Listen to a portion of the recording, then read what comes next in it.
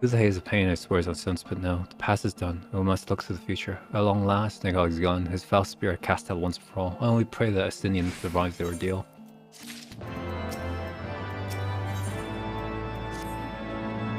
The Battle of Nigog's shades begets many an epic battle, if it was kind of rightfully so. It was, without doubt, one of the more epochal victories. Though I must admit that I took greater joy in seeing you emerge from that experience unscathed, and not only for your sake. Had you not been there to aid me, those informed others still fused to Estinian's mail. Even with Nigog's gone, I cannot help but wonder how much of our friends remain. Let us pay a visit to Lucia and beg news of his condition.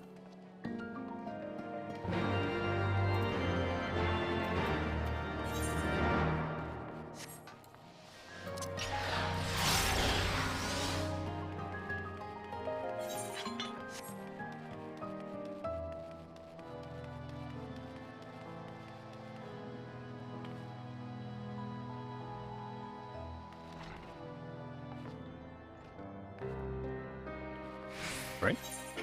404, not found. Where am I going? Help.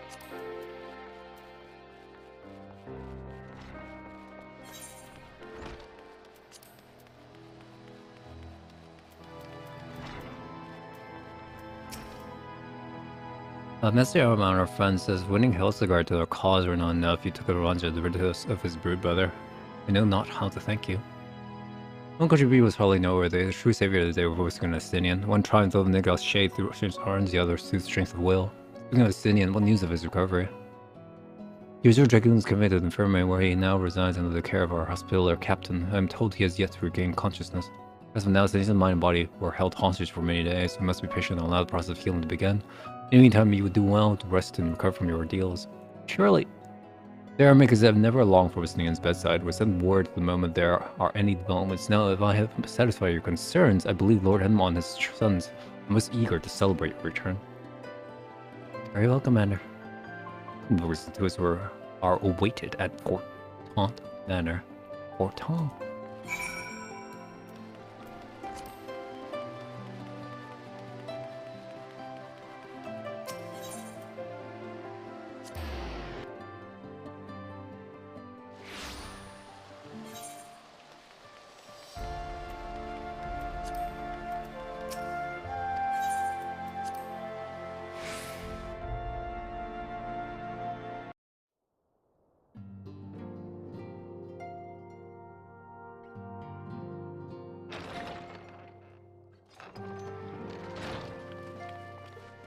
The heroes of the hour return. We but did our duty, my lord. It was the memories of fallen friends and not our heroism which saw us through at the last.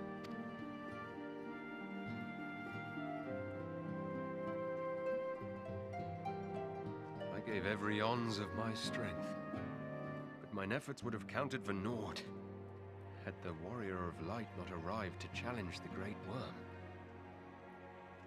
As a sworn knight of Ishgard, I had hoped to do more for my city. That wasn't it. Really did enough, man. Well, we cannot all be heroes, dear brother. Let us put away our pride for a moment and revel in the valiant deeds of our comrade. For your sterling service to Ishgard, we salute you.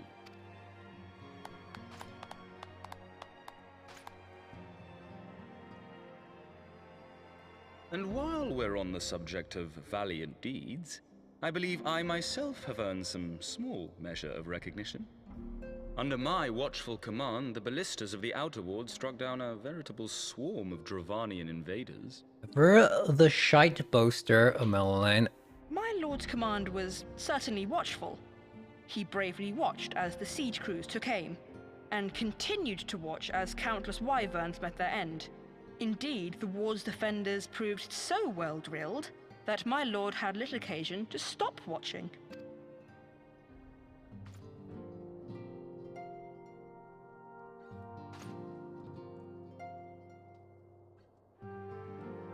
There will be time enough to determine who is most deserving of recognition later.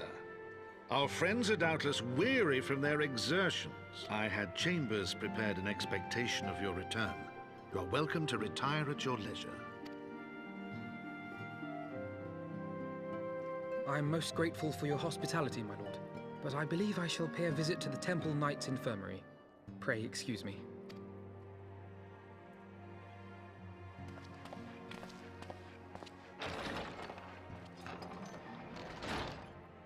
Our master Alphino has grown.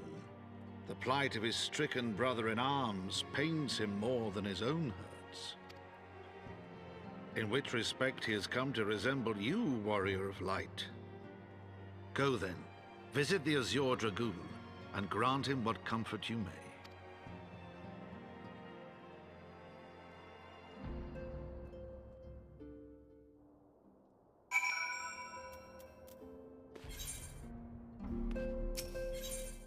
Not quite sure where the infirmary is.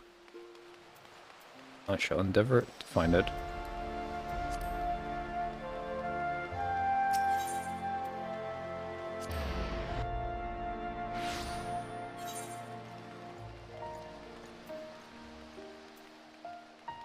Choir after him? Alright.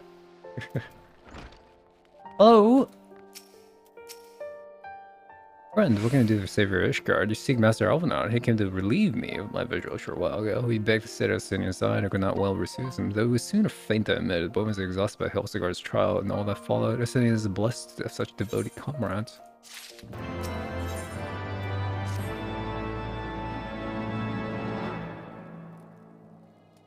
My own friendship with Ascenius began some years past, after we joined the Temple Knights. I learned his name soon enough, but Ascenius barely registers my existence. I was less of a fellow recruit, more shadow, which occasionally darkened his path, and so it might have remained, had fate not seen it fit to intervene. While out on patrol, our company was set upon by a dragon, and we were the only two to survive. There exists forged a bond between us, as such life-threatening situations are wont to do. Instead of friendship, he remained an intense and solitary youth, wholly obsessed with the claiming vengeance against the Nightcog. Revenge was ever at the forefront of his mind. Revenge for his death of his parents, and revenge for his younger brother. Avenging Alphinaud, he sees something of his lost sibling. In the ungentle chidings of Estinian, Alphinaud has found the elder brother he never had. Even though Estinian's tactless observations have saved me from disaster more than once, I can well understand Alphinaud's affection for him. He is a friend of whom I would gladly... Little commander, your presence is required in the infirmary! Is he... Tell him I'm on my way.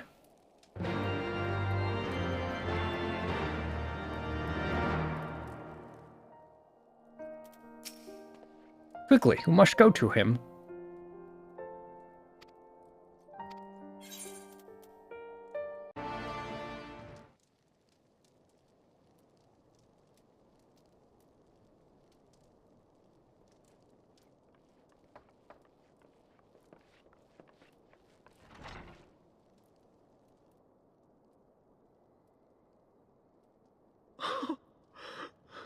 Estinian!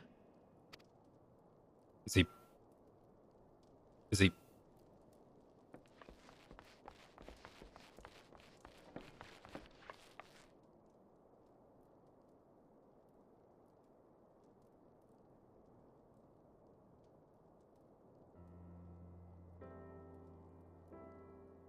Cease your mewling, boy. It grates my ears.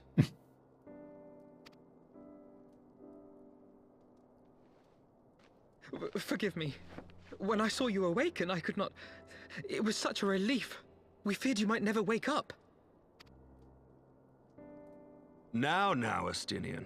If Master Alphinaud thought any less of you, you would still be Nidhogg's plaything. Or dead. Aye, 'twas but a jest. I thank you, Alphinaud. And you too, Warrior of Light. Quite how you managed to persuade Hraesvelgr to aid in his brood brother's downfall I cannot imagine. But full glad am I that you did.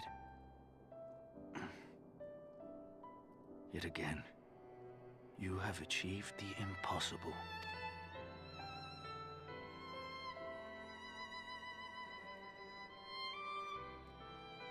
I, for my part, owe you an apology. When last we met, I did willingly loose an arrow at your heart. Can you forgive me?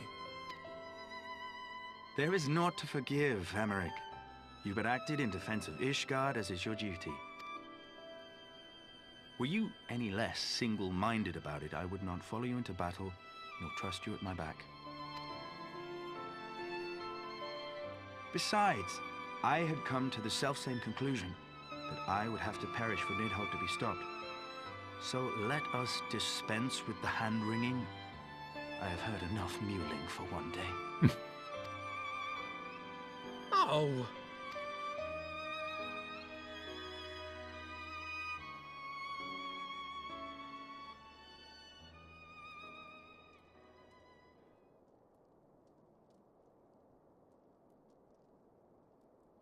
The tendrils of Nidhogg's foul presence bound up every fiber of my being, usurping my senses, but I yet retained some trace of awareness.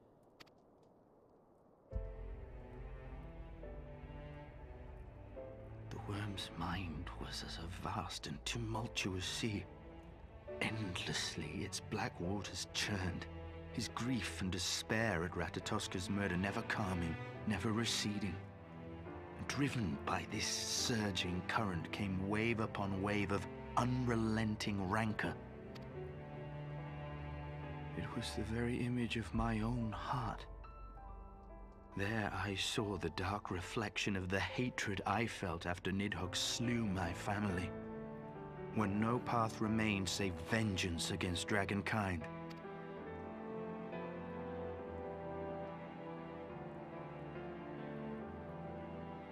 Neither one of us had a choice. But I was blessed with something Nidhogg was not. Comrades and teachers to console and admonish me.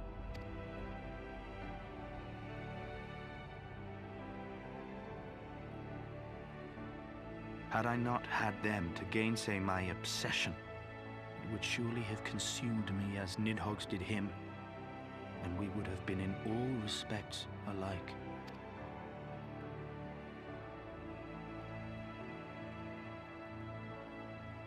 Though his shade is banished, his spirit scattered upon the sea of clouds, I feel no joy at his passing. Where once I craved vengeance, I now crave rest. What's that?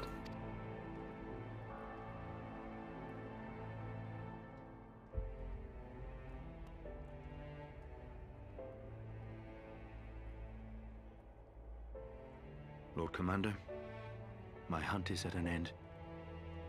I would lay down the mantle of Azure Dragoon. My friend.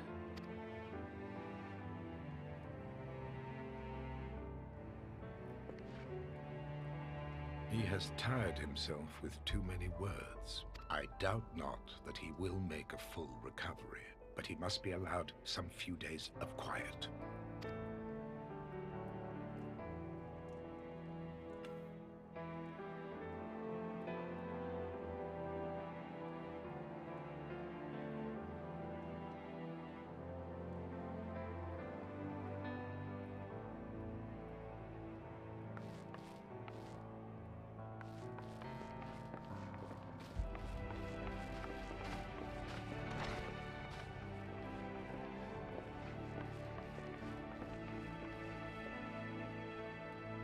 I too must see my path to its end.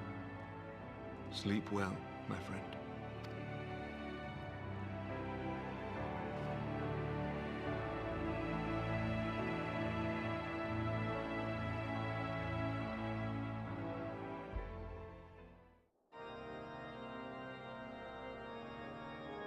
Following the battle with Nidhogg on the Steps of Faith, Sir Emeric called an assembly that he might make his final proclamation as acting head of state.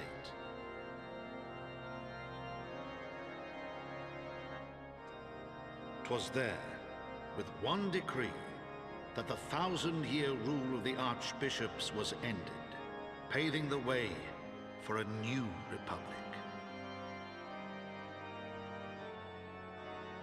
The governance of Ishgard would now be placed in the hands of high and lowborn alike, their ranks represented by the newly founded House of Lords and House of Commons. Church was separated from state. The foundation for change had been carefully laid, and the reforms proposed by Ishgard's new government passed into law without incident. His duty done, Emeric de Burrell gladly stepped down from the Archbishop's dais, only to be raised unto the highest seat in the House of Lords.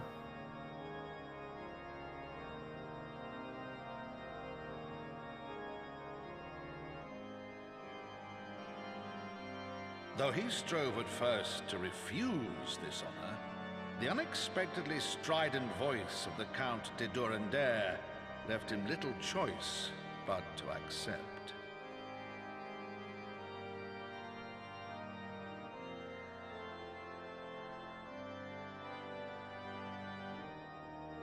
And so it was that the winds of gentle revolution came to stir.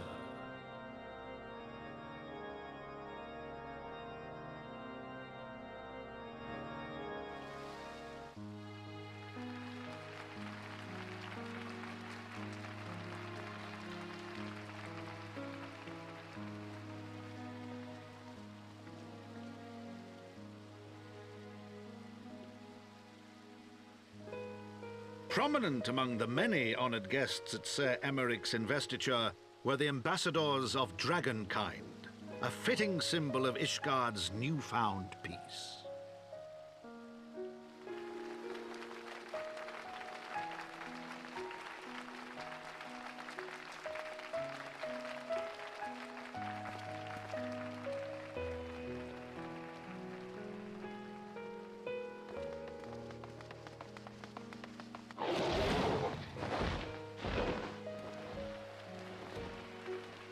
The people looked on in awe as he soared through the heavens on Dragonback.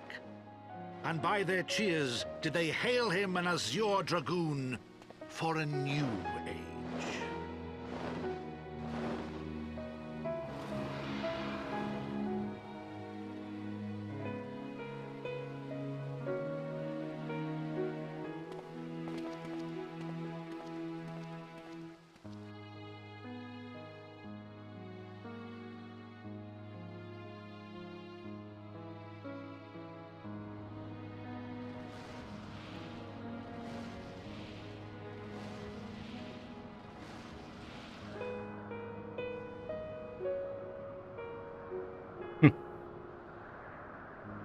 That cheeky Thus little were the Phil. notes of the dragon song rewritten, the din of war giving way to a rising litany of peace and hope.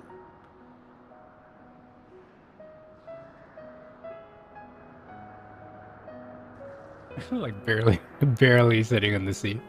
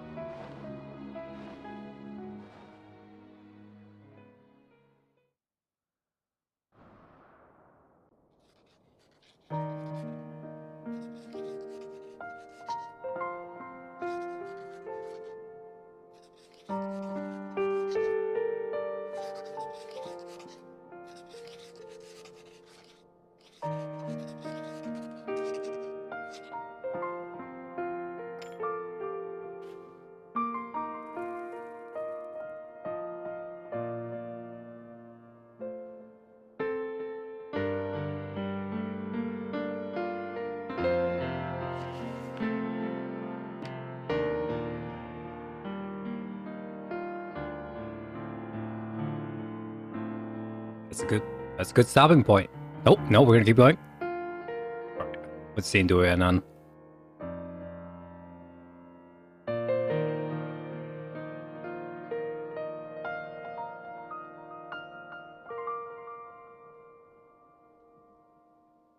End it on that book.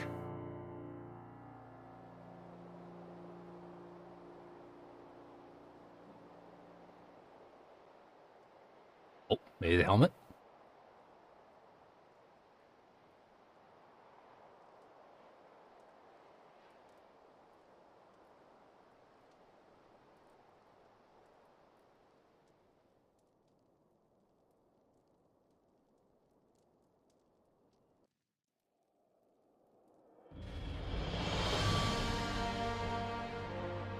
ceramic.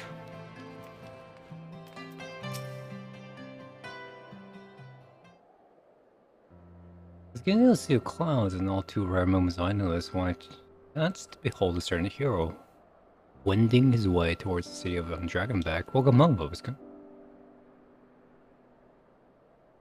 Nay, 'twas no great matter that moved me to greet you in person. Between you and me, I merely sought respite from the precious office. Neither do I surrender my role as a temporary head of state that I'm burdened with such a more permanent responsibility. As yet it echoes in some small measure that way you must feel when your improbable feats of heroism are rewarded with still more impossible challenges. The myth which guided our society regenerated lies in tatters. Am I then to be scorned for building upon the system of nobility that I once sought to tear down? And what's strange jest is this that places me at its pinnacle, an Archbishop Bastard at the head of the House of Lords.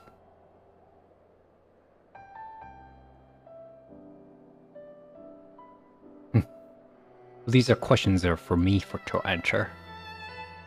It is not in the man's nature to change overnight. This I learned through painful experience. It was this hard lesson which convinced me to take the path which we now follow.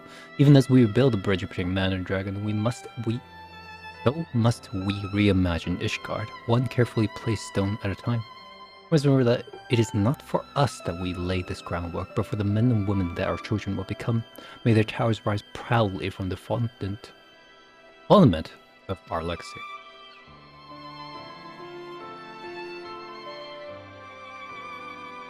I hear words from Captain Whitescape that Estinian has vanished from his sick room as willfulness survives undiminished.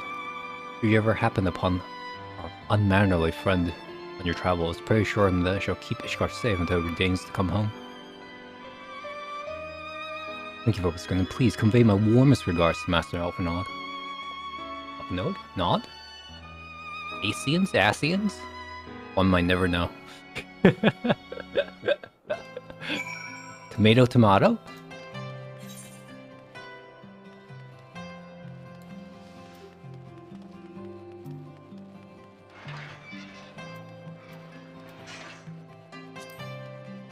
Is it Raubon or is it Rabon?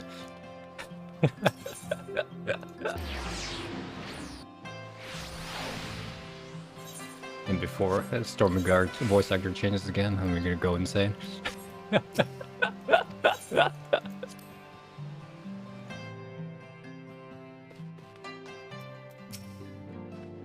He spoke with Sir Emmerich. I do not envy him in his new position. Ishgard has chosen a new road, the one leader with a ditch of 1,000 years of broken faith. Yet, though her people may stumble from time to time, I know of none better than Sir Emmerich to lead them to the march of progress. As far as there remains a small matter of ushering a new dawn in the shadow of inscrutable Asian machinations, this seemingly endless precision and primals, but we too must walk our chosen path, no matter how treacherous the footing. In the wake of Ishgard's colonial and reform, new airship routes have been sanctioned. You may now travel to a selection of distant locales from the landing of Ishgard.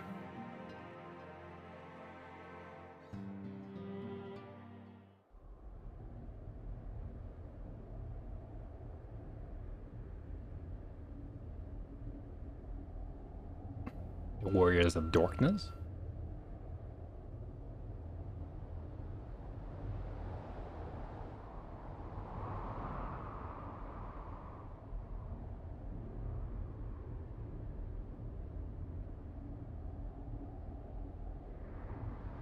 You can go eyeball diving.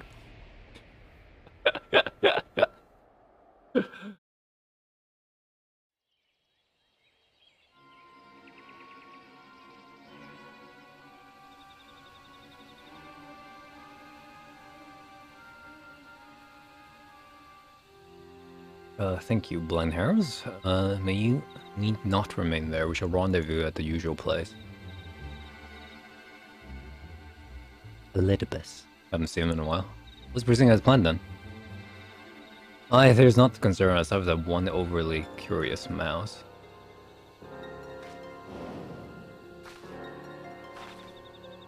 No, Elise.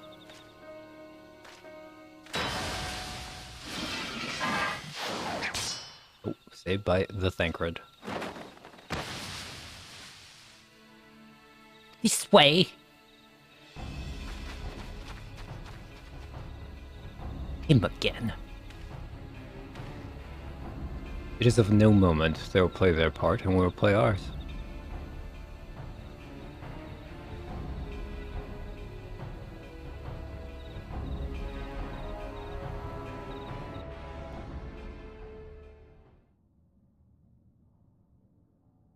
And thus the grey must give way to azure skies. Man and dragon rise above, voice joined in song, but beneath shrouded billows, beyond the scope of light, shadows dust.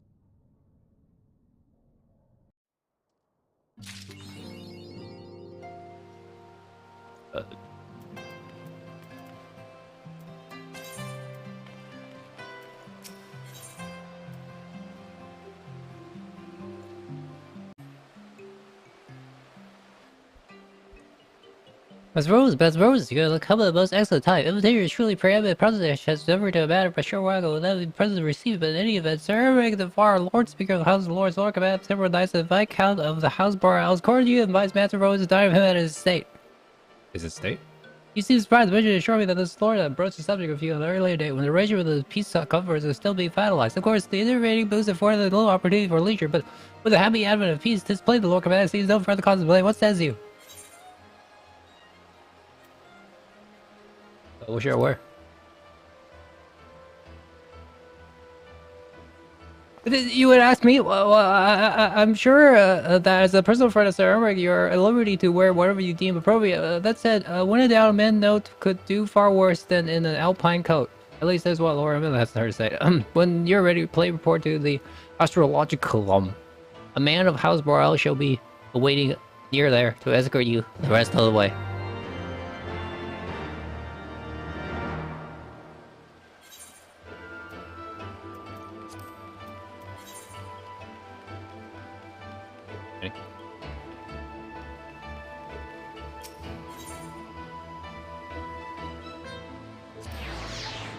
Astrological. Astrological.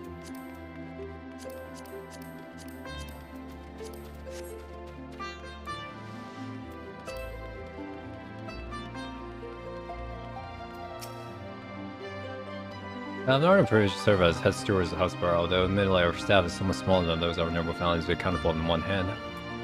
Although we always hear that you accept this invitation, you see you have no spare of expanse. There's a matter of action to yourself in ordinary moments of respond at the battle back to you even now, I'm sure, but those that would bid you lay down your burdens and raise a glass to peace and prosperity.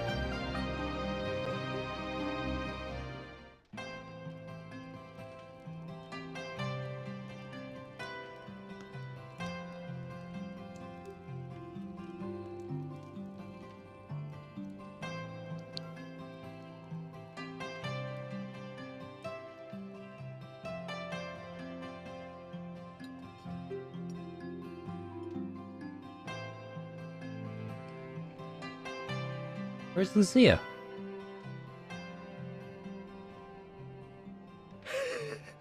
To think the Moogles would prove such harsh taskmasters. Forgive me.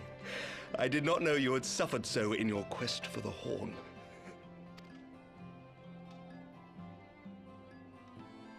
Yeah, I can make that dish.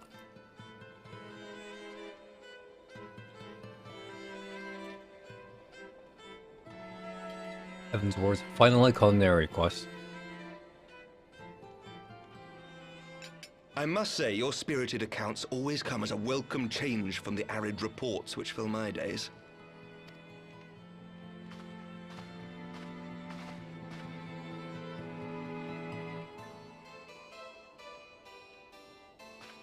Rewind.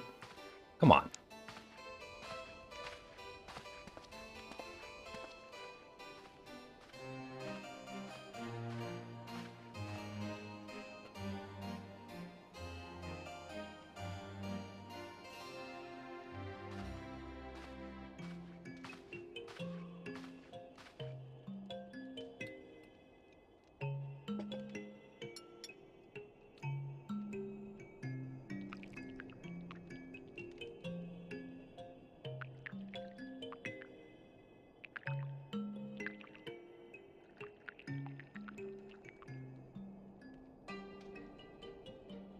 Though I have lived in these lands my entire life, To hear you speak of them, there is much and more I have yet to see.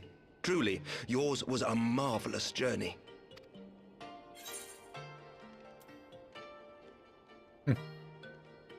Alright, you're on the next.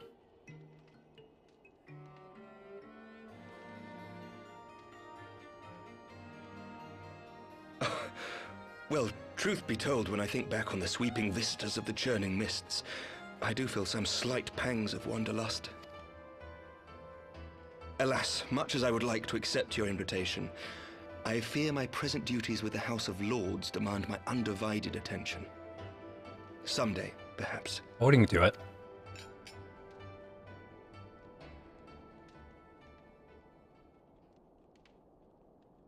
By your deeds, you have helped us to lay the foundation for lasting reform. The formation of the Republic is but the beginning.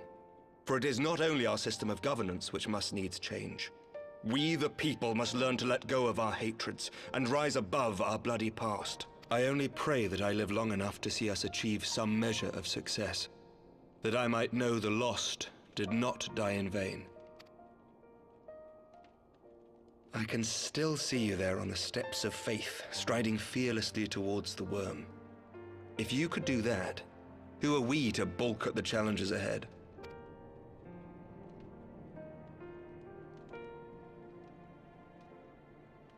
The question of how best to strengthen ties with the other great nations of Eorzea has been debated at length in the Lords and Commons of late. As you may imagine, maintaining stability during this period of historic upheaval is our paramount concern. Nevertheless, we are greatly indebted to the Alliance for their support during the Grand Melee, and it would be remiss of us not to repay their faith in kind. Of course, we owe you the greatest debt of all, and it is my hope that in extending our support to you and the Scions, we might also express our gratitude to our neighbors, nay, our fellow Eorzeans, whom we pray you will continue to protect. The Lords and Commons agree on very little, but not a soul in either house begrudges your order this offer of patronage. For all you have done and will do, we thank you.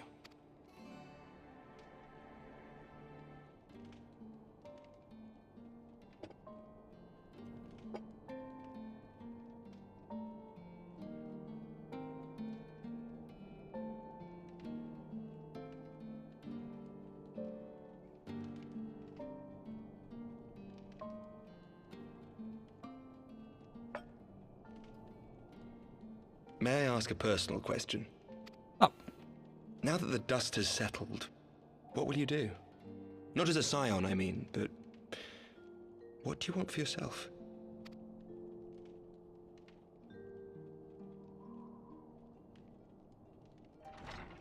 Lord Commander, pray forgive the interruption. News from House Fulton? An urgent message for the Warrior of Light. I was instructed to deliver it without delay.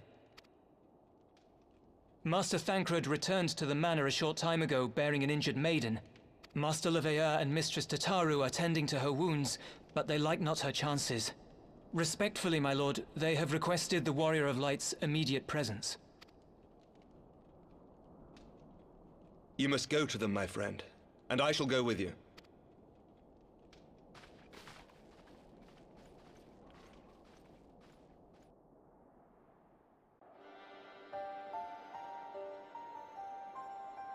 For every ending marks a new beginning.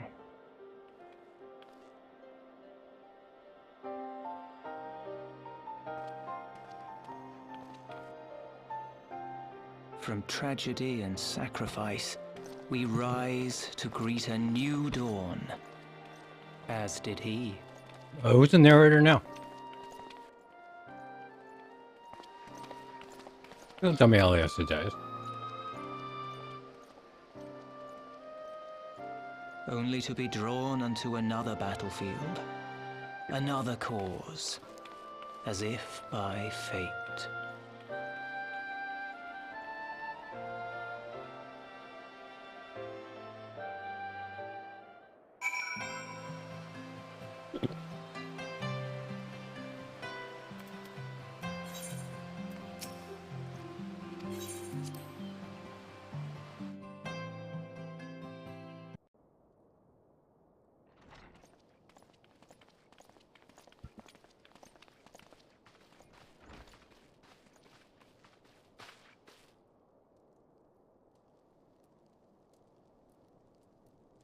Yes.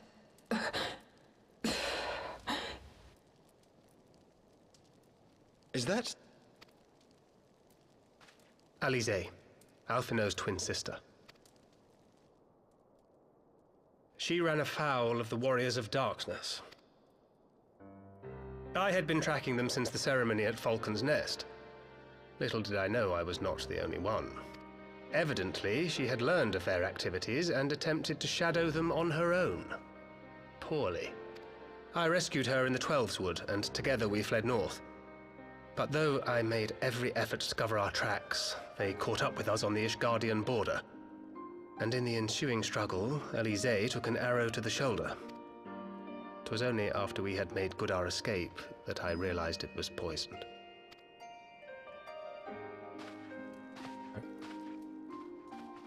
Do we know the poison? Thank you for coming so quickly. And you, Sir Emmerich. Think nothing of it. How is she? We have done all we can for now. Although the immediate danger has passed, the poison yet lingers in her blood.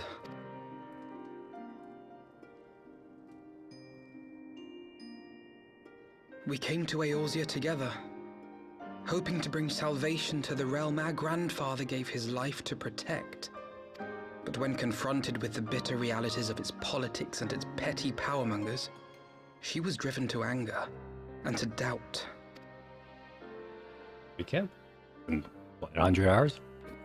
She refused to become embroiled in what she termed Eorzea's squabbles and distance herself from the Scions. Though she remained hopeful of a brighter future, she would walk her own path. Would that it had not been so perilous.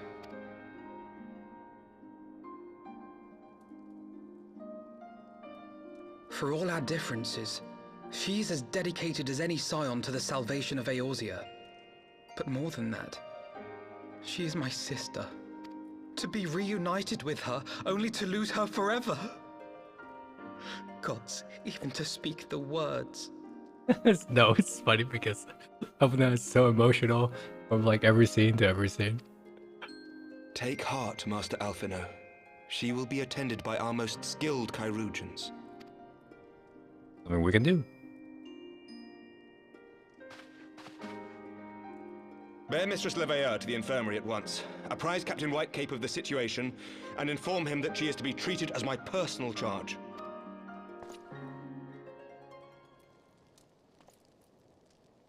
Alphinaud, is the Warrior of Light, is he with you? Don't go, there is something I must say.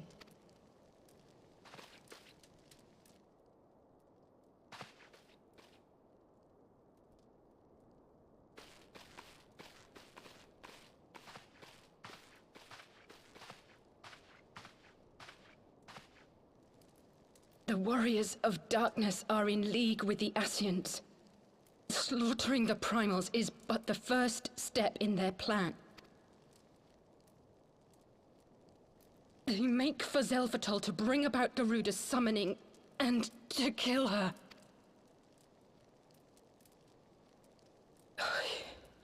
You must stop them.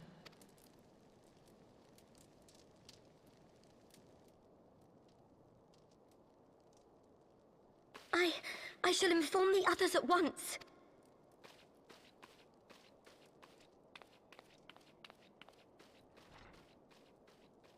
Master Thancred, I would ask that you accompany Mistress Leveilleur to the infirmary. Your knowledge of her injuries may well prove useful in determining her treatment. Of course.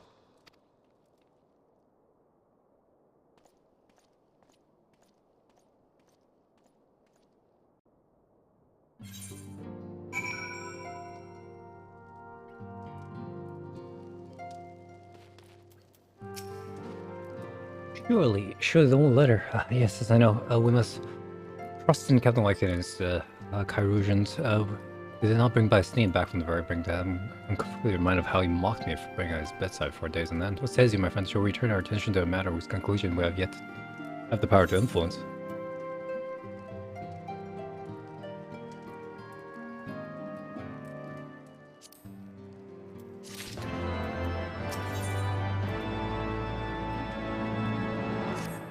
The shadows of the fish. The word Doris and the Ascians is trying to bring her to something that might put her to the sword. Then when we first encountered them in the Lost Nath, who were confronting Ravnana, gods has been their aim all along. What do you intend to do, Master Alphanoid? There's much and more I do not understand, but I know there's a primal summoning cannot be ignored. At least say a rich Sarah life and will cover this bottom's corner her gift of that pearl. Looks like we're coming to Zelfano Toll and help me stop the soul ritual.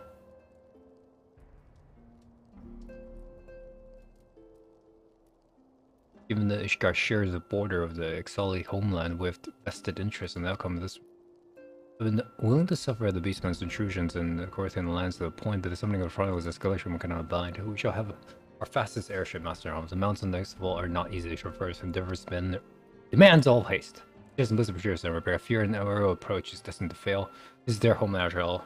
The Ixali dirigibles are not to be underestimated. No, experience tell me the only conceivable approach is by land. I believe it will be wise to cross Zelfano by the way of mountain pass east of Camp Dravenhead.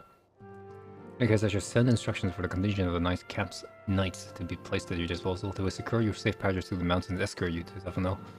My men are unqualified to confront the party, they are more than capable of attending of the Ixal. We should be glad of your assistance, Lord Emlon. Even Miss Stitch's early regaining consciousness, we shall share with you, and any additional information may provide. May the Fury watch over and keep you safe. Let us be off. We can procure any additional supplies required in the Camp Dragonhead.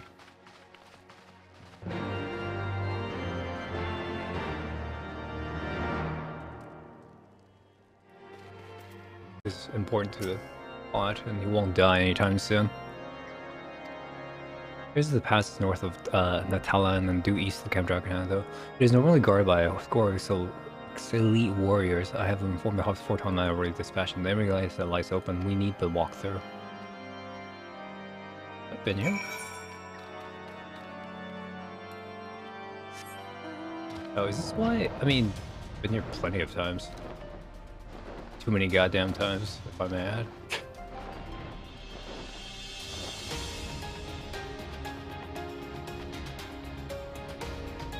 So in Heavensward, I'm not switching mounts.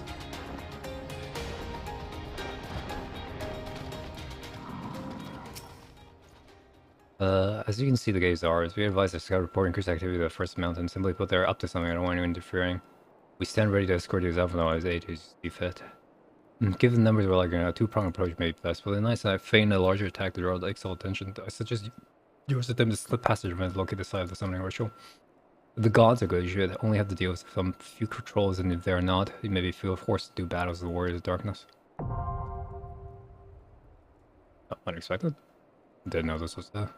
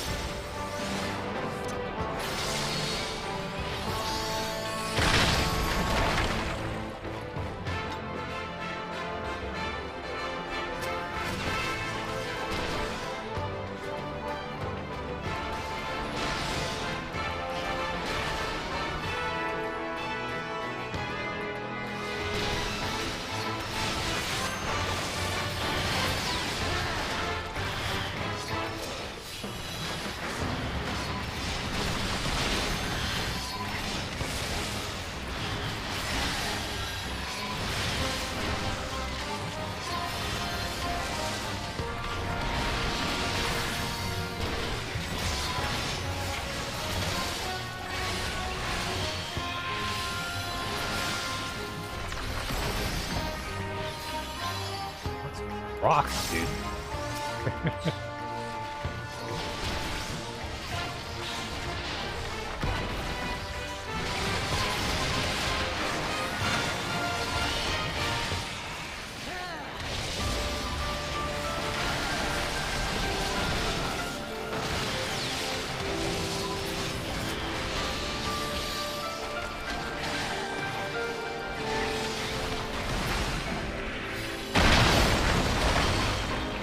That's a lot of rocks.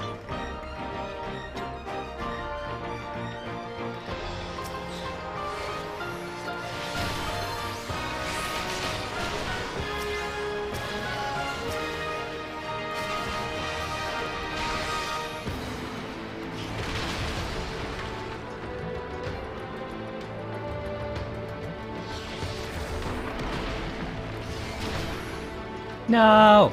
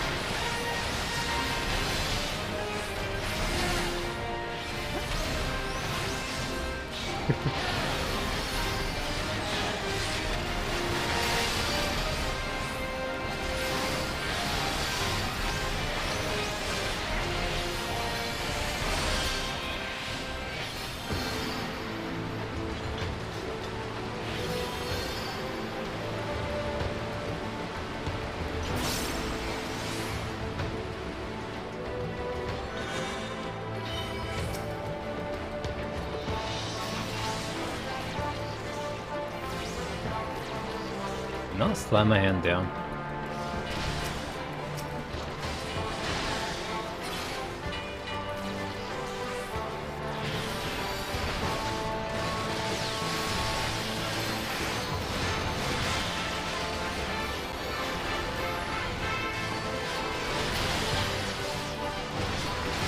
I don't see a go blue in a while.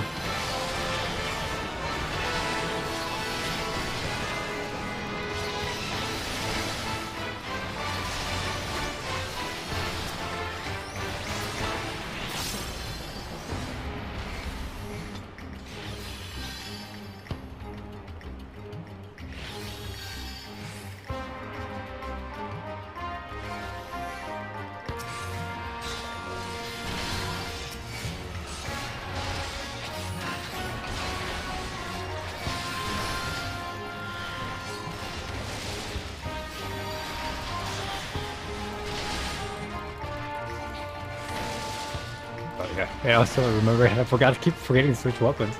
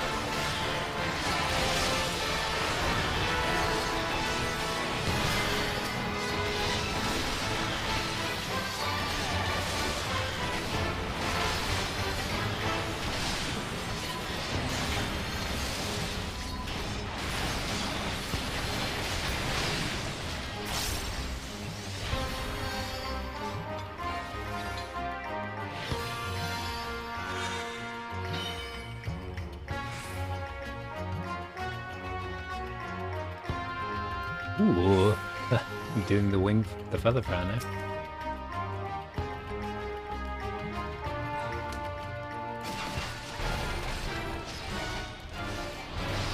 Both my backs.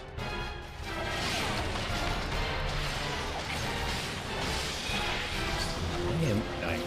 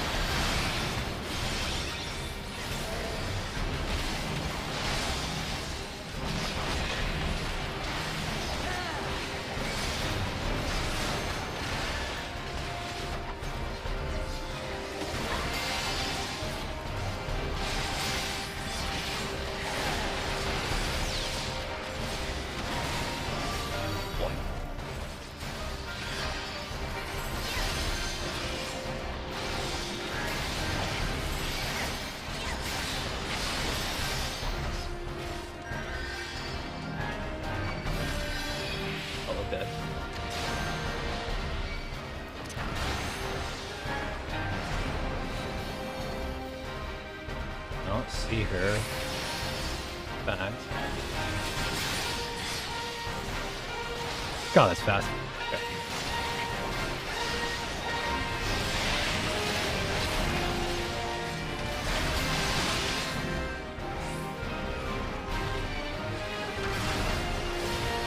What? Ah.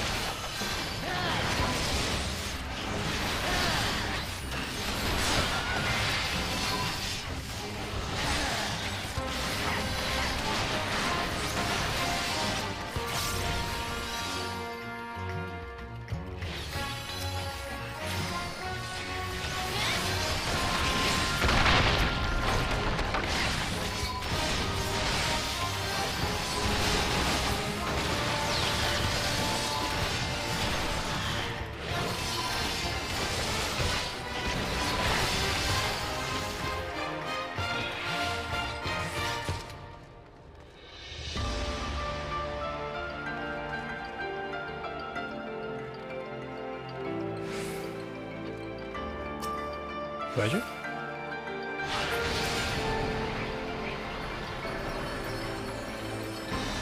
Weird. Sure.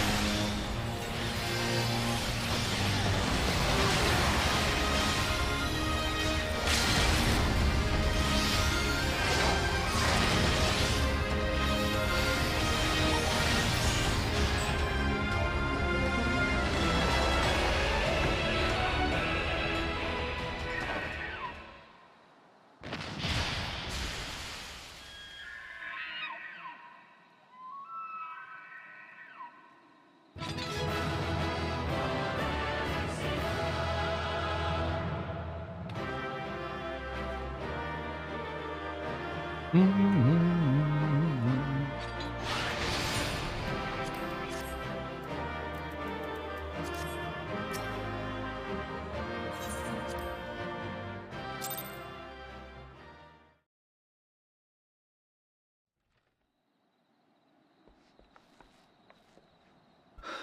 the gods! What happened?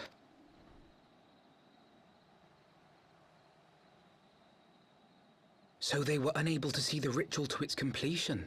Then Garuda is no longer a threat, and whatever the Ascians and the Warriors of Darkness were planning has come to naught. But we should not tarry. The knights have secured our path to safety. Well, well. What do we have here? You'd better not have killed the Primal without us.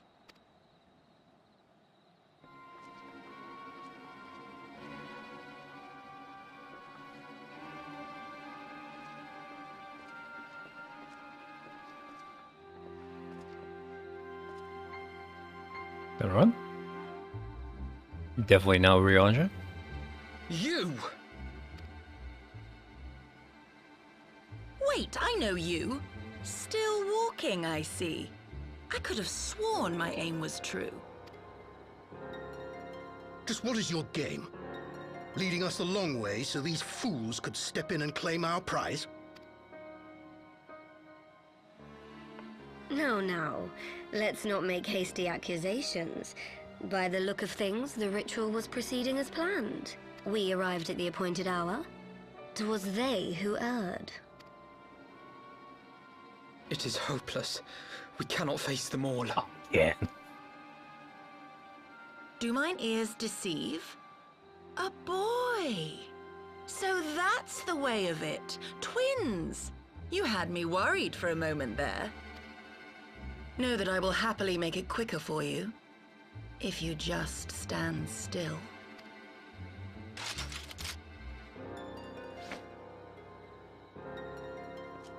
Enough, Jarumal. We wouldn't want to upset the man in white with any unnecessary bloodshed now, would we?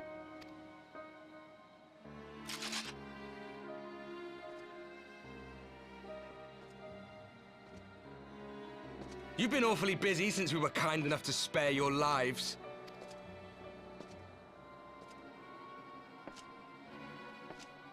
While you were idly consorting with the Ascians, you mean? 7 hells! What could you possibly hope to achieve? Should I explain it to you? Very well. Consider it a reward of sorts for beating us here. You know the tale of Hydaelyn and Zodiac, I take it? Of the Great Sundering and the reflections it created? Across 10 and 3 they were divided. Reflections of the source, each possessed of shards of light and dark. Just so. One of those reflections, the one nearest to the source, is our home. And we were the heroes blessed with her light.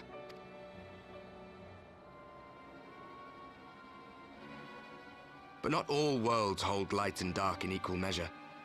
In ours, the power of light was greater by far. So the Ascians, who once threatened our home, were no match. And they fell before us, one after another, till none were left. Victory, we thought. And then came the light. A flood of pure, blinding radiance, annihilating shadow and color and life itself. Ere long, it will consume our world, leaving naught in its wake but blank perfection. That cannot be. Do you honestly expect us to believe such a story? I got a game for you to play, Alpha Nod. You should play Final Fantasy V. Believe what you like. But it has happened before, on a world far removed from ours.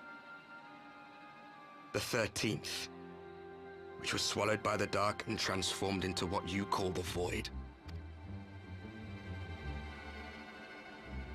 Unchallenged light would condemn us to a similar fate. And so we joined hands with our former enemies, and with their aid came here, to the source. For there is but one way to restore the balance and save our home. The Ardor. calamitous destruction with the power to break down the barriers between planes and see our worlds rejoined. You would doom our world to save your own? What would even become of us? Of you? Enough. I tire of talking. You know our cause. You know what is at stake. We are prepared to do whatever it takes. Are you?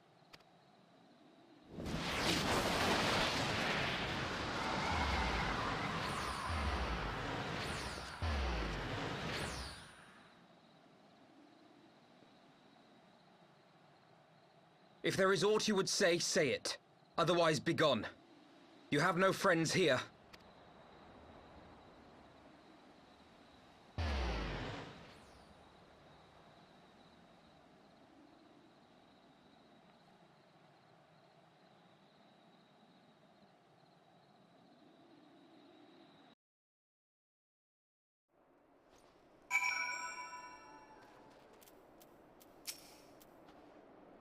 Was you grateful to have survived that encounter? Do you think it could be true that to save the world must bring ruin to ours? There is not such wanton destruction beyond such justification. For whatever needs must be stopped to serve the loss that ends here.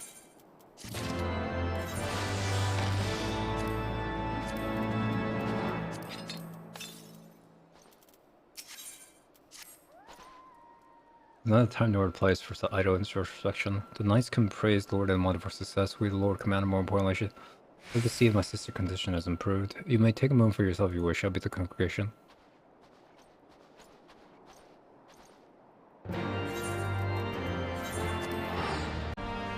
Return safely to us. Good news from Zenithal. It went up too late. On behalf of Ishgard, you have my deepest thanks. Who remained behind? Mr. Stoll has been tending to Mr. Celius, in your absence, I'm pleased to report here to gain consciousness. Too many questions given every single kind of warrior dark than I do. Come, let us share the room. Down warrior conditions must improve. She is really much unlike her brother. Much like her brother.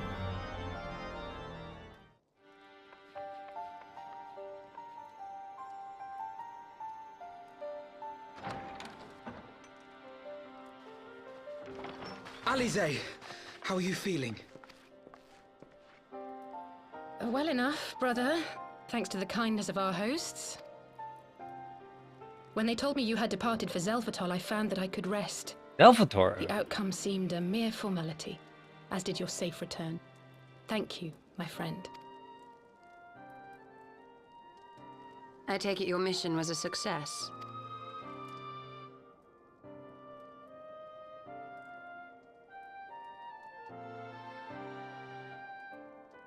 As if we needed any further confirmation that they are in league with the Ascians, but to save another world? I think not. I too thought his story fanciful at first. But it is possible there may be a kernel of truth in all of this. At the very least, none of his claims contradict the word's account. You were following these people, Alize. Why? During my travels, I had oft enjoyed tales of the Scions and their exploits. But after a time, I began to hear whispers of a gifted and theretofore unknown band of adventurers. Adventurers who had supposedly sworn to travel the realm slaying primals in the Scion's stead. The Warriors of Darkness. And in the course of investigating these rumors, you stumbled upon the Ascians' involvement.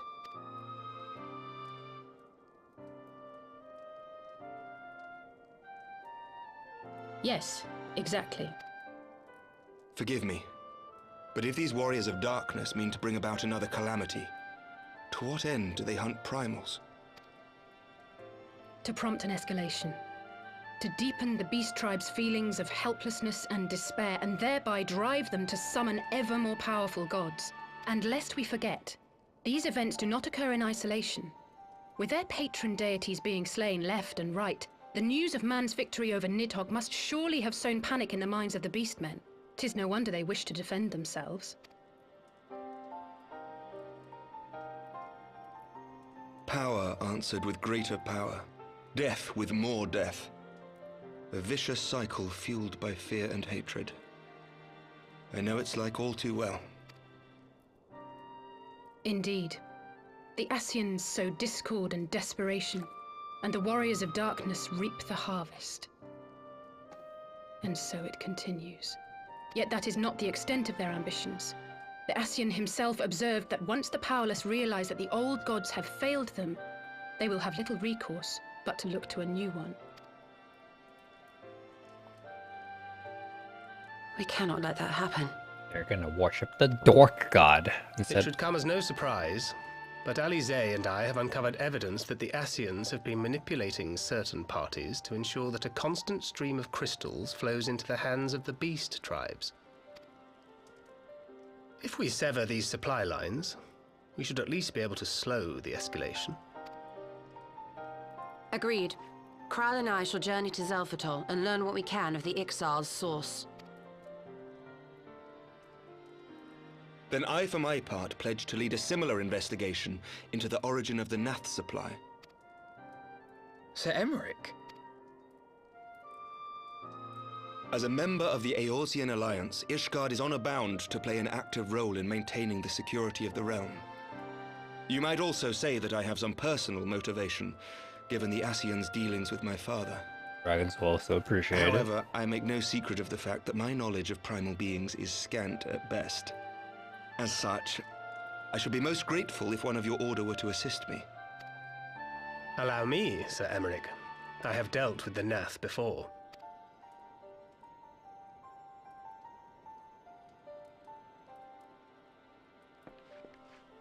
Let us consult with Orianja then. Given his dedication to the study of primal beings, I should be surprised if he could not tell us something of value. Orianja?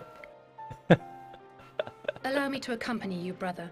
And before you think to refuse, know that I am not the girl I once was. I shall not be a burden. You have my word.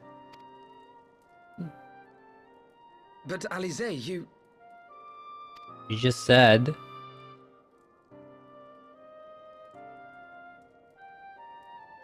You are more than welcome. After all, it was you who set us upon this path.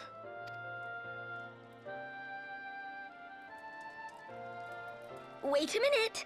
I'm afraid I can't allow you to leave just yet. Not until you try on the new outfit I prepared for you.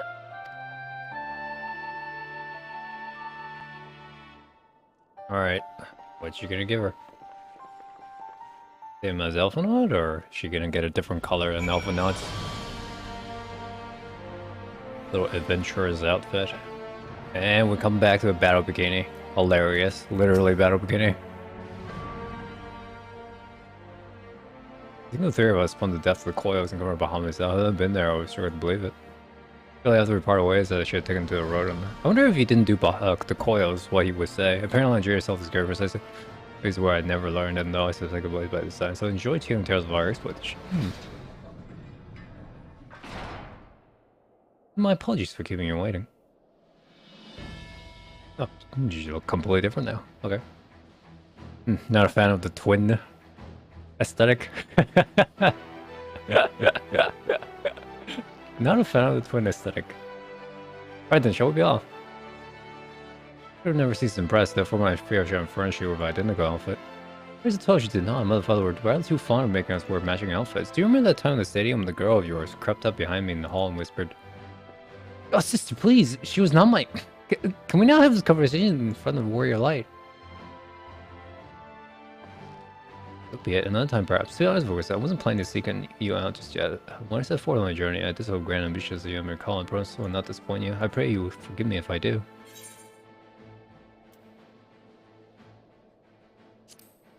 It's an absolute pleasure to finally have you in the fucking narrative. Newcomers aside, I must say you seem different, more resolute than we last met. You look a woman who's ready to fight for the future of our wars, yeah? Big some abilities perhaps, but I have no delusions of grandeur, nor I pretend to found myself or any such thing. I'm here today because I would regret it if I wasn't, that is all. Fair enough, that is a part of waiting signs, and I see where around you can be of assistance.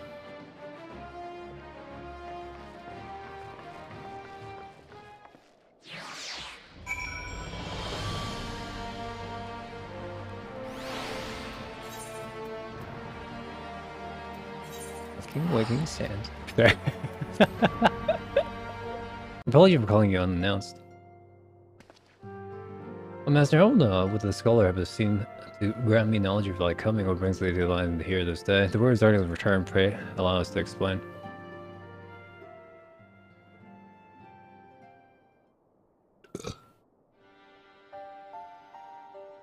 I have heard many times when reached there, from the beings risen not only be cast down by force unknown, alas is out this observe the serfs, but to spur the beast tries to pursue their goals with redoubled fervor.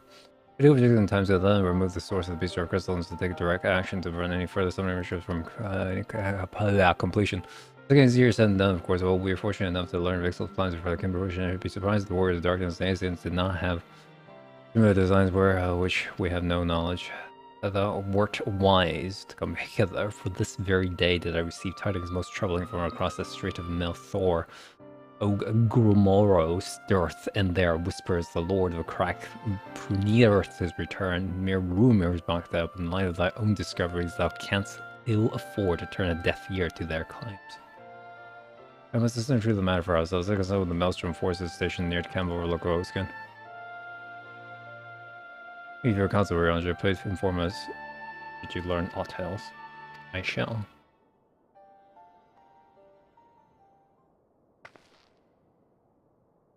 If I may, brother Urianger, is there anything else you would like to say?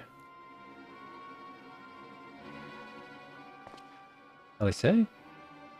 Not then, never mind. I only ask because you are from Norway, rather more verbose. Nothing to add, very well. Ere we part, I wish to make a request. The Warrior of Darkness spoke of how the Ardor had the power to break down the barriers between planes that our worlds might be rejoined. I will ask that you research this for us. Being nowhere near as well read as you, I'm sure I wouldn't know where to begin. That said, I've heard tell of a promising tome, the Garum Oracles. Mayhaps you could start there.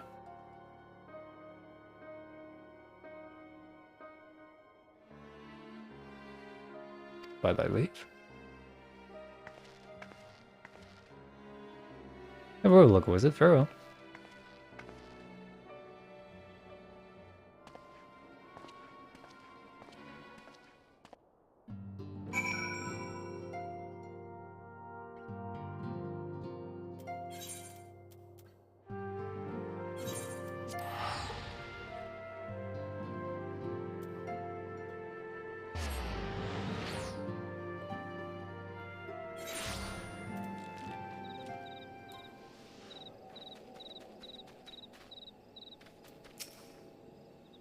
It appears the Maelstrom come out for reinforcements. Where is it? We don't have any. That's the global problem looking up the head, science down there, edging vision, play brain time there is right, let's get to it. I'm very neighborhood right, got regressive late. Matter of fact, our scout spotter once sitting around the stores is not looking to make you off with armed for crystals. I'll be down to get a load ham. Let us help search your account for a little bug, would you?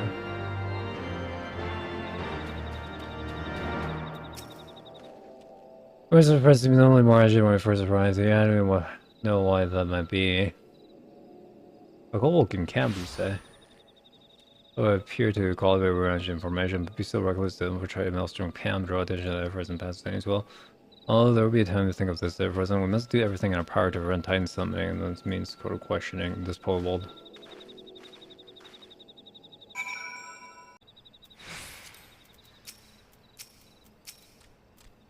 Gasp! Really just gonna get away.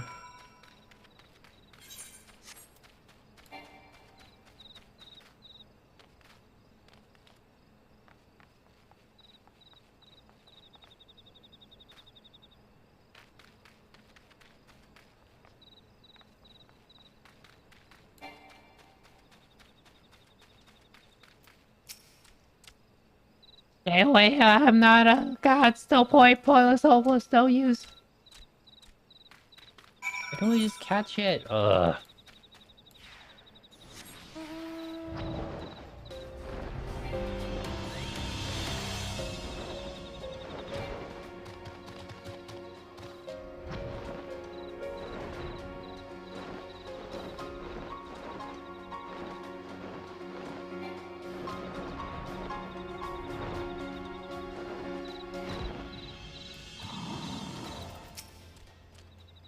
Horribly, you wish to talk, yes, just talk, Alright.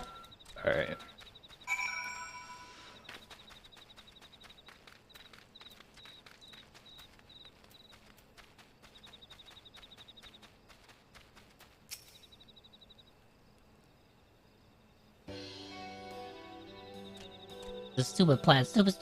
If I tell no one, everyone will. I found me again. What to do? I come in peace, only to talk. Peace, say talk, so please do not hurt me. Well, you're a non-luck because I can't talk either. This is our wily cool for him, trader, isn't it? One of the soldiers on edge. He would very well give us a bruised knee. We got him. Fine work, science. Oh, one. I thought you could see him. I can't steal my crystals, right? No, I come to talk. I ask for help. When your soldiers saw me, they drew a weapon and shouted at I. Oh, let's take a deep breath and discuss the civilized individual. What's your name, child? Pikmin Gabu of the 620th Order. At least I will be a Pikmin one day. Well, Mhigo, well, Nana's my sister, Alice. The reason I found you is our friend, and now that you know our names, we can be friends too. Now, Commander Bolden, saying Slayer thinks you want to take his crystals, Gabu. He said you came to ask for help. Why to us and not to your own people? What happened, Gabu? Can you tell us?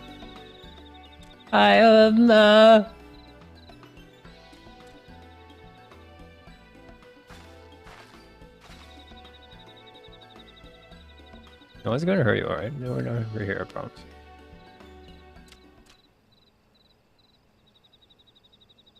The Patriarch, he's... The Brigger's gonna summon the Greater Father again. You have to stop him, beat him, fight him, stop him.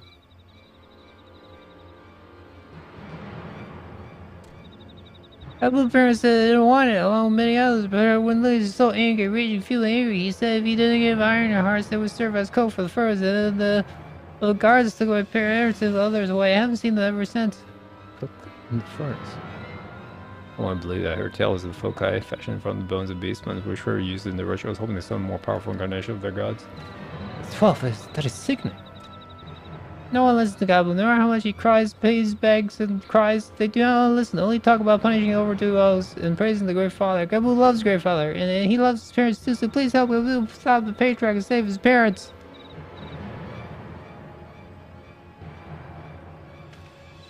However, advise Maelstrom the Titan summoning is imminent should the worst come to worst who require your support. I think as we through your attempt to do something. Well, if you're sure or forgive me, I don't know office and I go make ready just in case. I did not know you can just right click the dialogue instead of left clicking the dialogue. You cannot speak of the prisoners, 12 of mercy, though even contemplate sacrifice their own flesh and blood, brothers and sisters, fathers. Tell me that's something I see, let's go move and form a plan about further delay.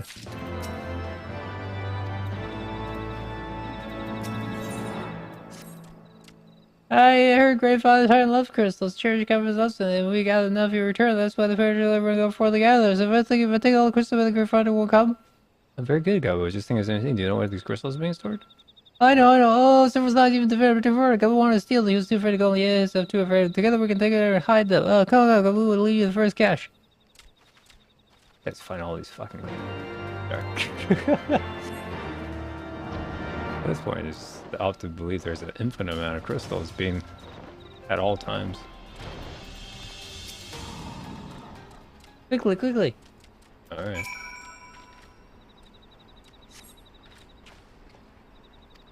Run. This way.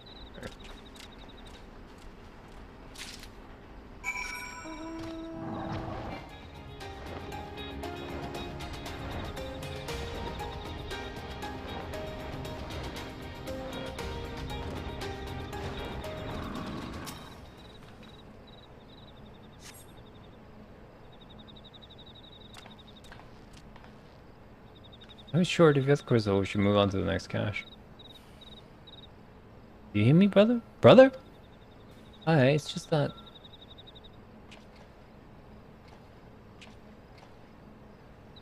I'm questioning, like, afraid once Boyish Guardian Seal, someone took great pains to remove all traces, but enough remains to make out the pattern. See for yourself. Imagine Cole was traveling to Corthus with the crystals, much less bothering to conceal the origins. Whether these crystals were smuggled in the very brand by another party, most likely upon the aliens as Thanker circulated. I don't understand. Who are Isians? Do they worship Great Father Titan too? Never mind you that. As I always say, not much time. Can Leo's the next cache, Gabba? Yeah, as close Gabba another way. It was very vast, very large, very big, very huge, very large.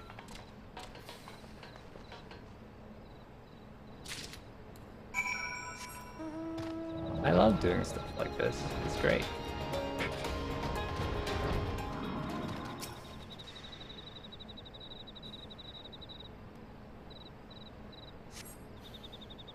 No sign. The crystal.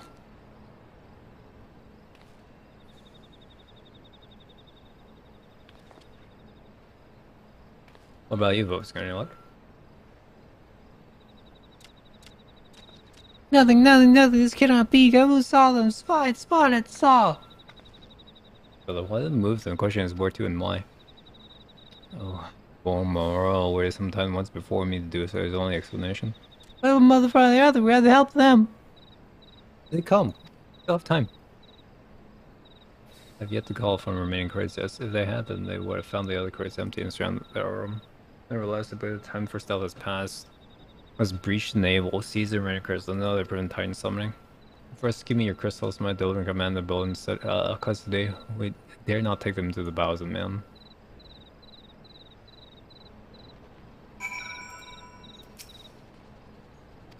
You'd be so kind.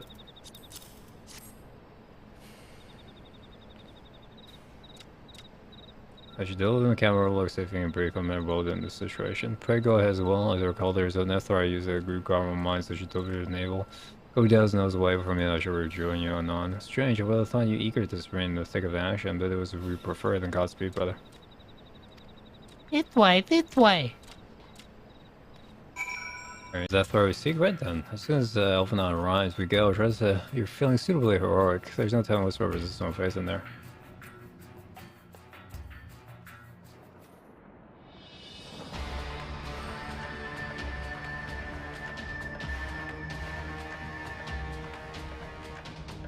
Quickly, you hearts, briskly, quick, swiftly, quickly, oh, there's so many further delays.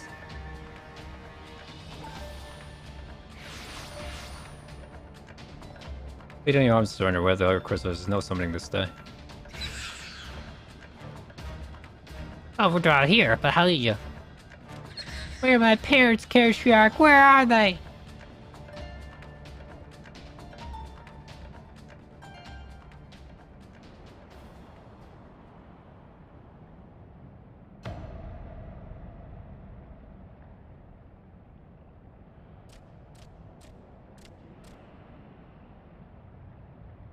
Mother, father?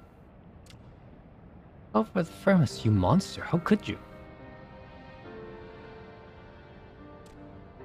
We are but servants of Lord Crack. We are his, that he may drink of our blood, partake of our flesh, that he may draw strength from our children, defend them from the tyranny of the overdwellers. No, Elise, not yet.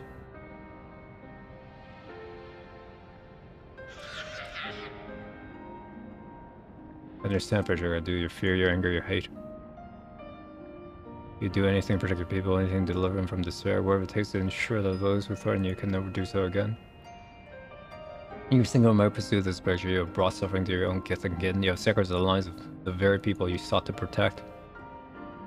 It need not be this way, Patriarch. Renounce this bloody course. Cease your attempts to summon your god and work with us together to build a lasting peace. Another piece to be abandoned to the overdwellers' convenience. Oathbreakers, all of you, liar, betrayers, oathbreakers! You take it, you take it, you take it, you take away after your fulfill, you sue for peace. You promise that this time is the last, until you grow hungry again. We dare to defend, so you declare that this beast tribe cannot be suffered to live. That our god drains the land of ether, brings naught but suffering, death, destruction, and suffering upon all. I'll hear no more lies from you and yours, Overdrive. You ruined your own land. You'll not ruin ours!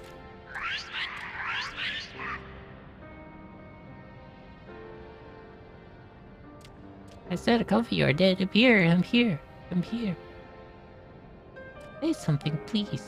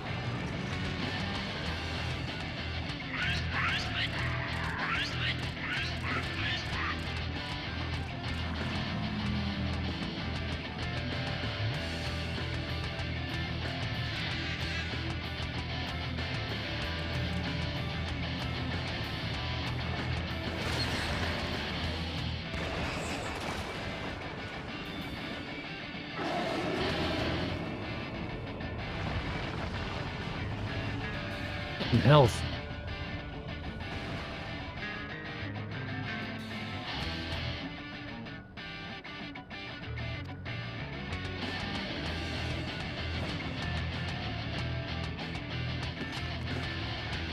Help or not? Leave him to me.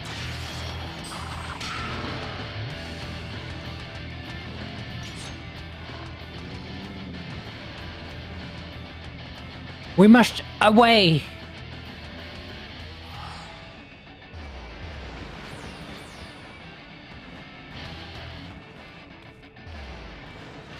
Wait, am I? We're not taking care of that?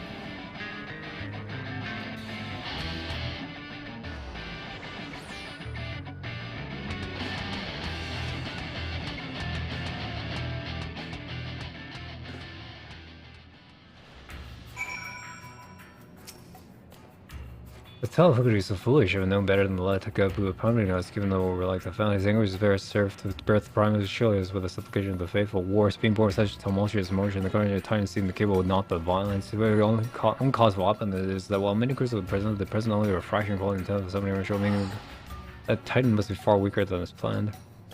It does matter, he may be primal until we complete the line of evil and stronger you grow, and should Titan be permanent to leave more lines will be lost, monster morality blows cycle will continue. What skill? You must done. We fade the lower cracks one more. Thank you, my friend. As I say, when I attend to Gabu, when you have finished with primal, look over and camp over, I'll do everything for you. Again.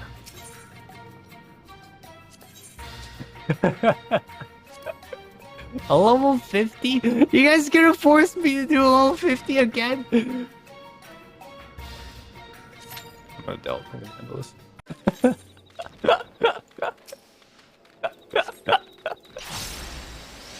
Fuck you and your plot.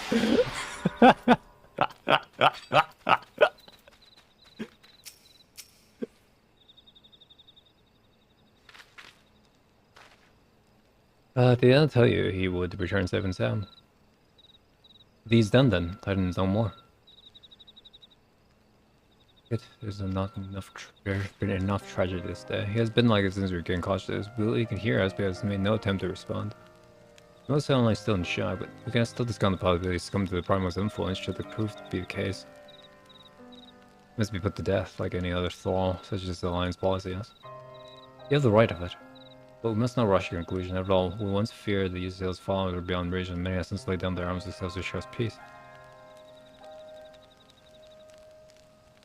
We watch, wait, and pray.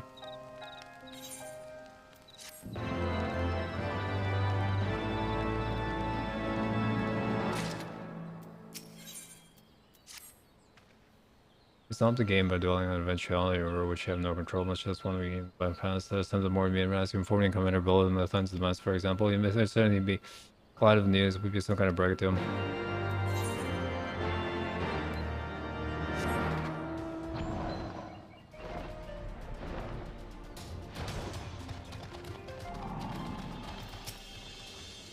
Erase sore eyes, sight of sore eyes. When the others came back without you, I fear the worst as it matters well in hand.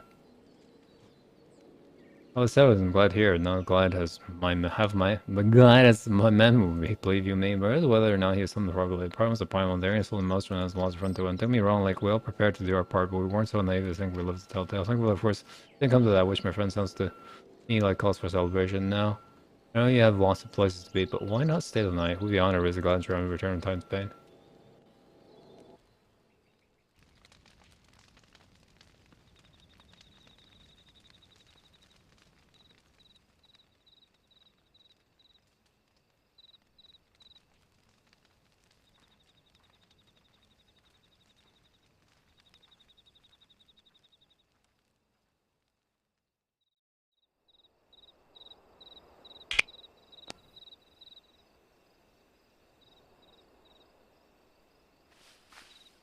Who goes there?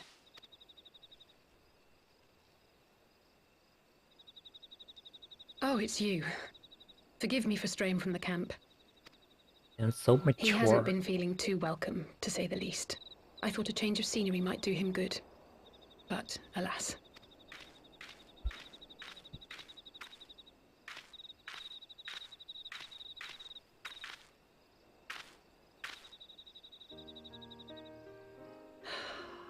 so quiet out here. The stars spread out before us, beckoning across time and space. Dawn may banish even the darkest night. How bitterly beautiful, those words. I should be stronger for all my experiences, yet my heart aches more than ever. I never understood why Grandfather gave his life that day. I thought that if I came here, I would find the answers I needed. But when I finally laid eyes on the land he sacrificed everything to save, saw firsthand the bickering, the pettiness, I was disappointed.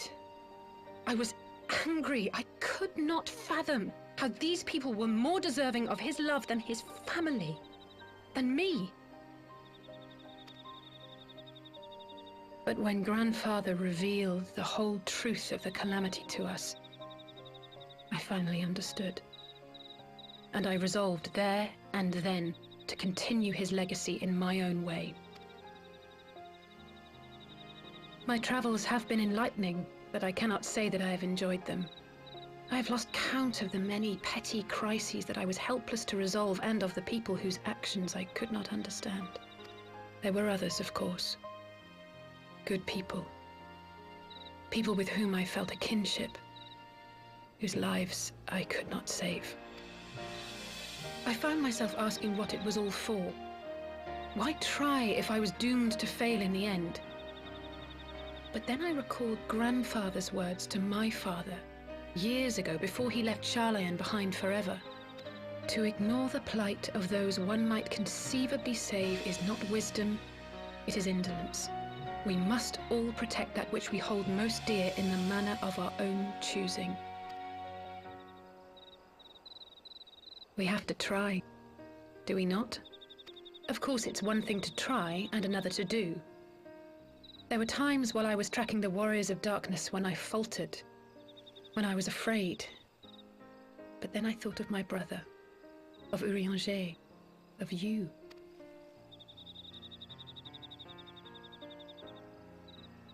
Oh, pray forgive me.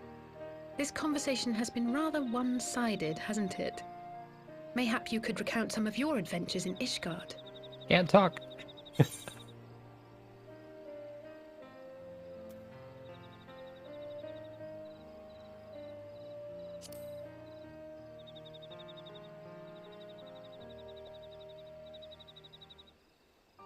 Gods! They must have been at each other's throats from dawn till dusk. I dare say you managed to keep the peace, though. Merely being in the presence of the Warrior of Light is surely enough to shame anyone into behaving. The hopes and dreams of so many rest on your shoulders, Warrior of Light. As long as the sun rises, we can but carry on, for the sake of those we hold dear.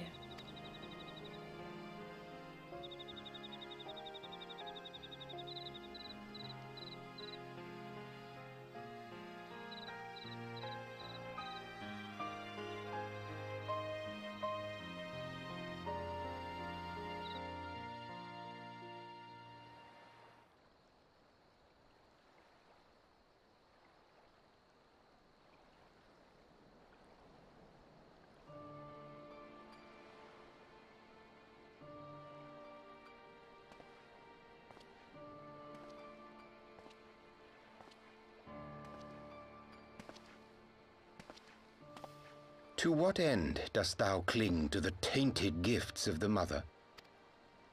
Every tool has its purpose. Even this.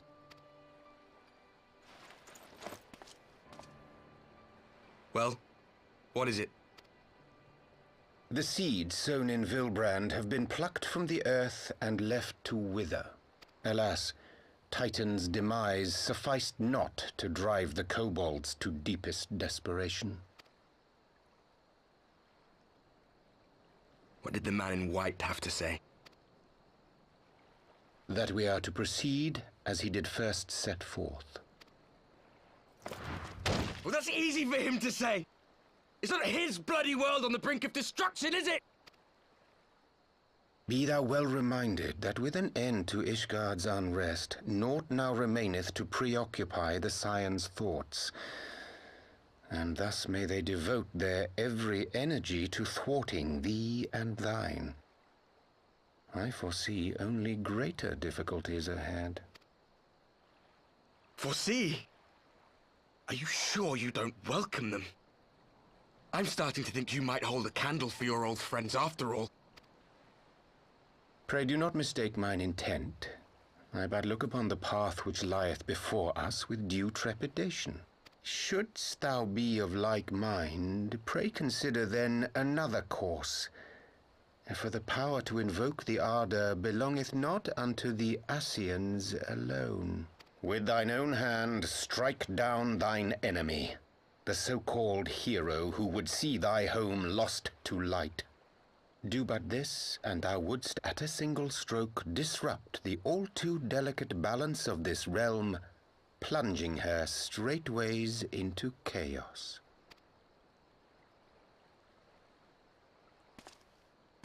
You do realize what you're suggesting, yes?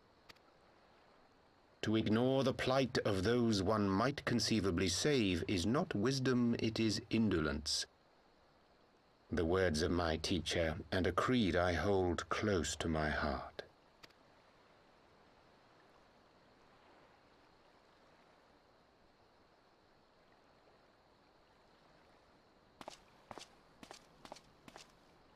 Very well. Draw him out. We'll make it quick. It shall be done.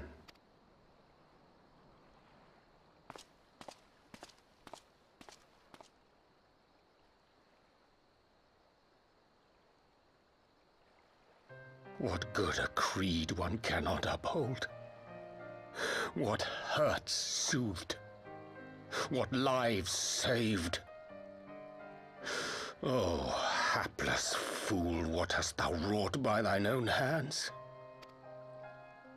Minfilia, my friends, I shall not now beg your forgiveness. Full deeply though it paineth me to walk it, I shall not stray from my chosen path. As Moonbreeder remains steadfast, so too shall I.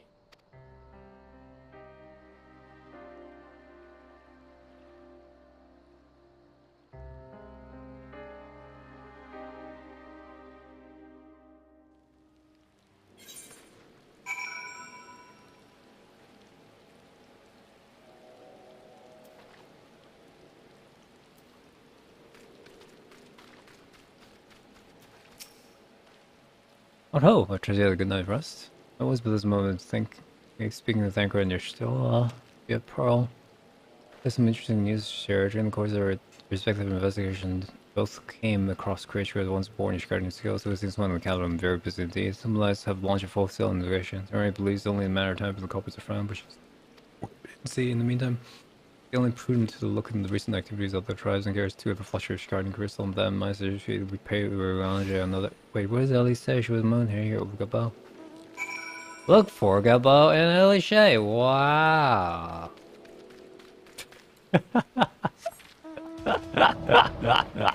I apologize. Here we go again.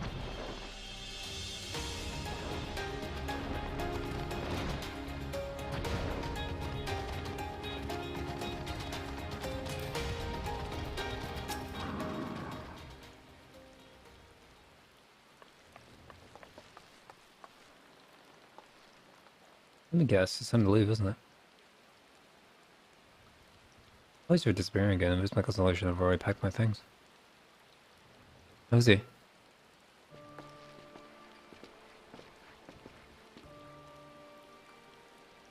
But like I'm in a building, something tells me you're not solely here out of concern for his welfare. To answer your question, there has been no change. He will not speak or eat. I'm just not sure if he slept. If he did, he seemed not better for it. He just shuffles about with the same expression on his face. You will look after him, don't you, Commander? And treat him with every kindness? He's still in there, I know it. Beneath the anguish and the despair, he's still fighting with all his heart. He deserves to be given that chance until he comes back to us. We know for certain what has become of him. Aye, you needn't worry. If you hadn't risked his night to warn us, help you secure a better part of the crystals that would have returned a bit goddamn worse. Like worse than the dead, we will not soon forget that, nor will Maelstrom command. I'm sorry, Go, I truly am. You should never been made to, and I know I cannot possibly understand. As there is nothing I can do or say, the pain, the anger, the helplessness. Hold fast to the memories of better times. Remember them as they were. And when it hurts so much, your heart feels fit to burst. Let it burst.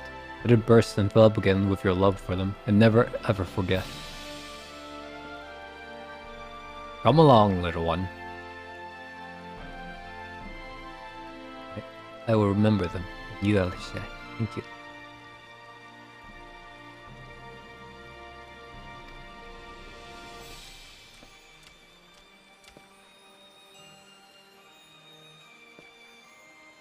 Have faith, sister. Your words have reached him. In time, he will recover. And those who oversee these events will be made to answer for their crimes.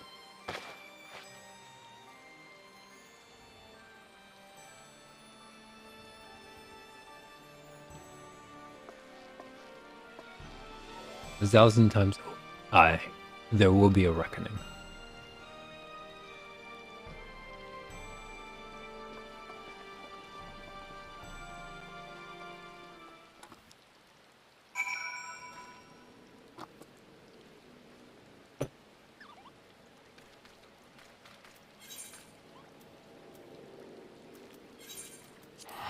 Place completely. We've heard glad tidings of old Gomorrah, my friends. By the grace of the 12 and your valiant efforts, Balaam's and all may rest easy. We shall like to think so, yes, though we fail to prevent the Lord Christ from manifesting, we did succeed in weakening, and may our friends dispatched before the warrior darks could make matters worse. 'Twas by no means an unmitigated success, but we had to survive. And I speak of another one which weighs heavily on my lady's mind. As all I could request, I sought out the Gurun oracles that might better understand the aims of the warrior of darkness. Though the copious use of the allegorical defieth any single interpretation, the oracles paint a most disturbing picture, one of the worlds parallel to our own, apart yet linked, reduced to ruin with every humble calamity. Sometimes have they succeeded. Then of 10 and 3, only 6 worlds remain. Aye, always as my lady Menphilia spoke truly. As for what becomes of these reflections when they and the source are rejoined, frail, fresh flesh undone in umbral fires, each soul surrendereth to her call to flow unto the endless sea, or to endure as one and none. Then if the warriors of darkness succeed, everyone in the world will die? In essence, the verse speaks of the renunciation of the flesh and subsequent return to the life stream. However, this fate may yet be preferable to the alternative, for if the first were to fall to transcend the light in the manner of the warriors of darkness described, would give way unto a void wherein none may know either life or death. Or better to die the reason. For in death there is life, the essence of a soul which returned unto the source may be born anew, saved, such at least is their belief, I surmise. If that is true, then gods. No one should ever have to make such a choice. Ere we speak further on this subject, I would share with thee another recent discovery. It would seem that several sizable shipments of crystal has been delivered into the hands of certain Alamingan parties. Alamingan is strange, and you believe this to be the work of the same Ishgardian smugglers who fled the beast tribes. I know beyond the shadow of doubt, and least thou wonder at their motive. I would remind you the Aesians did not attempt to bring about the summoning of Rhaegar. The individuals who took receipt of these shipments are refugees belonging to the group devoted to cause Alaminga liberation. It is also interesting to know that their Ishgardian suppliers appear to be none other than the remnants of Aline Royale's network of spies. YU? I remember this pronunciation. This is YU. Surely you jest, and yet it is not so surprising. Breadth of leadership and hunted by the lions, I can well imagine such villains being desperate enough to conspire with the Aesians. Assuming they even know or care who their new employers are. All which are relevant, forgive me, we must seek out a resistance group which received the crystal of alive. I was gonna say we'll come with me to Lord Mhigo.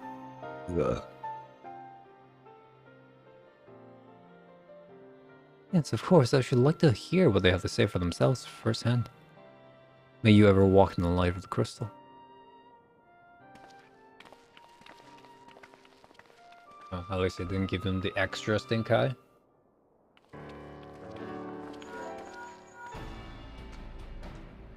If not, at least Volk's gonna go through isn't good of tidings. The Temple Knights raided the smuggler's warehouse less than an hour ago. A cursory interrogation of the person's yellow conversation that we're in employ of. I hope you're sitting down men in black robes. Then you have them, and the crystals too.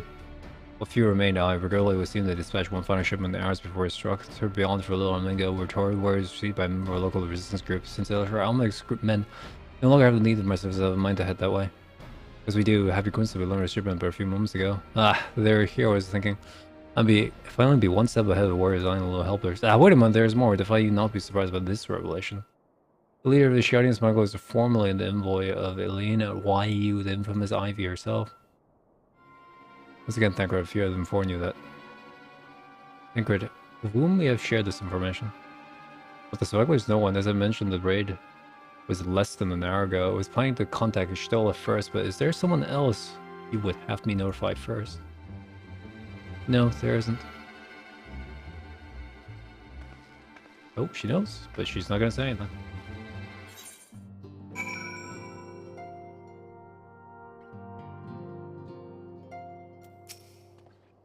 And what has gotten into her? It's twice now we have sought revenge, and twice she has treated him as if he were a stranger. The Archon was one of the grandfather's most dedicated pupils, spent as much time as at the Levoy estate as we did. He's practically a member of the family. Truth be told, I struggle to recall a day from my childhood and I did not see the three of them laughing together. If this continues, I may have to raise the matter later.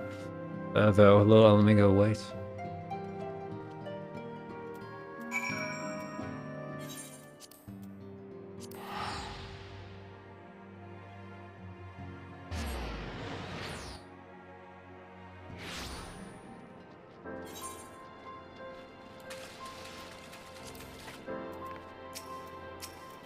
We'll get to the bottom of this. Wait, I was in the... it hasn't been a lot. Did you have something to say? Andre, I always struggled to understand what was going on in his head, now more than ever. Listen, Volpscoon, if anything should happen, it should be me who... Just know that I'm prepared to do what needs to be done. Right then, the most pressing matter, since we have no idea where Thancred might... or when he might arrive, I suggest we see what information we can gather in his absence.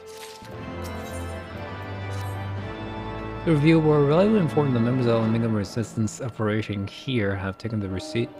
Several large shipments of crystals are tasked with being ascertained who and why. Given the size of the settlement, I find it hard to believe that anyone here could be wholly unaware of the resistance moves. The challenge, of course, will be finding individuals who are both able and willing to share such information with outsiders. It would seem sensible to divide forces of those.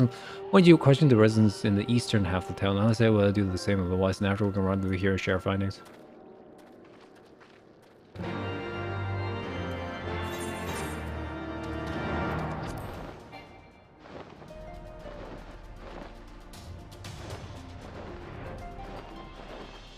I guess there's an entrance here. There isn't.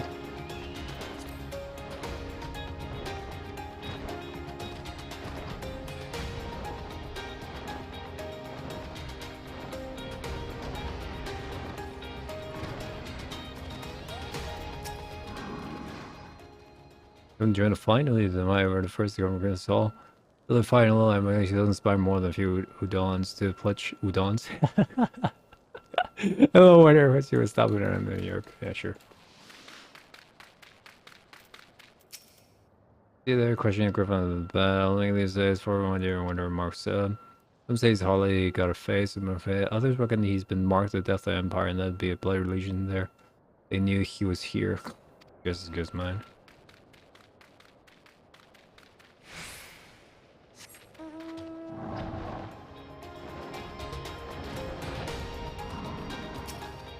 Resistance? Yeah, I know. He's used to any of them. If he says stirred by all these tales, secret weapons collected, but I'm too old to mass, but I'm sure this is our lives. Time to get used to it.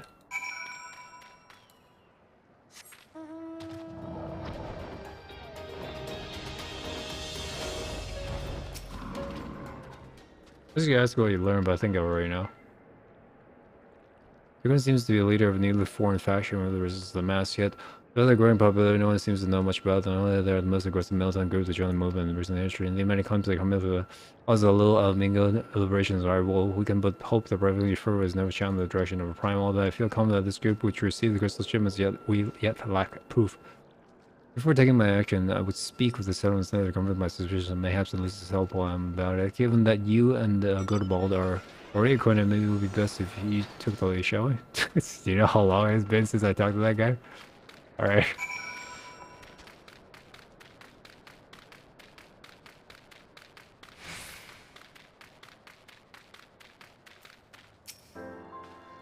It's pleased to see you again, folks. I can't help but wonder if I should be worried. I hear you've always been asking questions.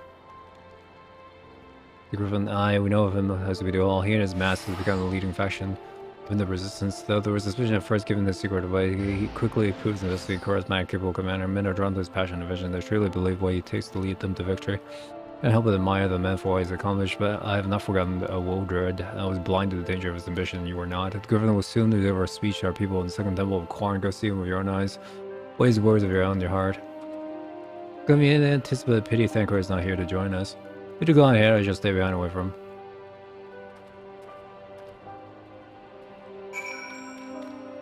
Is it already gonna hear voices from within?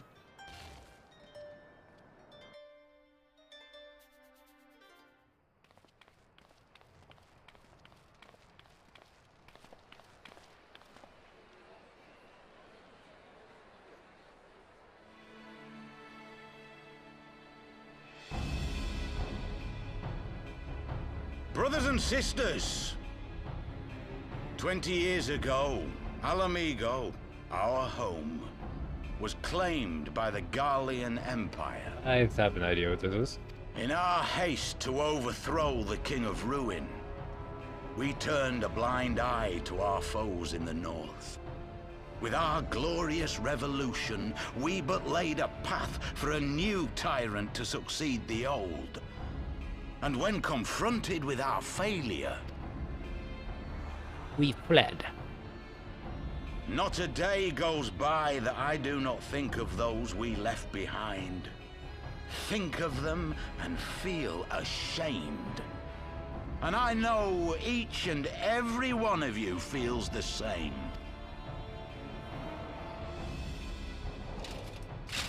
We abandoned them, our own flesh and blood, to labor till their backs gave in and their breath gave out, building the twisted steel ramparts which now mar our once majestic mountains. We abandoned them, the brave and true, to fight and die for their country, or worse, to be conscripted and sent off to rob another poor bastard of his home. We abandoned them, the meek and powerless, to bow and scrape when the Garleans pass, to sully themselves that they might live to see another day of misery. The Black Wolf may be dead, but a new Imperial Viceroy reigns in Mhigo now. A beast, not a fraction as merciful. You all know the Eorzean Alliance will do naught to oppose him. For all their promises and platitudes, they will not act if there's no profit in it. Only we can free our brothers and sisters from the Empire's tyranny, my friends. Only we have the courage to stand and fight. They have imprisoned us. They have enslaved us, and they have murdered us, but no more! Blood demands blood, and the Garleans shall pay for every drop they have spilt upon our lands. This I promise you, for we have a power within us, my friends. A power befitting our pride, our righteousness. Only join us, and we shall grant you the means to unleash it, and together we shall see the Mhigan standard raised over the mountains of Gia Arbania once more! I like the woman's bras have been redesigned. I noticed that. A power befitting their pride. Not at all ominous, that. Mhigo's woman's bras, or outfits, if you could call them that, were very scandalously designed in ARR. Wait, is that...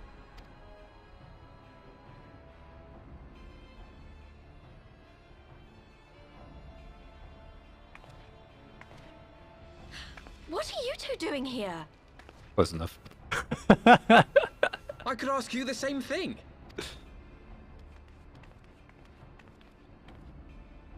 Well, well, this is quite the surprise. If you see what I see... It's so funny. They're all different. Might I suggest we continue this conversation in more agreeable surroundings? For it is not strength of arms that will win this battle, but strength of heart.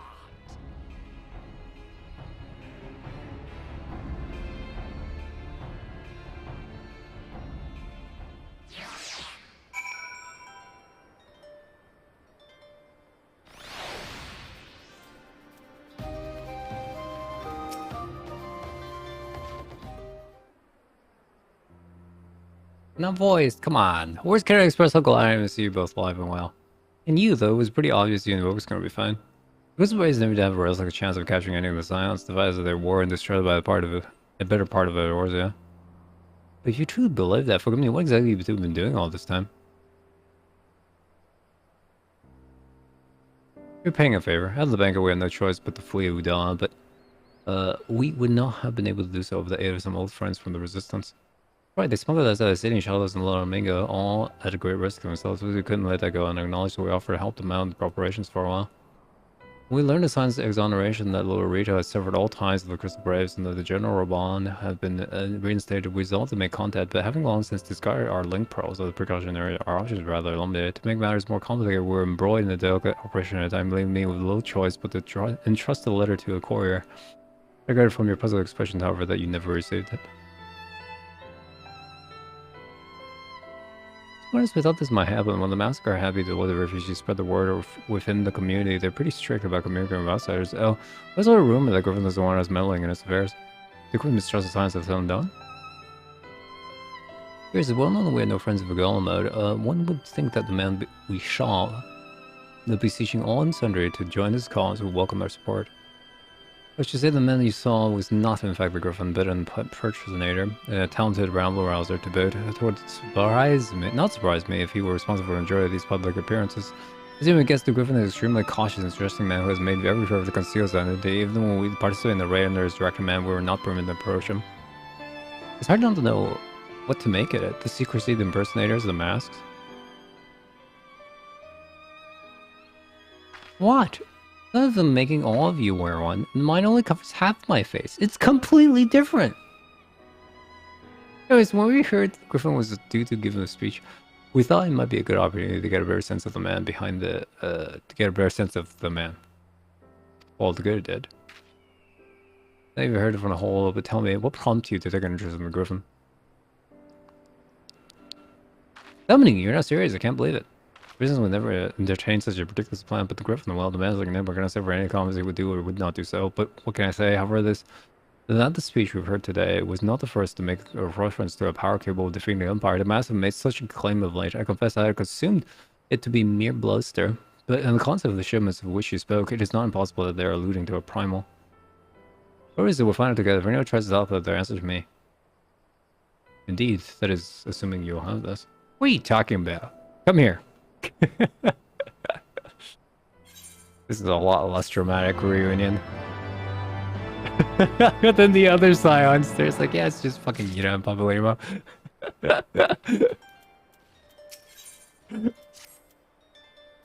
This is the Griffin is indeed plotting something like Rhino. We must need to obtain confirmation. There is time to act, and the proposed question to double. Given his role as group de facto mouthpiece, I should not be surprised if he were the one the Griffin closest associates. Well, you'll not be aware of the necessary tell us the mass operation and grant broad strokes. So the man will be impersonated, however, he's worried about outsiders, will not expose himself with suitable incentive. My plans to laws, you and I often oppose the adventures fall in the hard times despite his wars, take our arms over noble cause. You want me? You know how famous we two are? Yeah, as members of the one recount your tales of passive achievements, testify your usefulness, struggles ahead. We are enthusiastic assurance bringing in his ears, so we decided to welcome you in person. We'll arrange a meeting. You'll need to look the part and we might maintain this rate until we have him cornered at least. Here, this should be enough to purchase suitable garments, tail bar, and have him rub a respectable amount of dirt on them for good measure. Any questions? LC Zibla, thank you. And for that, we're going to let us be off. Okay. Don't want 7th Dawn help, but they don't know who any of us are or what we look like, apparently. You want to buy what? I don't know what you're up to. I don't want no part of it. Well, you're the ones Gil seeing the friends about lame out there. These 200 slots for the both of you, tailored, treated to your taste. Now off you go before someone else sees us together. Close the main bin though. Right now, we'll go and change series at the spot probably marked on our maps. Wearing the weathered shepherd's tunic. All right. The greatest despise of mankind. Okay. And slops. Okay. And slops. Slops? Stance? That's definitely not the slops.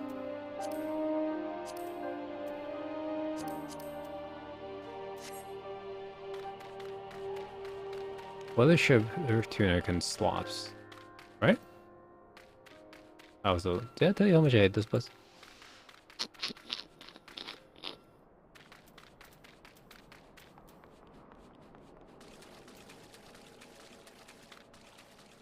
Fucking outside. I can't believe this guy.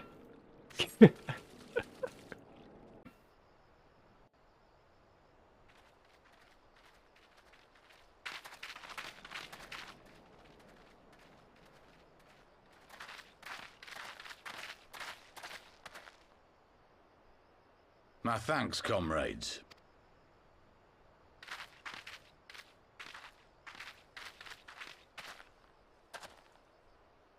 You must be the esteemed adventurers of whom I've heard so much. I understand you have taken an interest in our cause.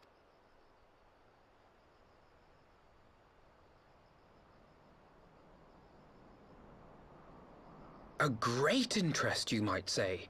Your words have certainly made quite an impression on my friend and I.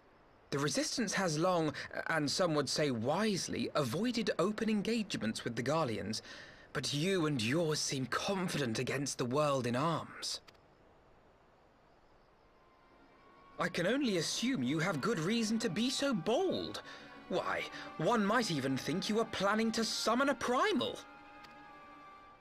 Because that would do much to explain the sizable shipment of crystals you recently received from your smuggler friends, whom our Ishgardian allies have since detained, lest you wonder.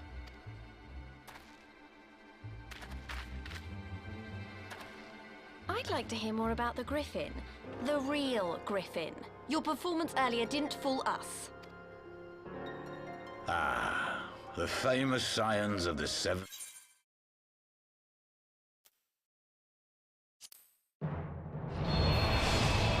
Famous scions of the 7th Dawn. I should have known better than to think I could conceal the truth from you lot. You are right. I am not the Griffin, but I speak with his voice, and it was at his behest that we procured those crystals. Hey, Vale. Thanks. You are wrong, however, if you think that we procured them to summon a primal. We used them to reach an accord with the Amalja. In exchange for crystals to summon their god, they will aid us in the fight for Alamegan liberation. It might be just me, but that sounds like a stupid plan. You've got to be joking. Have you gone completely mad? When people find out you helped the Lizardmen summon Ifrit, they'll turn on the Resistance. Mhigo will never be free. I have to know who her voice actor is from somewhere.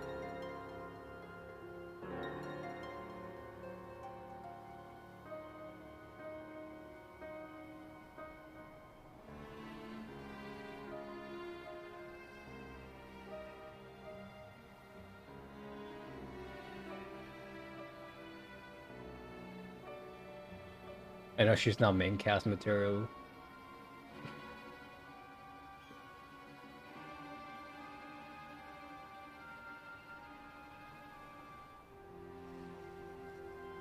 Might show her on mask, but still want to know. That was fine.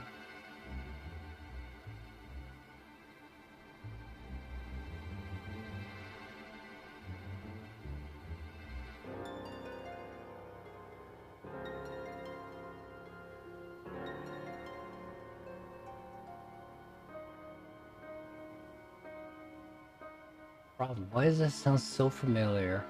I don't care about her movie.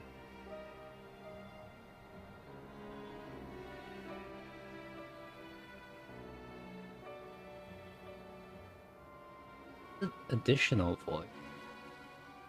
That's Dragon Age Inquisition.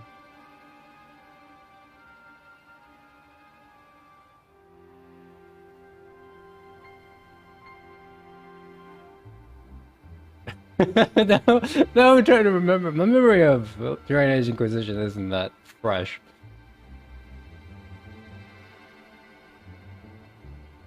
Oh, sorry, it's so weird.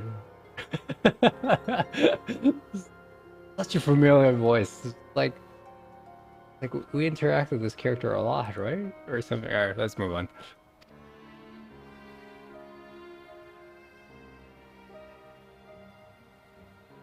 This isn't a fairy tale, girl. We don't have the luxury to play at being honorable heroes. It's because the likes of you wouldn't sully your saintly hands that Mhigo's been under the yoke for the past 20 years. But the Griffin won't stand for it, and neither will we. We're ready to do whatever it takes.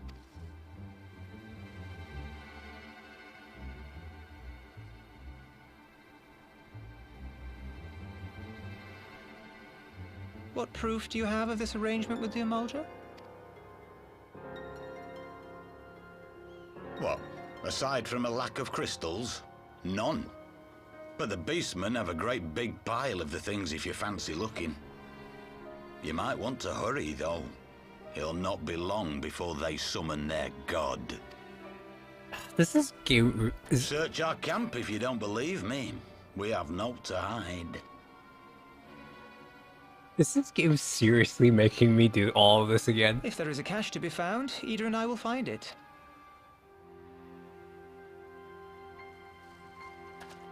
Then let us be off. Are you perchance the Warrior of Light? No.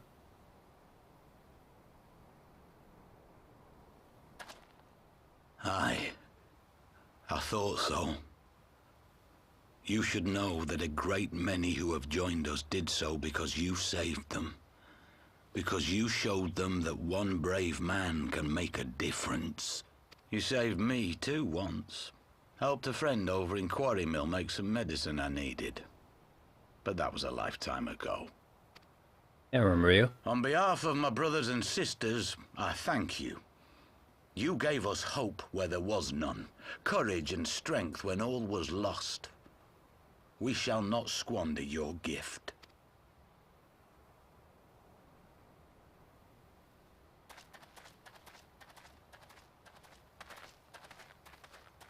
I know that look, Ida, and I do not like it. You cannot seriously be contemplating taking up arms with that band of cutthroats. I just...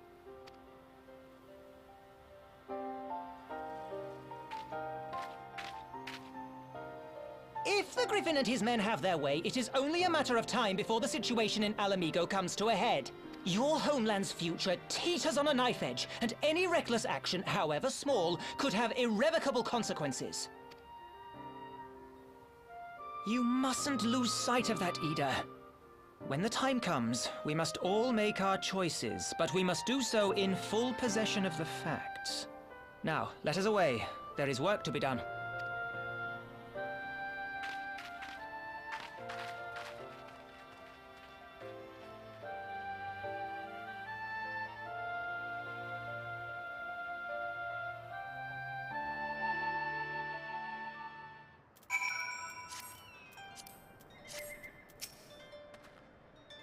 You remember? I do remember.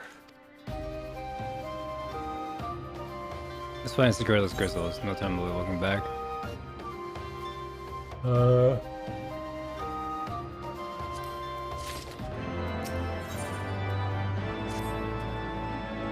We take Griffin's double at his work. When the crystals are somewhere near his hour, I already put it on Raja. Presently said we'll learn I will join both of them and Mhigo if they're changed. Okay, let's take off this hot garbage. Oh, stop it.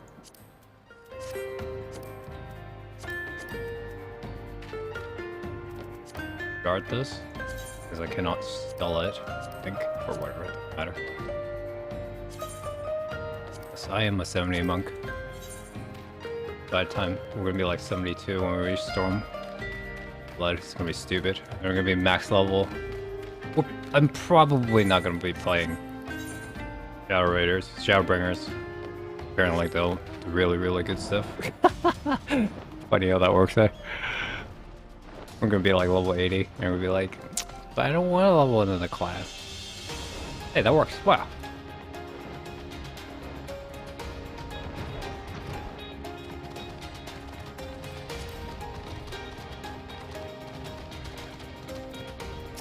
Hey, good sir.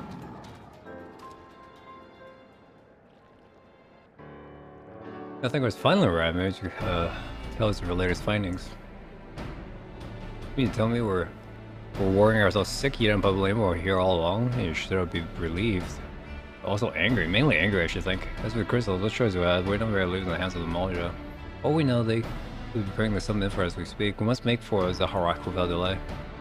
Agreed, it was not the beast that set us apart once.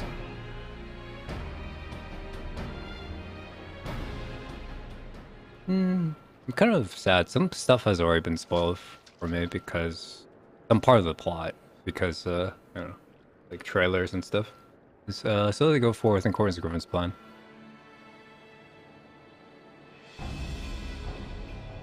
Yeah, apparently company action is finished. Birds gather to assume their marks on the stage wreathed in flame. Here along the curtain shall rise, and the drama which I am author, Gods forgive me, shall at last be performed. Naught else remains save to send the ready and pray that the chance cease, for never shall we know its like again.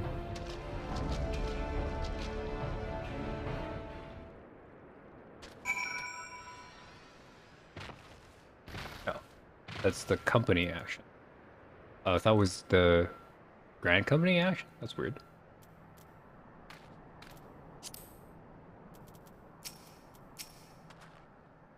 The warmer greeting. I'm just gonna return down until we reach the Wall of Embers. Alright, sure, wait my signals. Several cutscenes to play. When I say I was to review these cutscenes in entirety.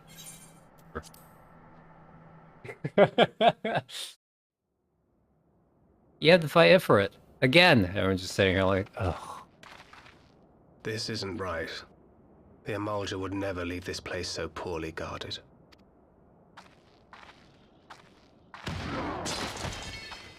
Not willingly, no.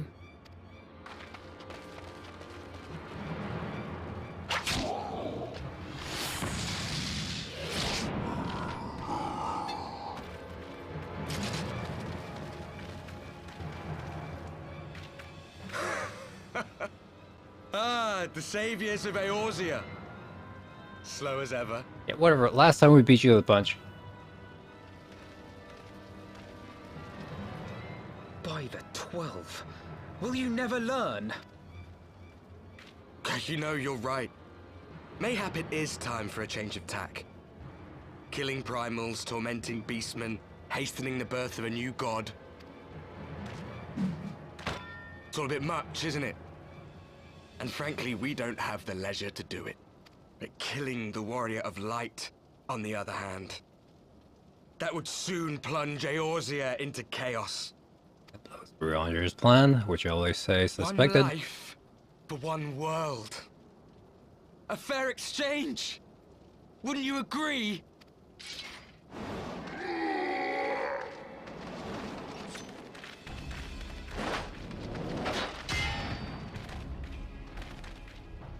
Lest you forget, you've more than one opponent.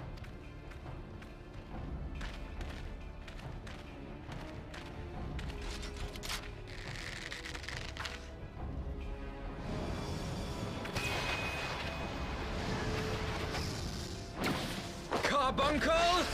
Defend me! Wow, take that. I sense you will offer more than mere target practice, unlike your sister. What? Alizé! Again?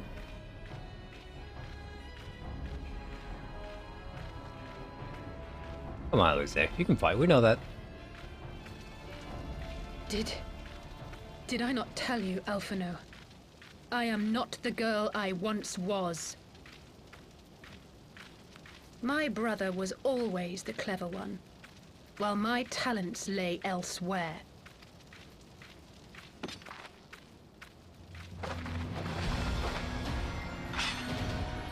She's not a summoner, right?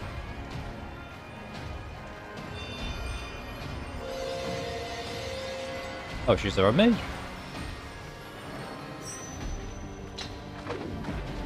Random red mage. Wow! You weren't a red mage in Kors Bahamut. As Eorzea's blade of light once stood by my side, now I shall stand at his, and defend this realm with all my might. I guess between that time and this time you want to do some quests to become a red mage? Get some dailies? Alright. Let's finish this. Finish it.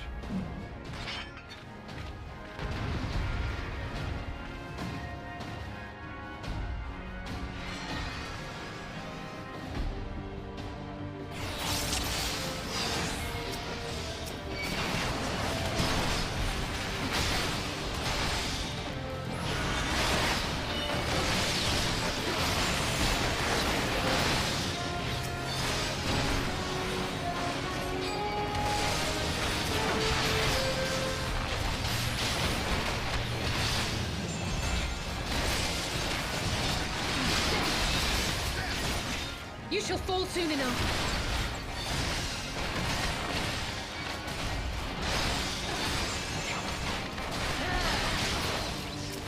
There's no escape!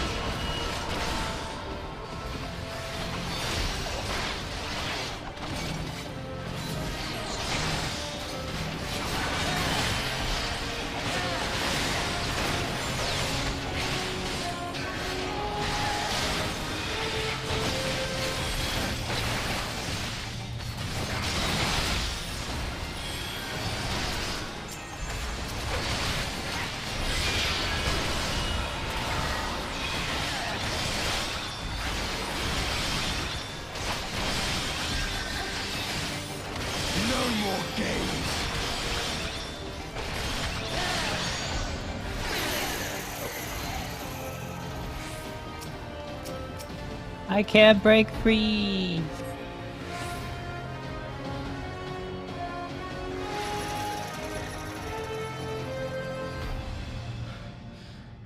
It ends now. Oh, okay. I was gonna voice act it.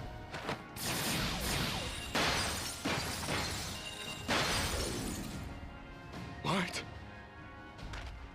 The chains! Yes? You snake! You would betray us as well? He that holdeth fast unto his convictions shall never count betrayal amongst his crimes, though all the world may call him villain. My path is unchanged, my creed sacrosanct.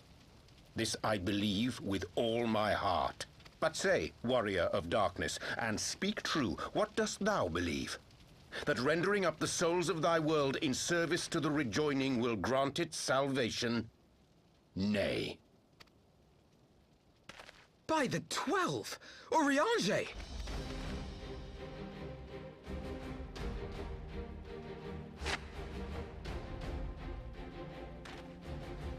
Mine apologies, Master Alphino. That the brightest light might shine, duty did compel me to walk in darkest shade. You sweet fool. I was almost willing to believe you had turned against us. I expect a full explanation when this is over. For now, may I assume you have turned your cloak for the last time?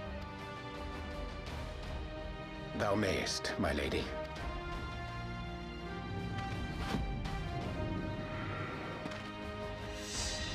Ready? By thy leave.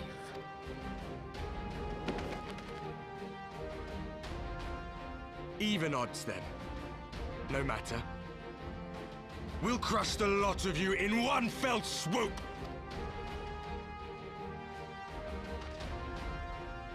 Understood. Hearken to me. We only have one chance. Channel your ether into my blade that I might strike before the mage casts his spell. I cannot do it alone, but together we can defeat them.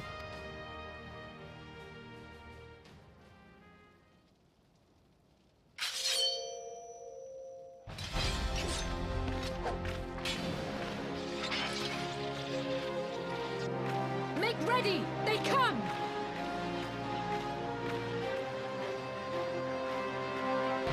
Meow, meow, meow, meow, meow.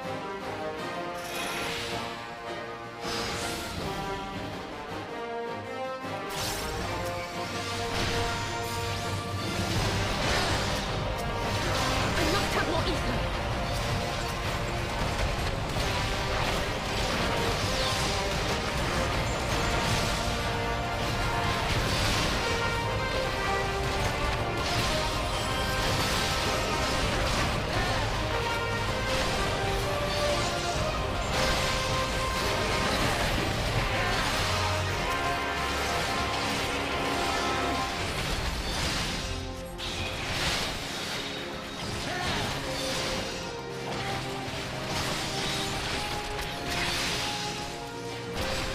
Alright, thank you, boy. It's just you.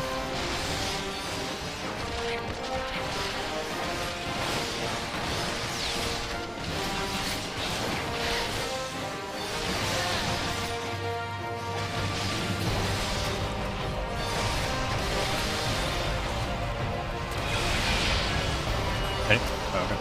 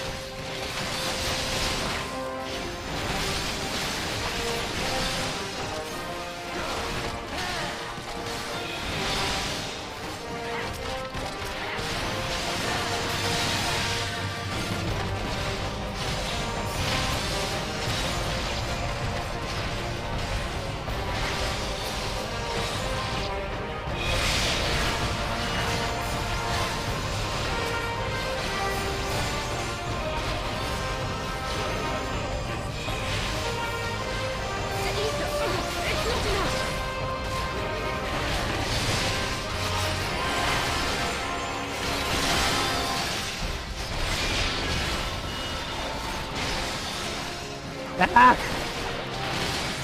Done enough. I gotta give him more white stuff? Okay. There's nothing to click on, right? Yeah, no. On darkness. I think I hit, that's fine.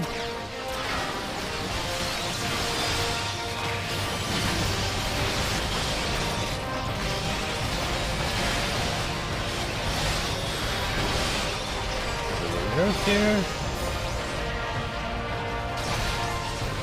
Nope.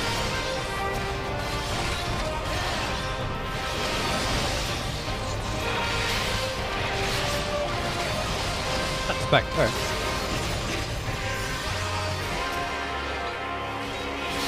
Good.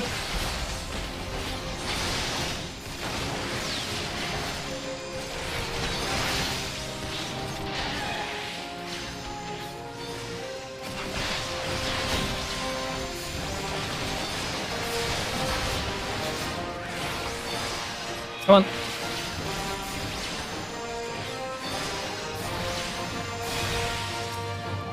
I can feel it.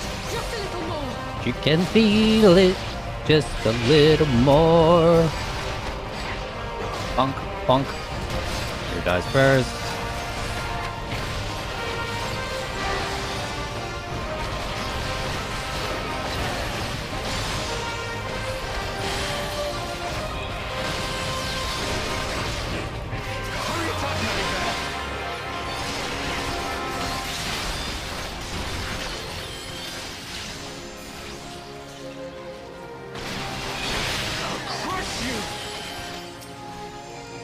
What is this?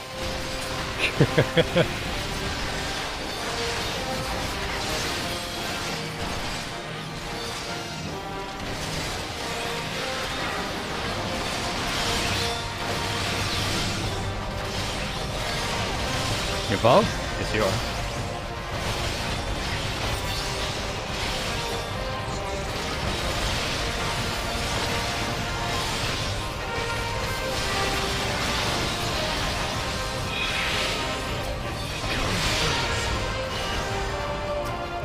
What?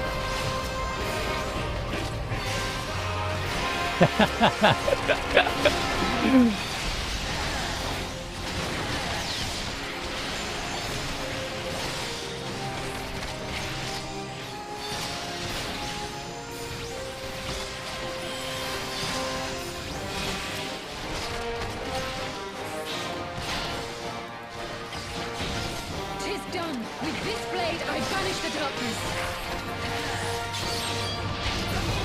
Jeez! Not like this. What?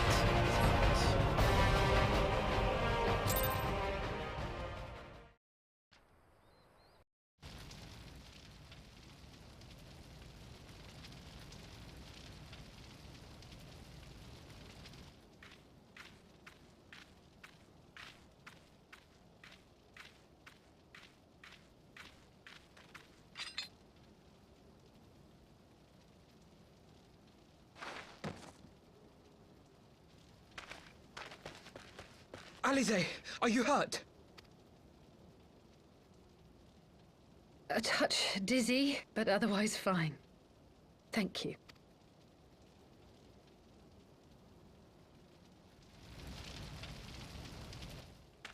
And there you have it. Our friend is too stubborn to die. We are far from finished.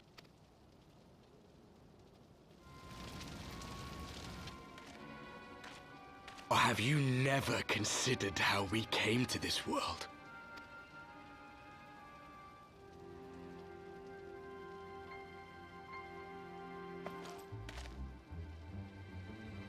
Crystals?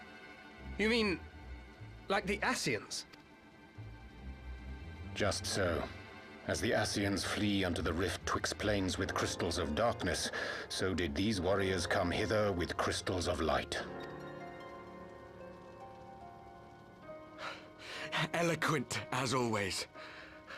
Aye, like the Ascians, we too are beyond death. You cannot defeat that which is eternal. Actually... Wait!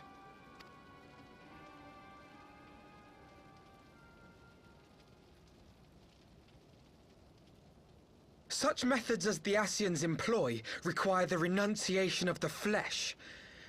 You would have had to...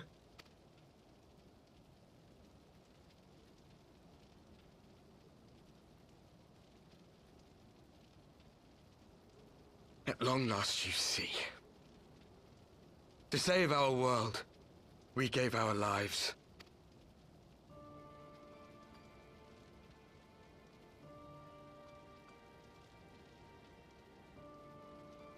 We were just adventurers trying to make our way. An odd job here, a favor there. We never aspired to be warriors of light. But word of our deeds spread. And soon people were calling us heroes. They placed their hopes and dreams on our shoulders and bid us fight for all that was good and right.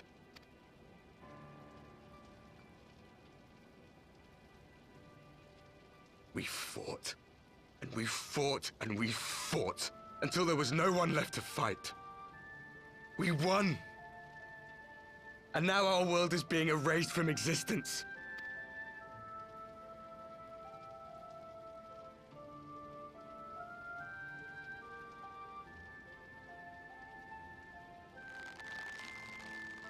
We did everything right. Everything that was asked of us, and still it came to this.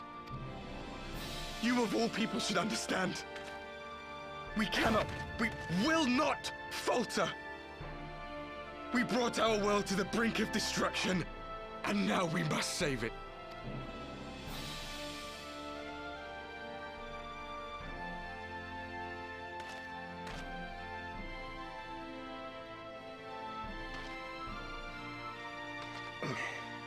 I've died before, Arbet. I'm not afraid to die again.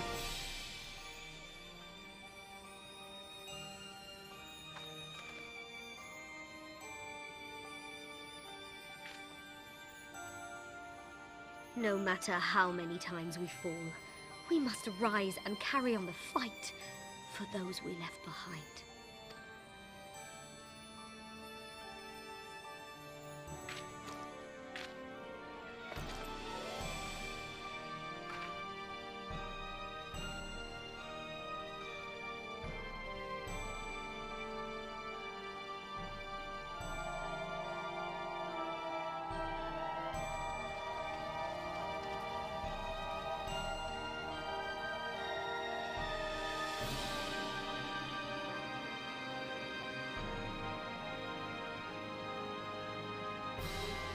To have known the depth of sorrow and embraced the highest sacrifice.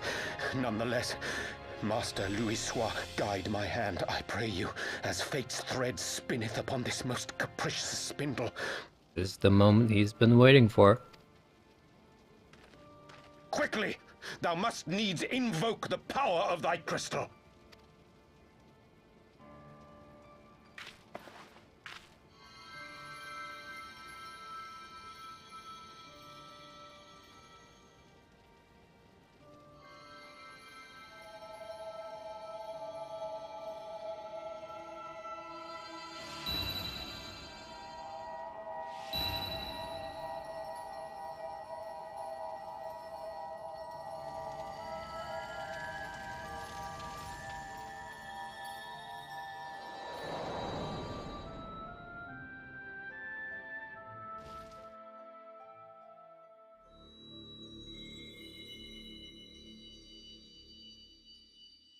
Oh, everybody's here.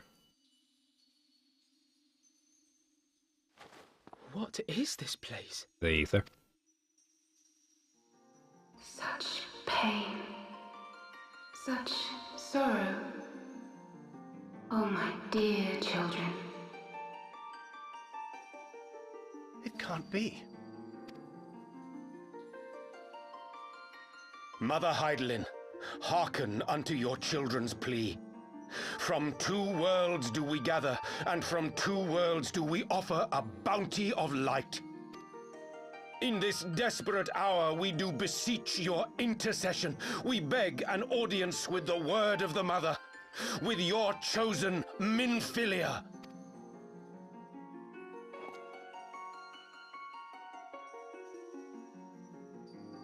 Your cries go not unheard,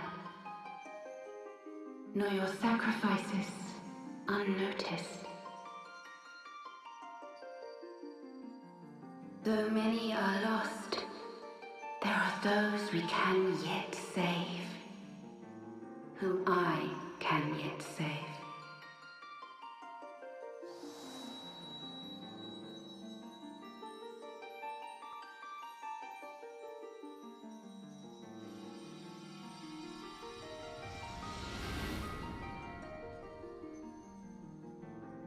Minfilia.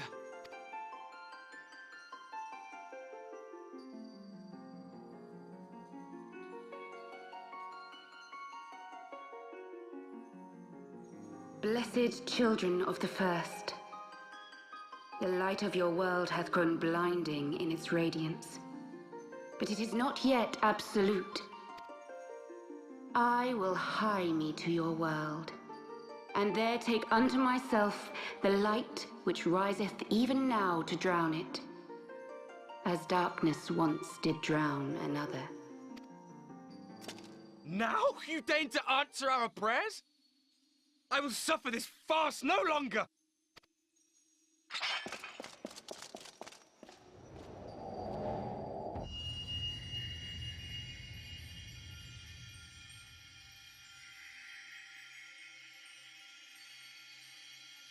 As the Ascians must serve as instruments of Zodiac's will, so too must others carry out the will of Hydaelyn. But for the boon you have granted her, she has grown strong enough to set me free, that I might serve as her emissary. Your suffering, your sacrifice, your supplications, she has heard all. We will not let the first fall to light.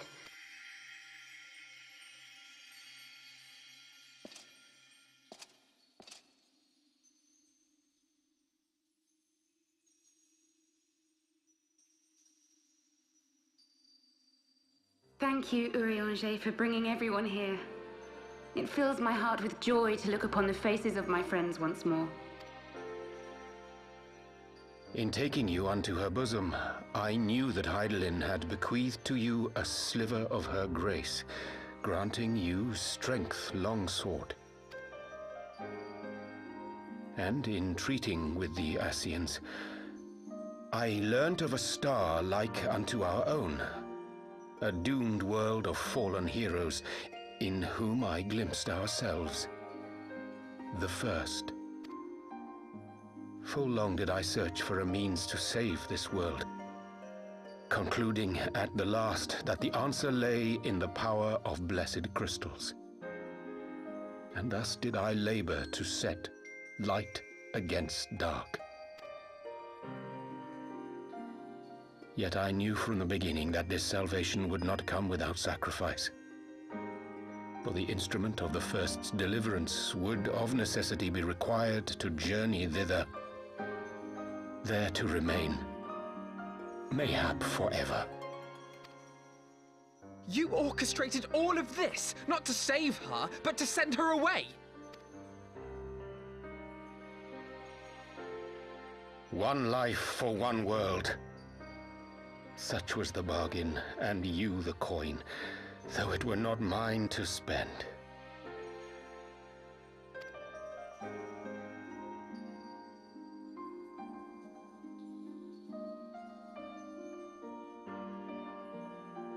Have we not walked together in the light of the crystal, and at her bidding borne witness to the joys and sorrows of this land? Each and every one of you knows my heart. If this be the price I must pay, I pay it gladly. You would go alone, then? My dearest Thancred, you who have ever watched over me, I am truly grateful for all you have done on my behalf, as would my father be. Your kindness, your compassion, your love. These are your gifts to me, and our gifts to them, forming a bond which transcends time and space.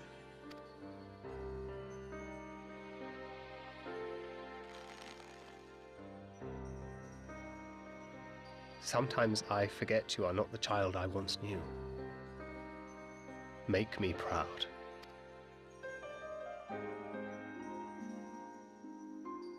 Long have I watched you from Hydaelyn's side, watched as you nurtured and kept safe the light of the dawn.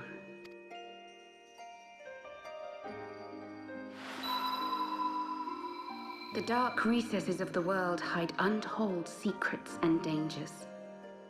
Thus do I entrust to you, Tupsimati. I pray you, keep to the path that you may never have need of it.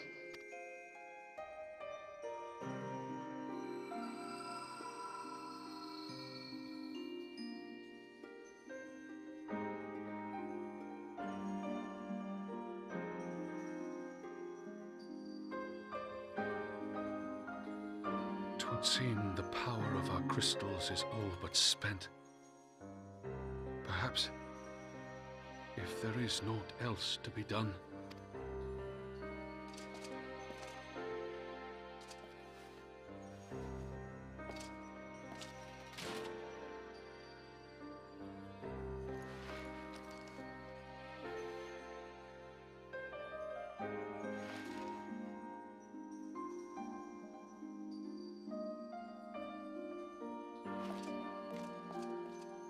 Hear me, servants of Hydaelyn. If you would have us place our trust in you, then I would ask a favor. Take us with you. Take us home.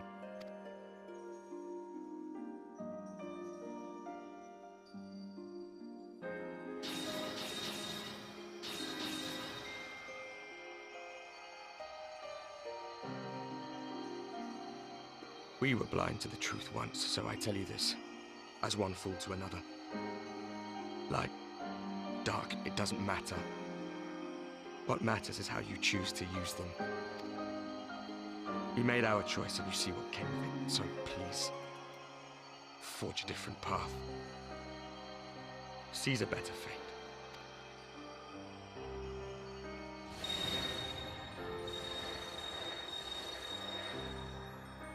Hmm. Go all until Shadowbringers, I guess. Which is like next year.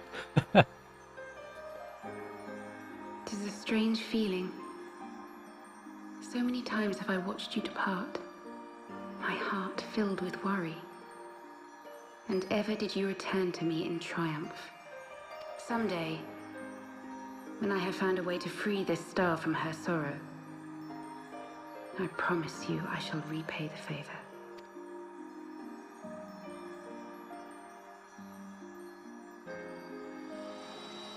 Pretty good thing. That's enough. For a character I did not like at all. Probably mostly saved by the new voice actor.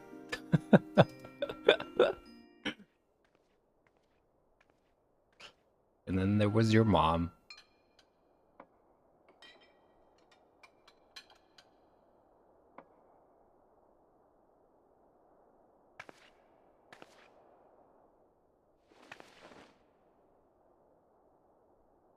Thank you, Lemmy, for everything.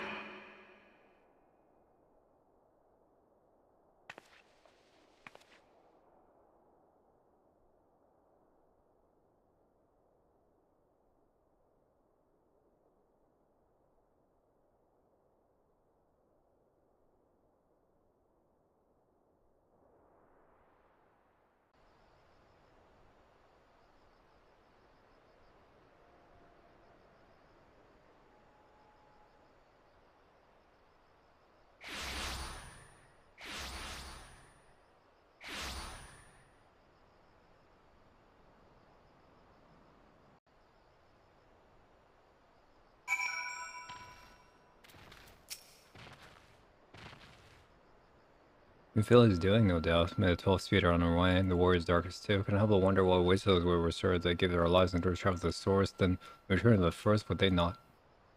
But mayhaps that was their wish. Forgive me, my thoughts were elsewhere, but this... Well, I know full well that is yet work to be done. The crystals. Leave them to me. I will go back to Zarark and secure them. Amalia was still in disarray after the thrashing the warriors' darkness gave them. They're not like the nose alone.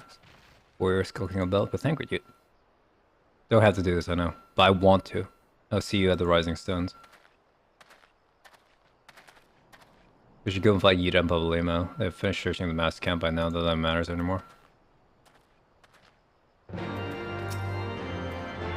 must be tired. I know I am. If thou would permit me, my lady, I will ask a question. When didst thou become aware of my independent pursuits?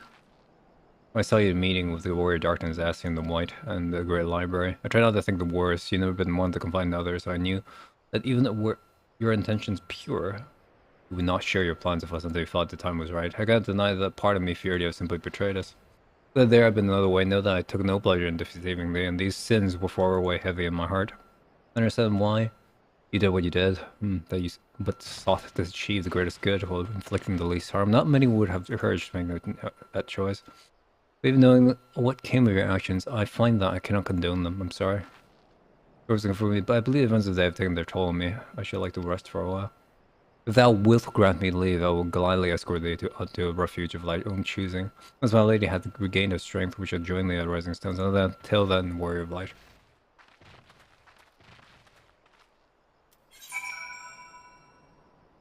She close? Sort of?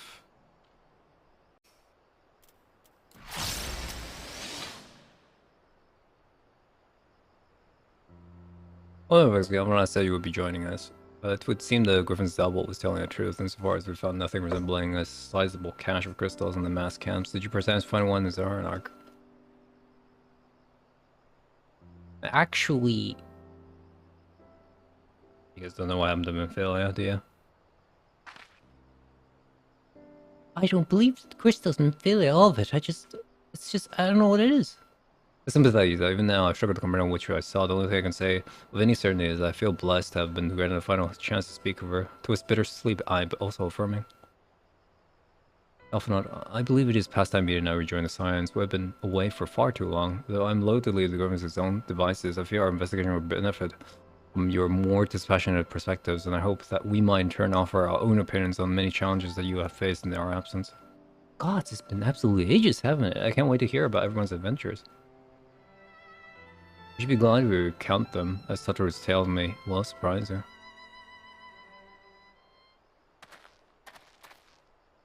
Any? Ida? Ida? For God be praised, it is you. Ida, alive and standing here before me, in the flesh, I can hardly believe my eyes. Oh, come now, it's been so long, you don't remember me? It's, Gundabald. I fought beside your father in the revolution.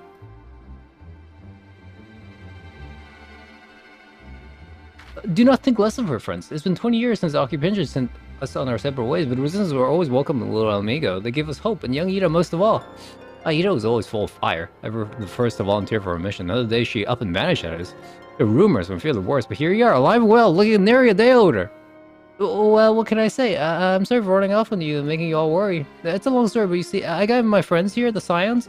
Sorry, we're still the Circle of Knowing back then, right? Anyway, I wanted to come back and tell you, but it's all very secret stuff at a time, and you see, I'm completely fine. I know we got a lot to talk about, we will, but right now I gotta hurry back to our headquarters. My friends are expecting me. Okay, bye. Pray forgive her. It has been a very long day for us all. I promise we will visit again at the first opportunity.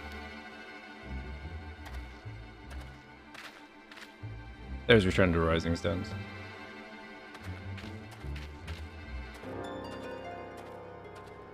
Else takes me giving you that mask.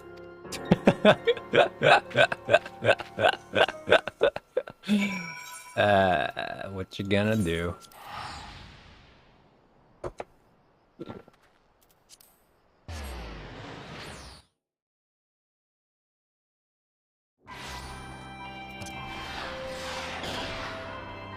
Blue quest? Blue quest? Blue? Nick Hogg's Ridge, sure. Welcome home. Treasure journey was uneventful. You'll be pleased to hear that Thanker has secured the crystals. He sent a word a short while ago. He's gonna leave them safely in the Temple Knight's care. You will join us here, and we can declare this matter officially resolved. While waiting for your arrival, took up ready to contact Shoda and trial.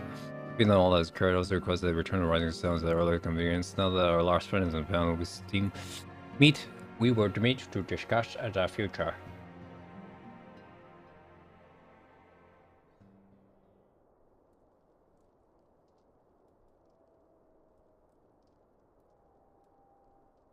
Back in the Solar. It's been too long since we were all together like this. Not since after Moonbraider. God damn it. Much has changed since then. We ourselves, most of all.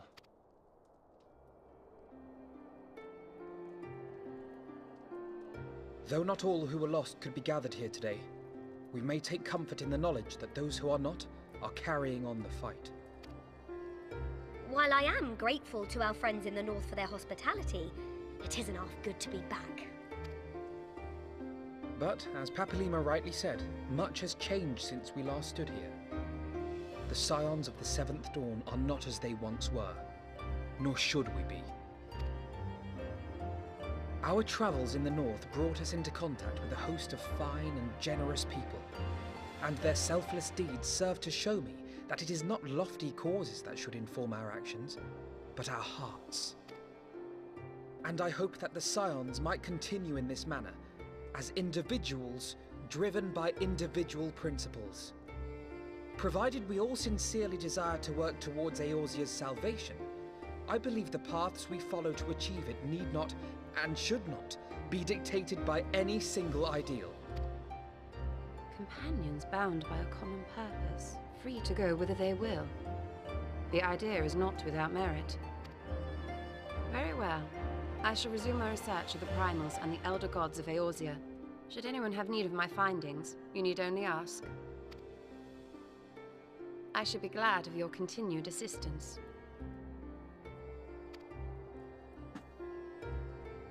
Well, my main purpose in coming here was to see the signs of the Seventh Dawn restored and my dear friend found. Nevertheless, having involved myself in your struggles, I feel compelled to see them through to the bitter end.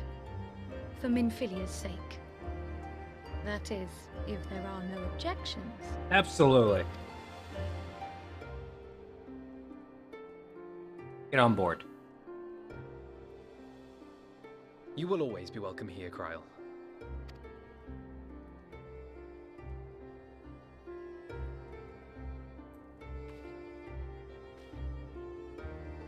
Urianger, can we trust you to carry on your investigation of the Ascians as before?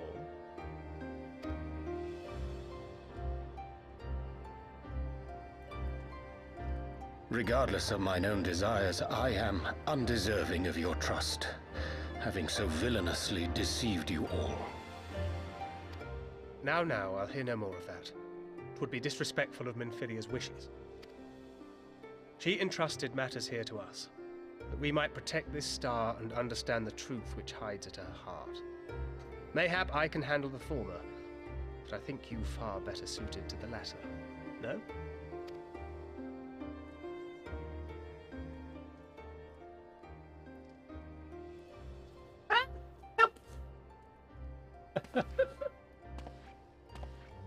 Very well. Then out of love for my Lady Minfilia and Moonbreeder both, this shall be my solemn charge. Papalimo and I should probably return to Thanalan to keep an eye on the Resistance. God damn it, Ida. There's still the matter of the Griffin and the Amalja, not to mention the new Imperial Viceroy. That little lot must be worthy of our attention, right?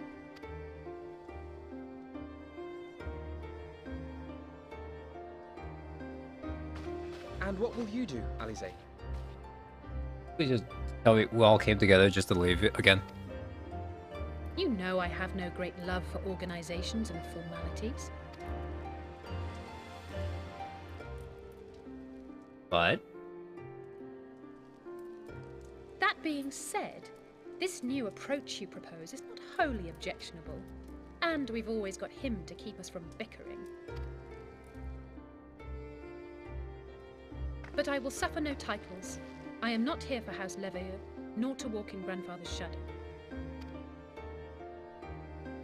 Upon that point, we see eye to eye. If it please you, you may think of me as but another comrade in arms. Well then, Alfie, I for my part shall see to the paperwork and the finances with my characteristic aplomb. I would not have it any other way, Tataru. And we mustn't forget you. What now for the Warrior of Light? I don't know.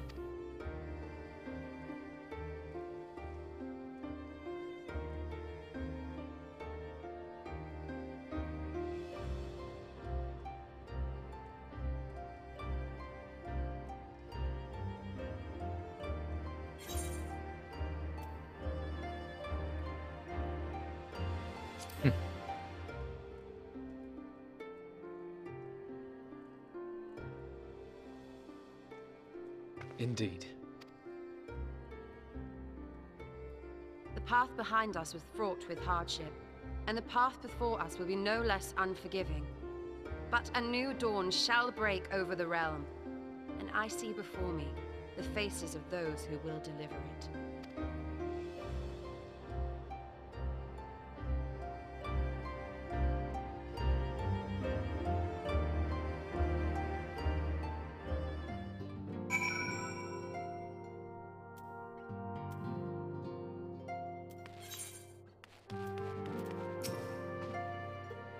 Sounds even done. Look how we come. To be able to mad the moments of shared loss we suffered, try to overcome all of those made it here today. When we go from here and what the future holds, only 12 knows, but I know we'll find out together.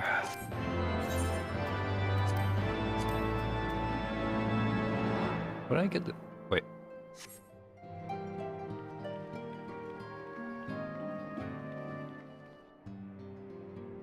Ida! What you doing, Ida? The narrative suddenly focused on you a lot.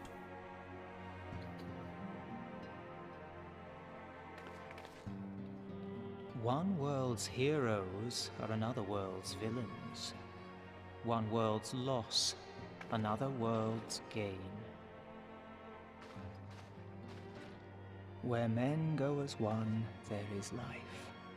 And where there is life,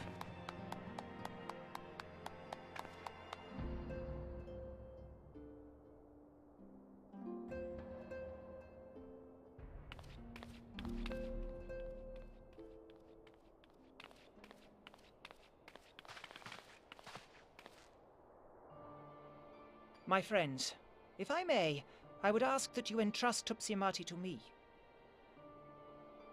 Interesting. Clouds gather upon the horizon, and as Master Louisoix's disciple, I would keep it close at hand.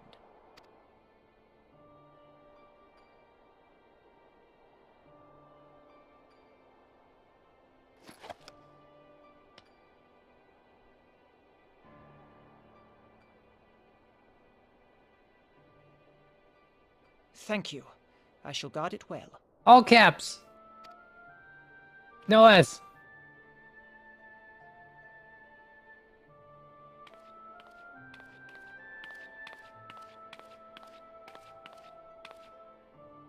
there is cause to hope.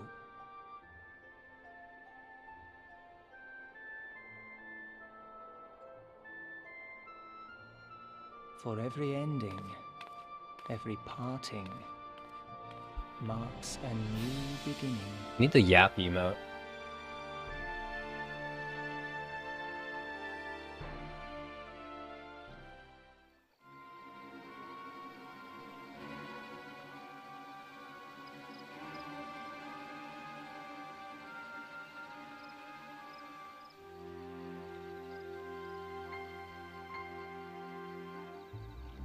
Well done, brother. You may resume your normal daily duties and rejoin the others. Fighting battles should be our greatest enemies yet, and I intend to stand with you and all on the glorious day.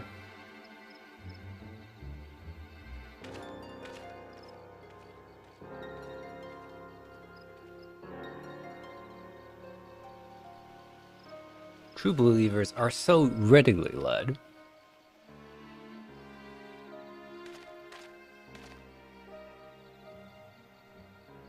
I feel like even that, if that wasn't your intention, that would have been the correct email to use.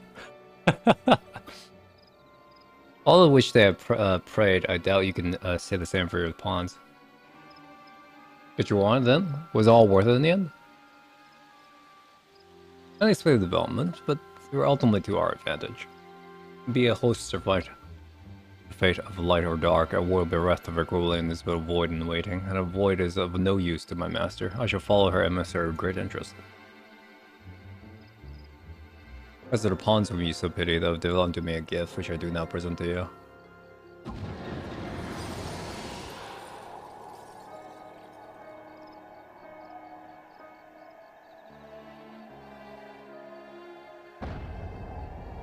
Hilarious.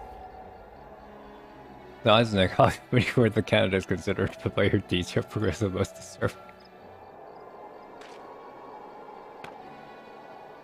Like, why can't we just destroy these things? It's like, are you sure it's safe to just yeet it over the bridge? It's like, why did you do that? I was like, and you found it.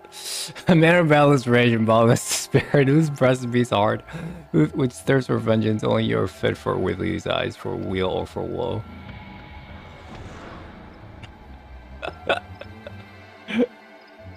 They seem to have lost most of their power, though.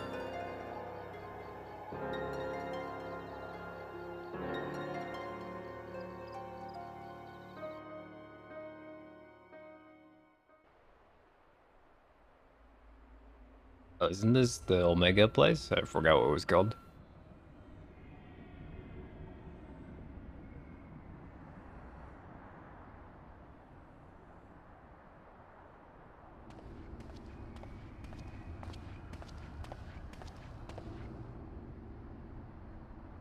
It was here all along. Hey, look, it's the ivory tower guy. What was his name? Deadweight?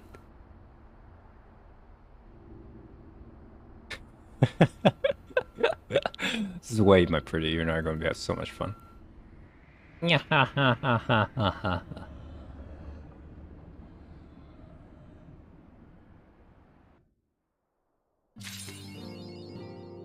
What? It's the DMC5 character, right? Deadweight?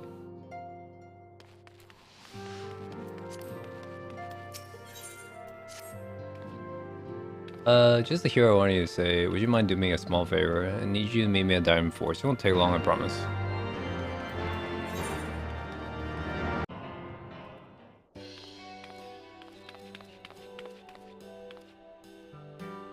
I found it. I'm sorry to drag you all away from your duties, but as I said, this won't take long. I just need you to stand perfectly still for a few moments.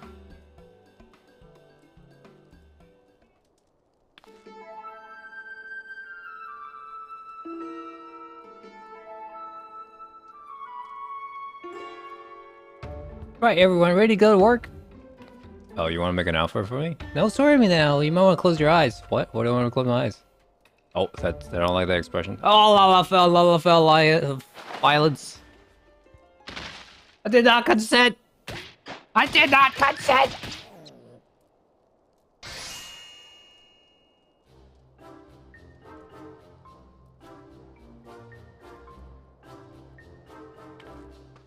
There, all finished. Where lies ever managed from heroic heads to interpret Tao.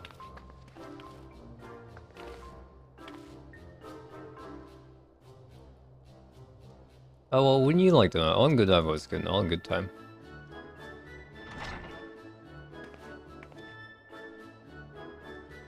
Aha, found you. Alpha wants everyone to soul in the meeting. I don't know what it's about, but he seems to think it's very important. Go on, we have everything we need. No sense in keeping on waiting. Waddle, waddle, waddle, waddle.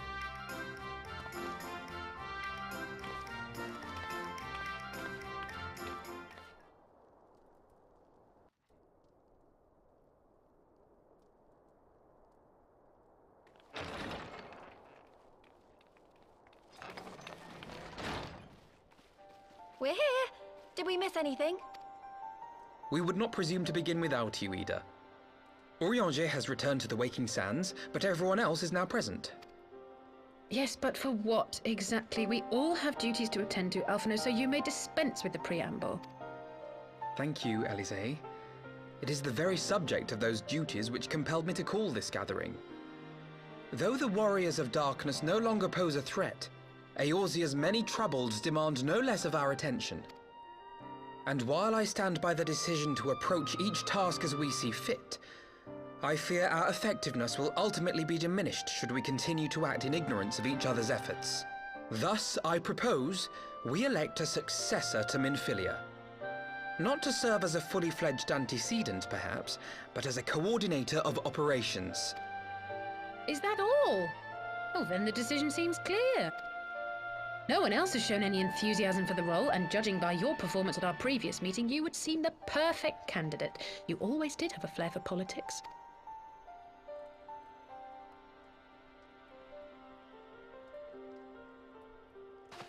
I did not mean to... That was not my intention. Well, too As bad. my tenure as commander of the Crystal Braves comprehensively demonstrated, I lack the qualities required for such an office. I would much prefer to remain as I am now, a soldier in the field, so to speak. Should none of our number step forward, must we then constrain some unwilling candidate to take up the position? I nominate Ida. Based on merit alone, a certain adventurer would be my choice. Responsibilities with, let me see, slaying primals, thwarting legatuses, and feeding the orphan poor. Thancred makes a good point. Any who would wear such a mantle would be bound by its obligations. Have we not become sufficiently familiar with each other's methods to act without an overseer? At present, I see no cause to so willingly limit one of our number. Oh my goodness, you're... Help! I need some help here! Ooh, somebody's dying outside?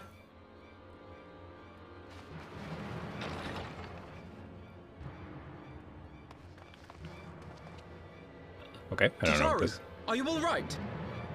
Me? I'm fine. It's this poor girl who just staggered in and collapsed on the floor that I'm worried. Narco. God, how did... Yashola! Please, you have to help her. Kral, a hand if you would. Let us see about closing these wounds.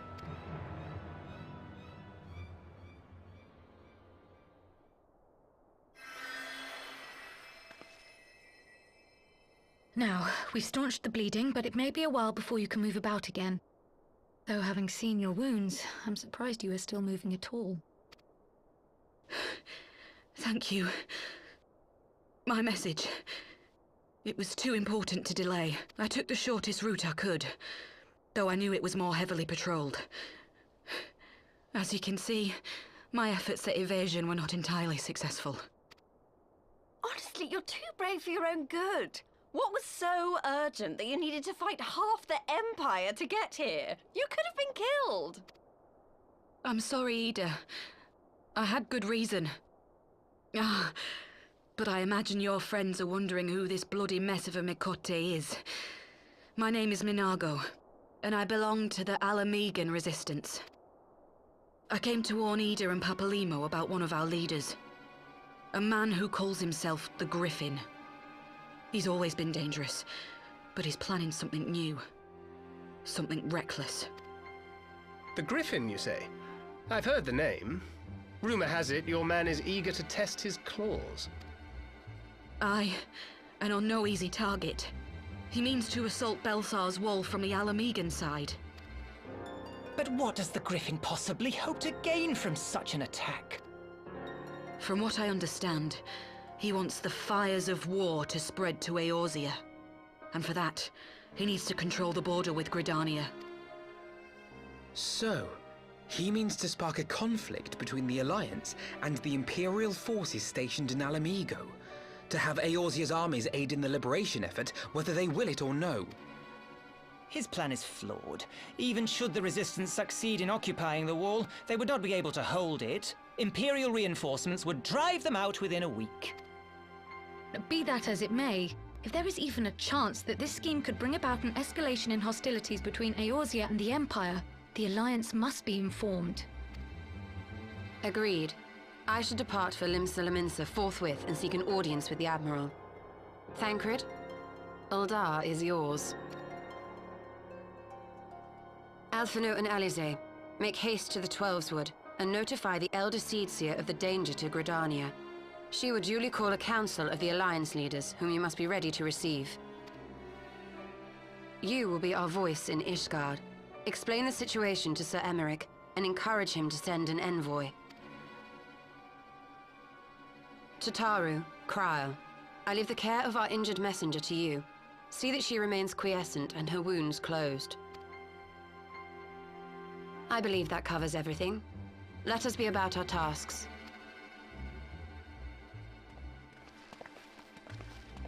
I suspect the ill tidings from Girabania will be held as a turning point. The beginning to a bloody end. The business of war was ever conducted with the coin of self-sacrifice. No, just coin, really.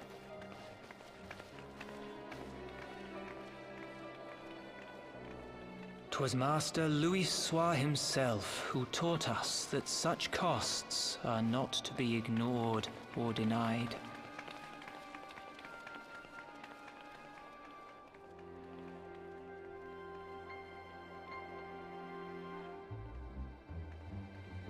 And so, I shall embrace them. When the time comes, I will make my choice, as you will yours.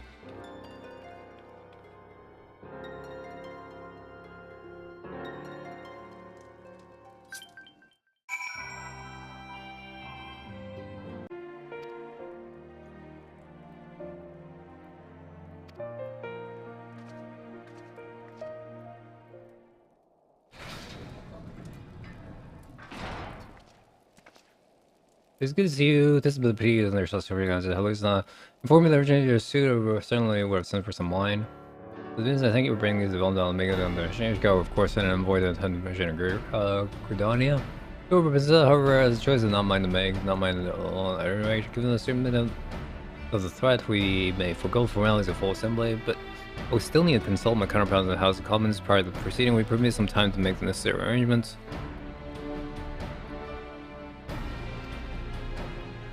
Representative, whoever we select, will require a suitable escort. Make your preparations and inform Sir Guadalupe that he is to lead in your absence. Yes, Commander. Let's go and pay company to Lucia at the gates just to make ready to depart Gridania. We'll have our envoy joining us here, so we're freely speed you on your way.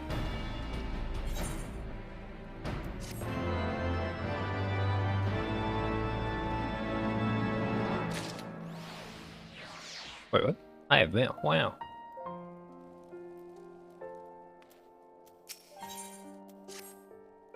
We're done the business, join the gates of judgment, we're ready to depart, the envoy rise.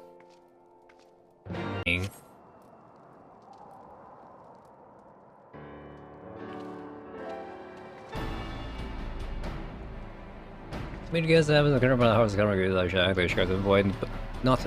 I concede there was ever any real doubt that was working on something that is my duty sanctioning military operation. But as man, I could not be in good time to make this decision. Now the ink here's dry and we're going to statutes. It's truly trust you understand my friend Elias. I must test your patience still further by making a brief stop at Camp Dragon. Given the trouble bringing the Black Shroud, I would see that garrison is ready to defend the border.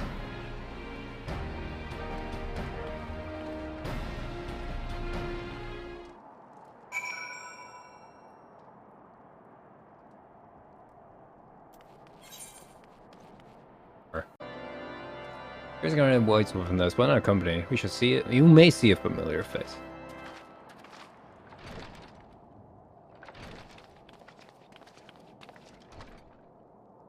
Hey, Melon. How's it going, boy? Oh, wonderful to see you. Ceramic, too. Well, what do I owe these unexpected pleasures? I have some mulled wine brought out of the kitchen at once, if you will excuse... Nay, do not trouble yourself, alright. We shall soon be on our way. Lucia, a brief summary, if you will. Yes, Lord Commander.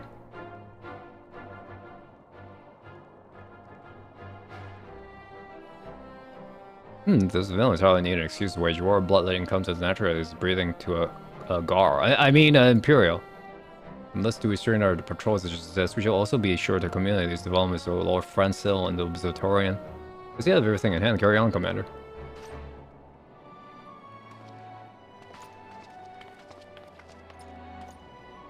Surprised to see you truly at the helm? I am. Give me both, oh boy. I don't ever feel worthy to sit where he sat.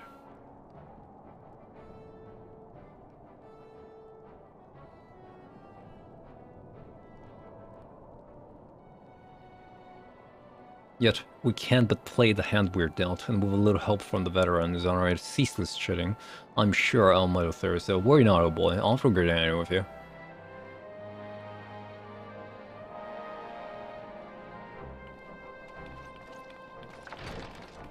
This, the bottom part of the sort of the monk robe, if you will, or monk skirt, if you could call it, is well, a little too wide, so it looks funny.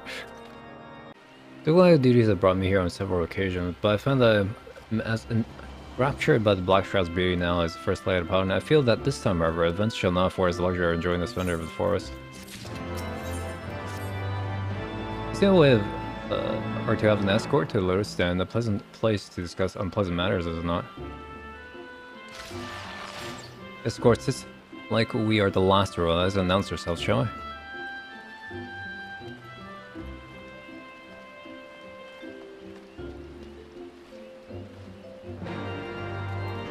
I'm doing at the moment, but in terms of like storytelling, this is just, it's not very good. Because this game's only at its best when it's doing like the big stuff. The info from Ishgard is right, very good this way. If you, the Luminous party as well. Hello, is there a ninja lady? We haven't seen her in a while. I hope to slip in unnoticed, but I see I was not the only one to leave my arrival. Greetings, Sir Armic. Admiral, always a pleasure. I trust you are well. 'Tis the day of reunion, it seems. I believe you are well and great in my escort. Master of Upskin, I was hoping to hear from a Royale that the missing signs have been found. Most of them. It's much more like this guy, the less their attempt to finish our hand, shall we?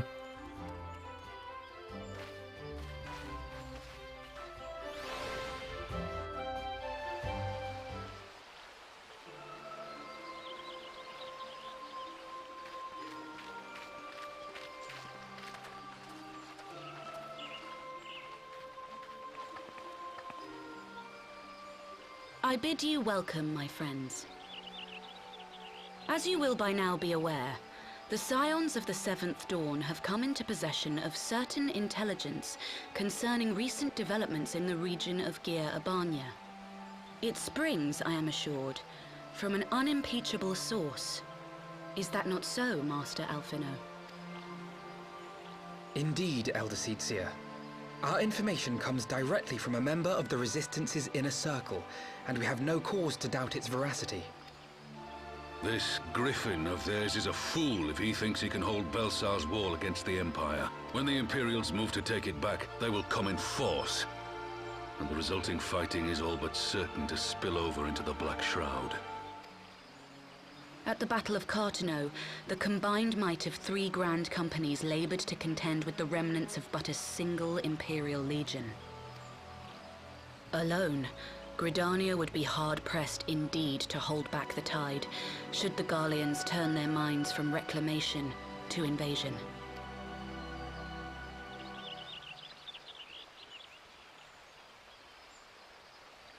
May I once more convey my nation's deepest regrets for our inaction in the days prior to the calamity. 'Tis a stain upon our ledger that I would fain remove.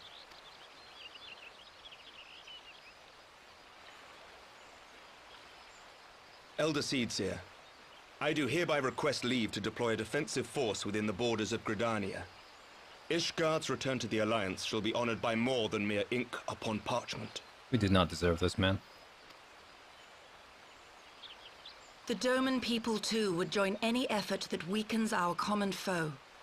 We are few, but our most seasoned shinobi are at your disposal. On behalf of my people, I offer you my humble thanks. Gridania welcomes your assistance. It is time we set our contingency plans in motion. Is the Alliance agreed? Then let us make ready for war. Victory favors the swift, and there is much to be done. I thought it was short and sweet.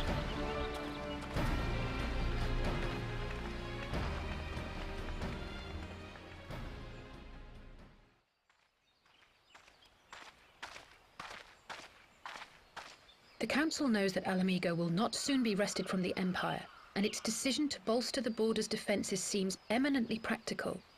Why then, brother, do you scowl so? I agree that they have chosen the wisest course available. Indeed, the only reasonable one. But? Yet something feels awry. In making ready for war, is the Alliance not granting the Griffin the very thing he desired? Any attempt to hold the wall is doomed to failure, aye. But I wonder if we have misjudged the prize for which he plays.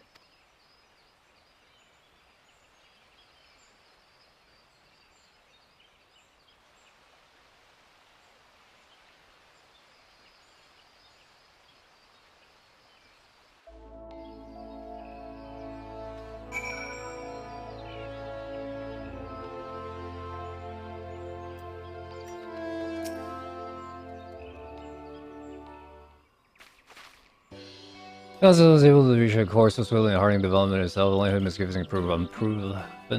Good to have yet to before I feel I've missed you. Darwick!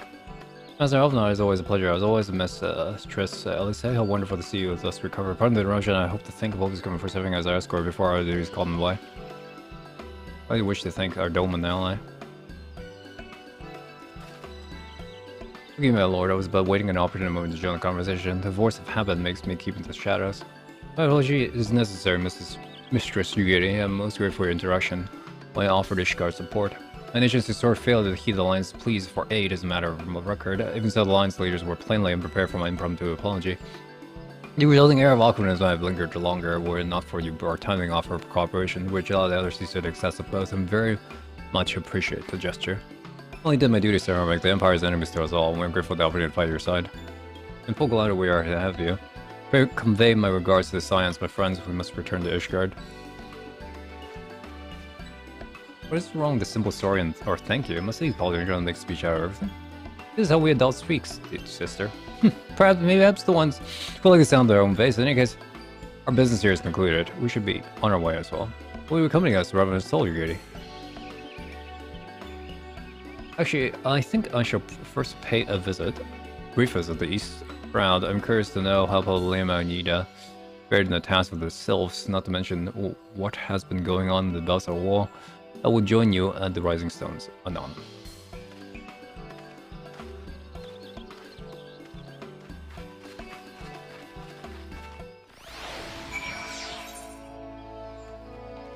Welcome back. I don't know about you, but I'm heartily glad that all the talking is over. I understand these council meetings are important, but do you not find it tiresome to have to weigh every word before you speak it? I don't ever feel at home in the realm of politics. I said people are always known to change, and my brother's willing to run his own errands. Anything is possible. Crit? Alright, fine. I get a song. Well, as much as you enjoyed the bustle of the toll, I think it's time we hit it inside, but otherwise it will not be long.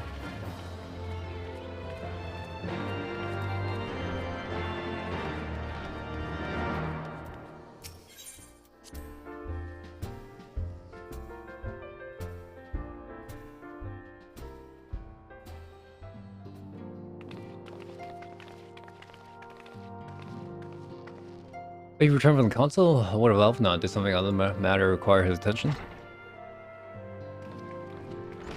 My apologies, friends. I try to have not kept you waiting over long. Greetings, everyone. Oh, Cryo, how is Naga doing? She will be right, won't she? I don't see why not. She's the one of them. I'm totally keeping an eye on the... health emergency. I'm certain to make a full recovery. Thank you for that. May I ask you for a council session? I don't understand why sometimes we can just go and sometimes we can't.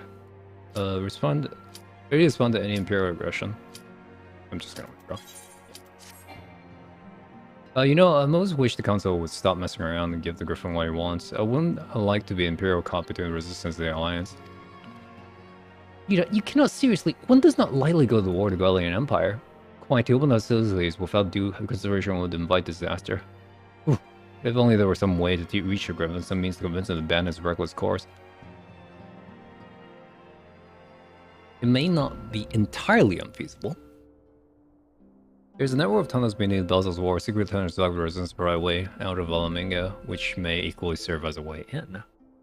Precisely, all are in agreement. I'll be the one to undertake the necessary negotiations. I'm familiar with the route, and the resistance is familiar with me. About as familiar as they are with me, you say what you want. I'm coming too. I have some experience in practice and preparation. If you would have me, my service at your disposal. As are mine, been too long since I shared the shadow of Shinobi. I did not intend to waste the opportunity. 4 is quite sufficient for an infiltration mission. Greater numbers only serve to increase the risk of detection. And Cryo and I would direct our energies elsewhere. What have you, levelers? I will return to the East Shroud and send a watch over the border. Should matters take a return for our wars, it seem wise to be on hand. When I prevail upon you to accompany Voskin, Gridonia will be safer for your presence, and while it may not seem the most thrilling duty, dear sister, may I ask you remain at the Rising Stones, pass on messages and so on. No way! To hold the fort. Very well, I suppose the task must fall to someone. His travels to you.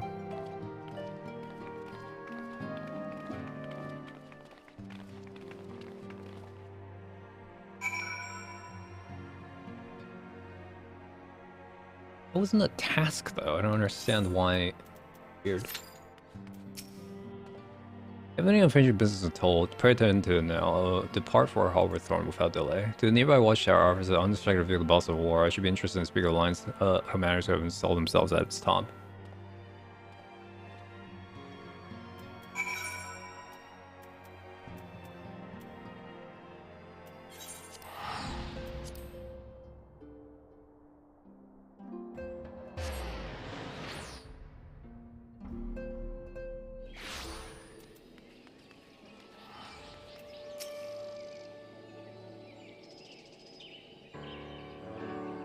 So there you are. Come, I'm gonna say spire away. So the lines offers on the platform should be praise of any development on the wall. There's a meeting too here. We're about to set forth. Indeed, I was about to say 12 hours here, but I doubt you have the need for production if you are measuring the in-marine temperature. Don't worry, Alphanaut. We'll have the griffin by the scruff of the neck before you know it. You make your mind, Ida. Near a moment you were ready to shake the griffin by the hand rather than the neck. So what's it going to be? To best is decide before we enter negotiations. Trust me, Bubbly. I'll shake whatever needs shaking. The talking part I leave to you. I think I feel a header going. Let's be on our way, shall we?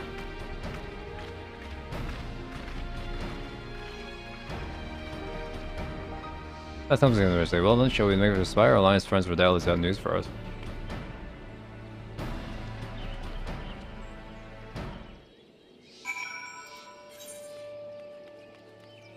Oh, we found a roll.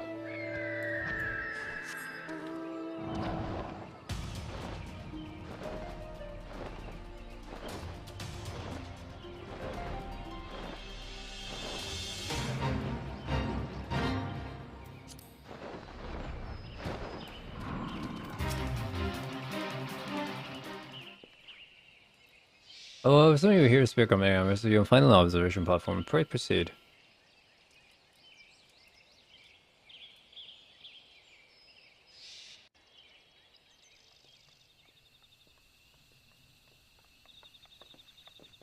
Greetings, my friends. This see you both well. I was hoping you might turn up, but you already have the watch. See, decided you might help them remind them why we bothered.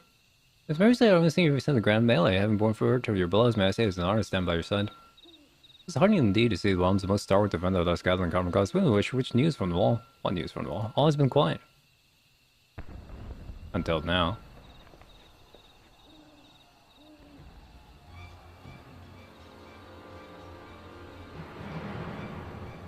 Report what? Some of the hell is fighting has broken on the wall, a full-scale assault. But the Griffin has made his move. Someone has. What is this supposed to mean? The attackers, they're wearing Grand Company's colors. Possible gain no such order. Oh, so you would destroy all of us, eh? The wall has never been the Griffin's thought was bait. We have been goaded into deploying enemies nearby, so that's lending weight to this deception. For those of you who were convinced enough to deceive my scouts, the Empire will surely think we launched it offensive. This could mean war. Even so, this may yet be no more than diversion. Of the armies of the Alliance occupying the Empire's attention, it will be comparatively easy for Griffin's forces to slip into Mhigo. You could then incite rebellion against all of which the Imperial Reserve will be hard-pressed to contain, or does that mean we'll be plunged into chaos? I was going to make once for the wall at once. What, just the two of you? The company's embarked on a mission to sway the Griffin from its course, and I'll likely have with its command post now. They're emerging in the midst of the bridging battle, does not mean to abandon them to the fate. It would be dangerous, but the confusion may work to our advantage. We're careful to avoid the skirmishing, and maybe impossible to reach a Griffin, and if we could do that. Yeah, man, it's just the airship nearby. It's better silence and safety. I don't know what Lady Hill does, but I'm not sure you can count me. That's very Imperials, I'm not really sure weren't strong.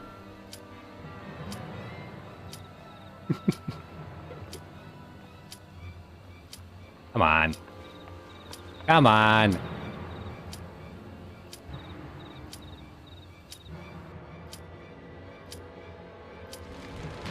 Are you fucking kidding me? Fuck up, whatever. Regardless, though.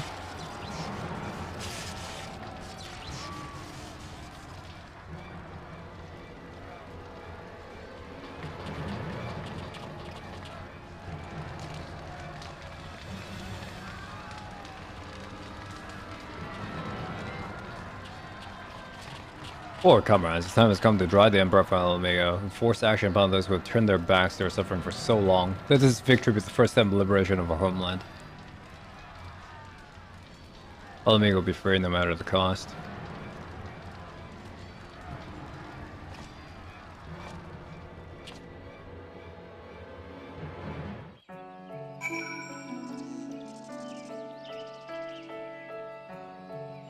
Oh, that's it? That was the cutscene? Alright.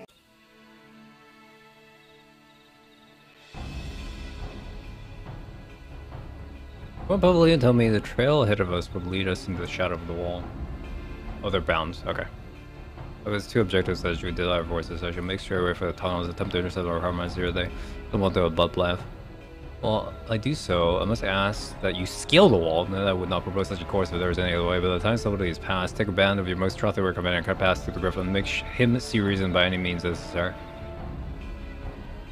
Once you're free of the tunnels, we will make for your position all due haste. And if anything proceeds according to plan, Hilda will then swoop in and spirit us away safely. Only pray that we have enough time.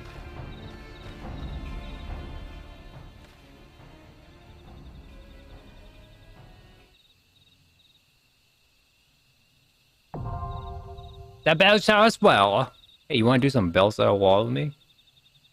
I have no idea what this is. Do some Belsar Wall. Okay, clear selection. Select the Belsar Wall.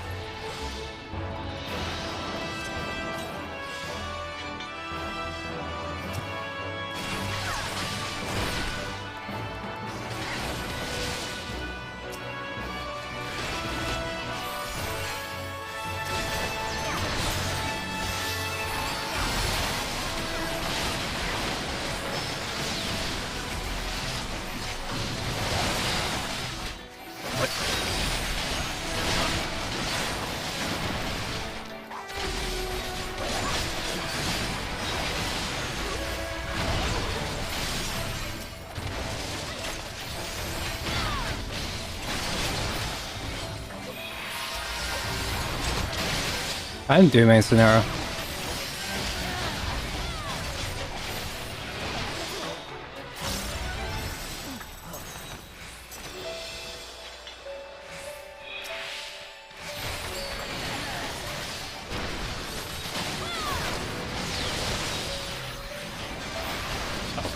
Can't do it twice. What?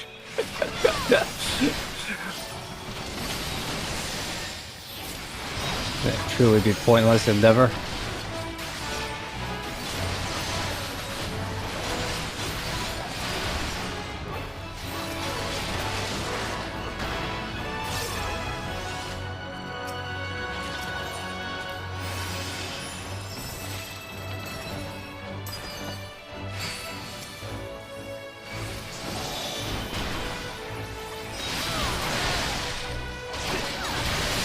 This chain mechanic.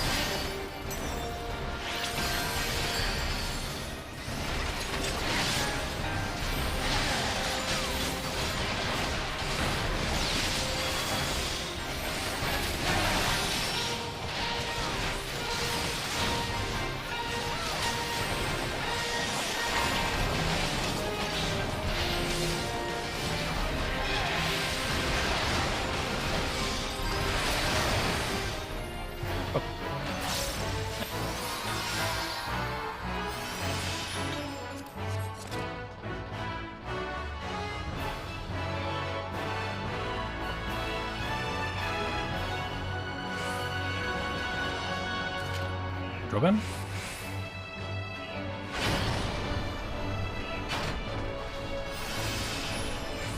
Another elevator section. Okay.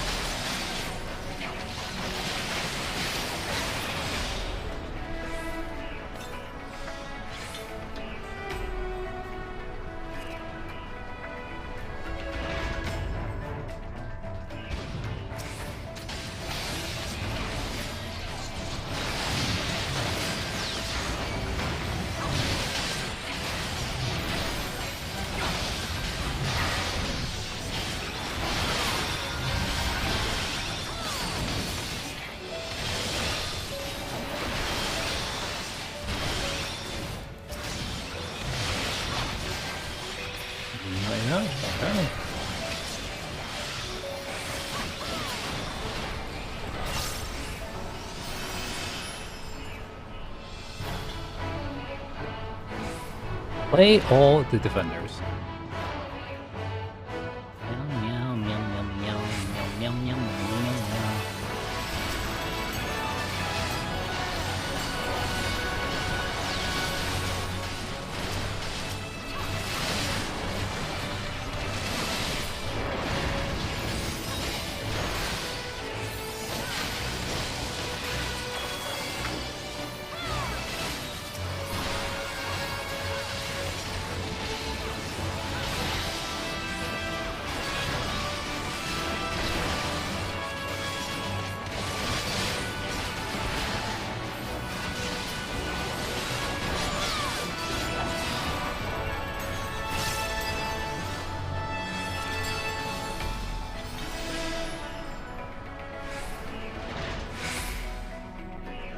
Woo!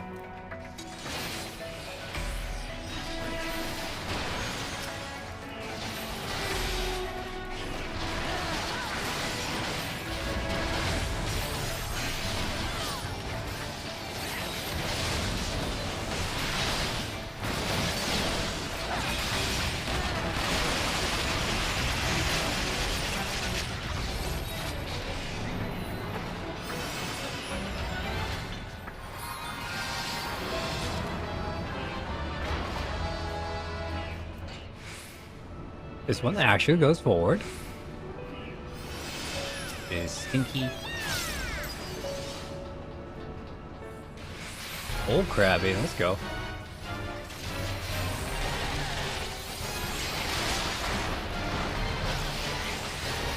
I screwed up my combo, love out. Not pay attention.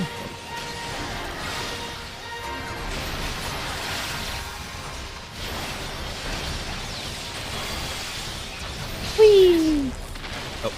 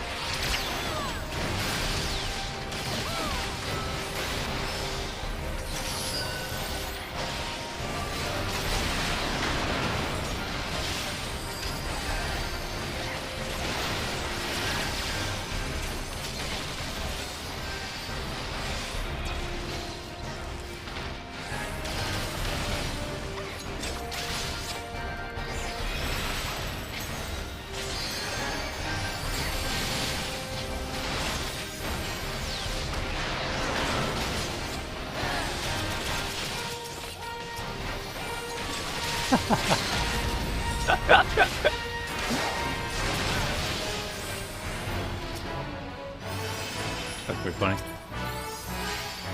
Like a mashing tea. He is not hockey.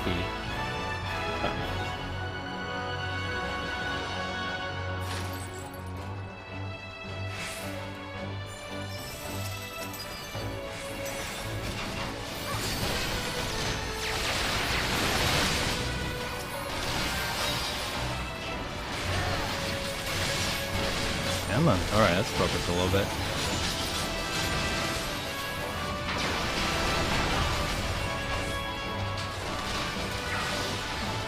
Fucking twin snakes, something, anything. That's embarrassing.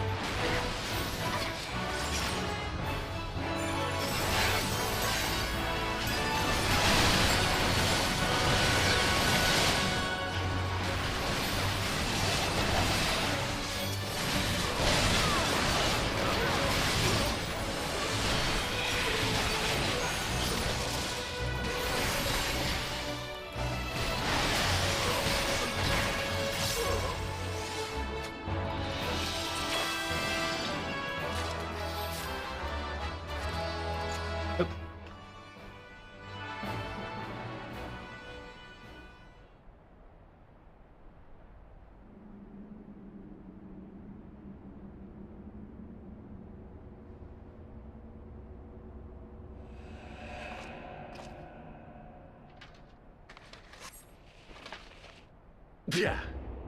Oh my god, it's this guy! It's... Yeah. How'd you like these?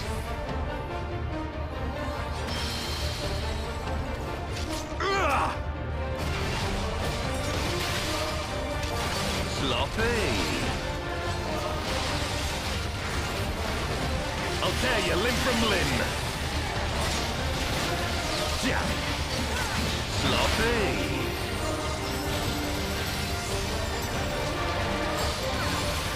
For Mhigo!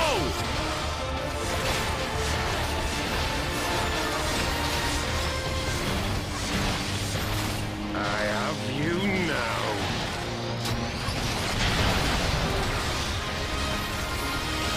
Yeah.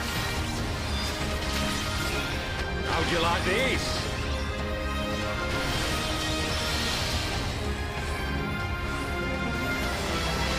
Yeah!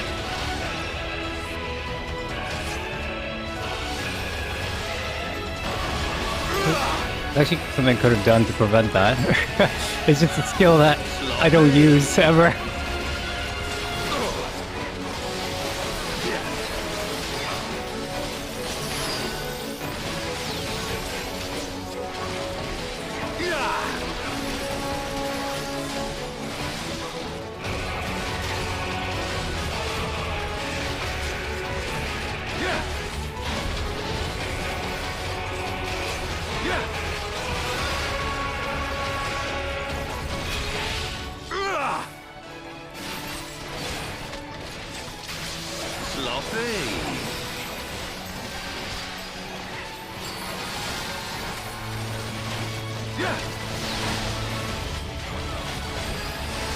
I'll tear you limb from limb. Yeah. Sloppy. For Mhigo!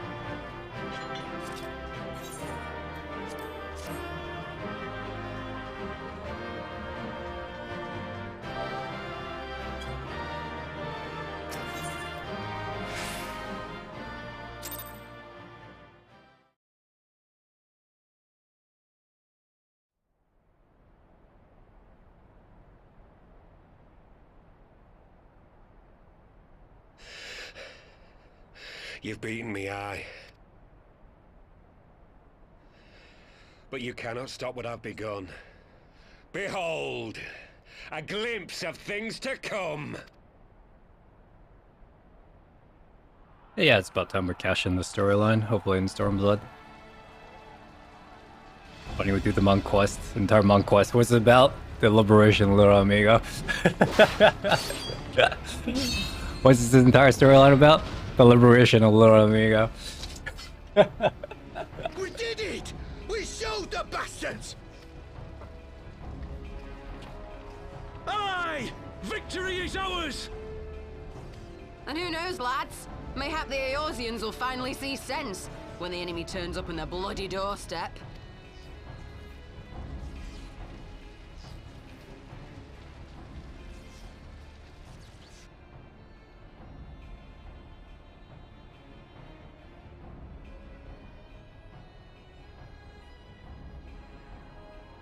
This is for Mhigo, for Eorzea. They die that others may live. Lauren Tears, are you really gonna do this? I remember this guy. Oh, he's still here. I remember you.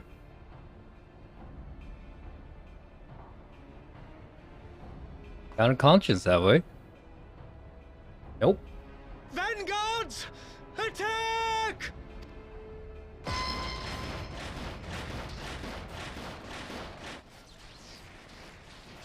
Seven hells. Do you hear that? They'll kill them all to cover up all the evidence.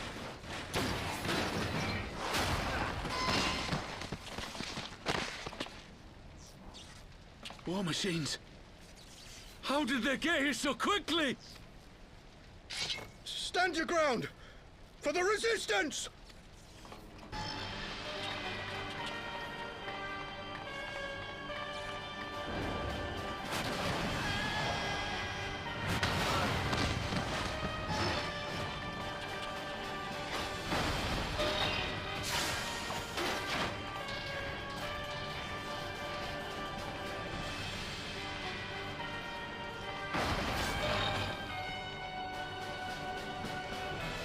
There's nowhere to run. We're cut off. Well, you could be saved by some scions, or you just die. Oh, you just die. Okay.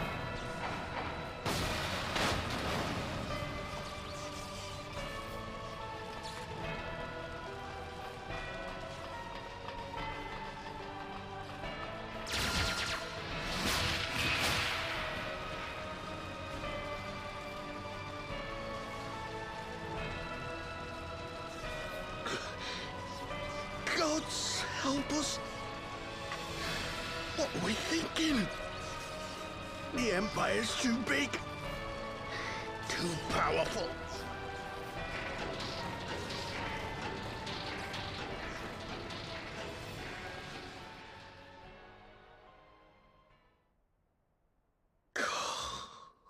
Mighty Rhalgr, grant us the strength to crush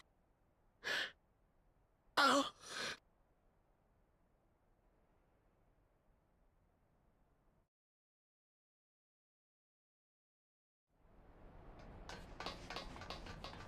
There you are.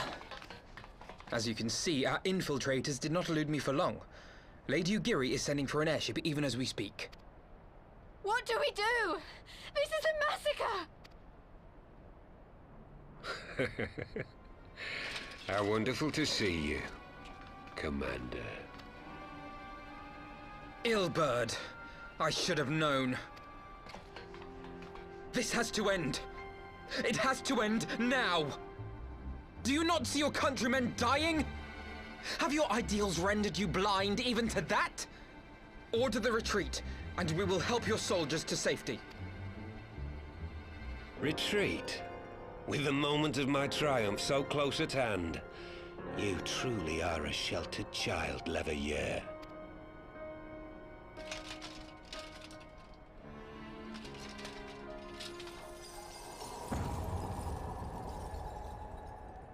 Nidhogg's eyes. No abyss is too deep for you, I see. But trust me when I say that such power was not meant for mortal hands. How long have I struggled to reach this point? My countrymen, so inured to the taste of defeat, they no longer balk at its bitterness, shouting my throat raw with rallying cries, only to be greeted with dull eyes and blank faces. My brothers and sisters in Ulda have surrendered to their apathy and their appetites. Were it not for the glint of Lodorito's coin, I doubt even those here now would have answered my call. Take back our homeland! Free Mhigo! Ha! They'll happily mouth the words, but they won't spill the blood. You say no mortal should wield these eyes? Then I shall gladly become a demon. I will suckle on the souls of the hopeless and liberate the homeland they no longer deserve. What are you fighting for? He's fighting for yourself now. That's fucking sad. What exactly do you mean to do? Did you hear their cries as victory was snatched away from them? Even with their dying breaths, they cursed the Empire. Never has their desire for vengeance been so raw, so true. A god has no need of faith when summoned by so pure a purpose. The Mhigo? Summoned? You cannot mean to fight the Empire with a primal! You know full well the danger, the futility of relying on such power! Oh yes, I know their limitations. Which is why I will call upon a deity more terrible than the very black worm of the calamity itself. Hey, it's a gold power once more. The balls of hatred. What? Here? Now? Somebody gonna stop him? Like hells you will!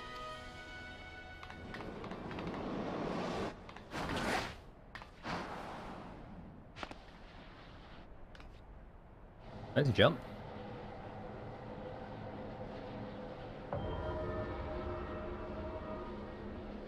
An ending to mark a new beginning. My pain, my longing, you shall have it all!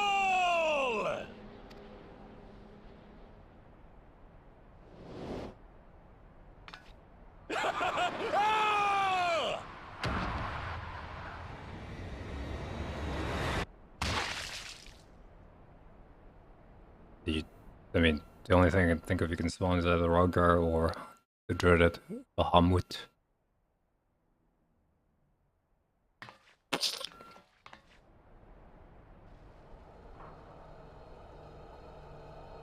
It was but there was no gore, no blood.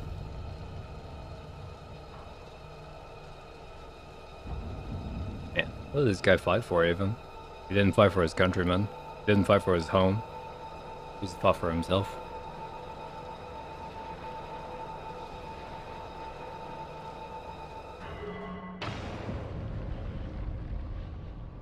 It's just sad.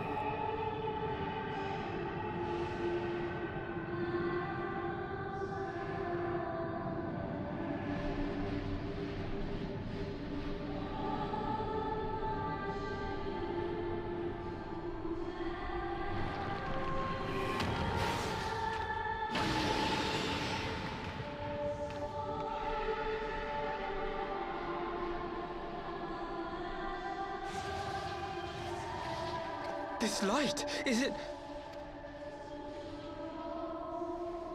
His death completed the ritual.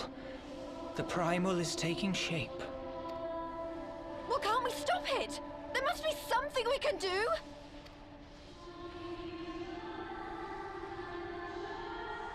There is one thing. You're gonna do the thing with the stick? What? Hey! Where do you think you're going? Master Louisoix briefly contained Bahamut by means of a potent spell of sealing. I will now attempt to do the same. You know the cost. But that's impossible! We would need hours to collect the necessary ether, if not days. You're not that thick, are you? Alphino, though I concede it may not always be apparent, I was ever your grandsire's finest pupil. Boasting at the last hour. Timtimati, of course! The staff still holds enormous power, broken or not. Don't you dare, Papalymo! I know how that spell works. Oh, finally. Oh. Garland? Oh, so Garland's not even here. It is time to leave. Is it? Quite right. Quickly now, off you go. The further away, the better. No! If you're staying, then so am I. No, Ida. There is a path only you can walk, and it must not end here. Not like this.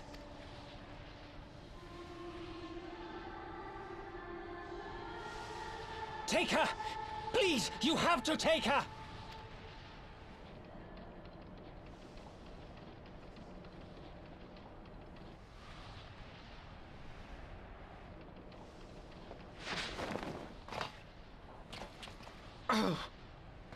Oh.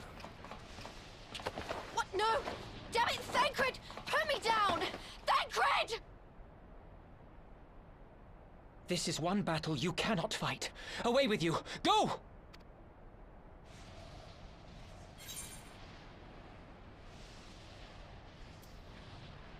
I mean, that shouldn't matter. I mean, he was just probably kick me out, right? I'm just gonna stay. I mean, I have fucking plot armor.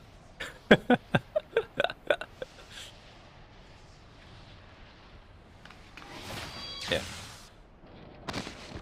Hilda! I think he means now!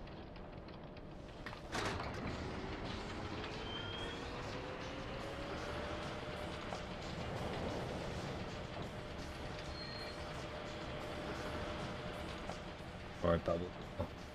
Show us your last act. I bid thee farewell again, my dear Ida.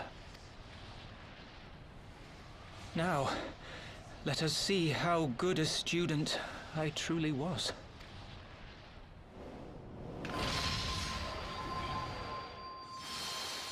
Let's summon the 12th. For your aid in your hour of need. The 12th doth answer, because you hold the stick of infinite ether.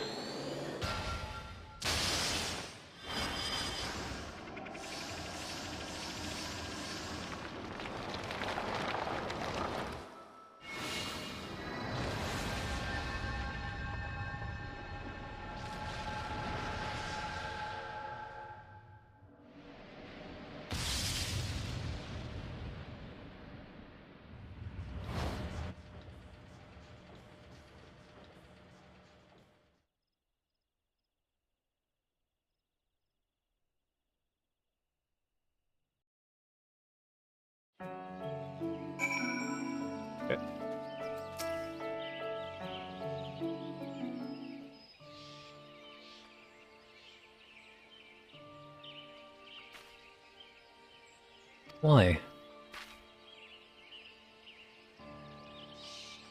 Why didn't let me stay? Rolino was my friend. I should have been there with him.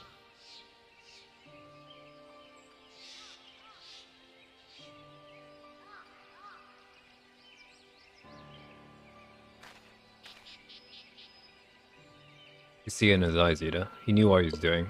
What had to be done. Must have really saw wore the same look right before the end. You think I don't know that? I know, alright? I know! There's nothing more he could have done. Ilbert caught us off guard, even Wilbus was powerless to stop him. We must blame someone, then blame me. Just promise that you will never forget what Papalymo strove to protect, or the lesson he tried to teach you. Don't speak to me. Not voice acted. Boo. Leave it up to me. Go on. Go back to the Rising Stone. The other needs to know what happened here.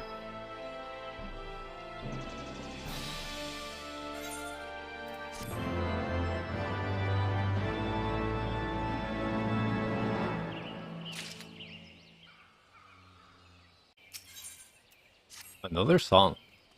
Lost of War. Thinkers Way must return around someone praise the committing of this. Figure is one, so send for a word for each still and the other, so I'm in return. I hope this is the last time we see the stinky eyeballs. You want to do a quick trial? Veil? Quick trial? Quick trial? Yeah, for a quick trial.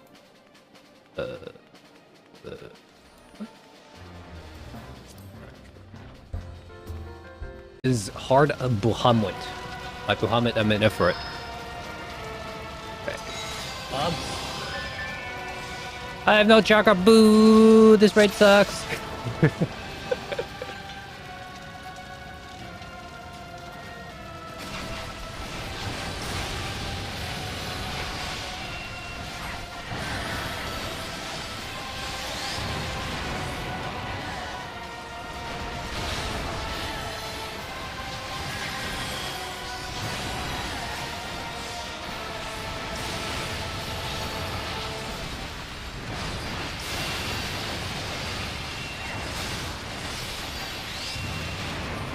Stop it!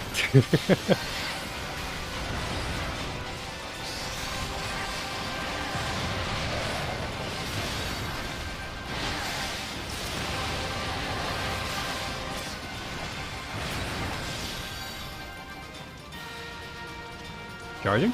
Charging? Charging? Meow meow meow meow meow meow meow meow meow meow meow meow meow.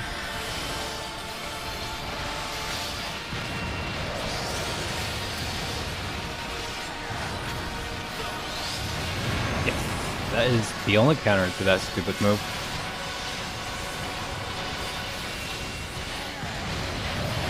Is there a nail I need to kill? Nope, okay.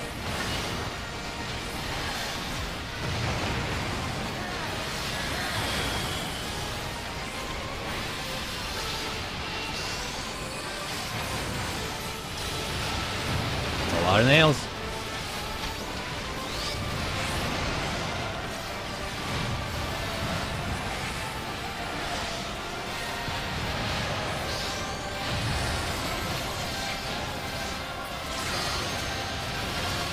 The wrong target. Look at me. Nails.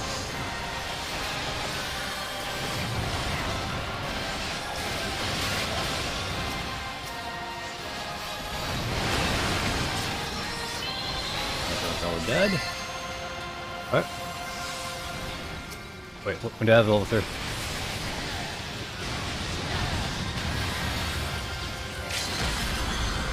I'm going in! Yeah!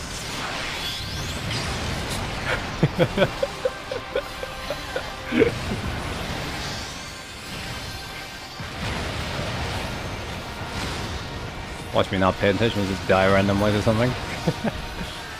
It's a lot of charges. I'm out of there.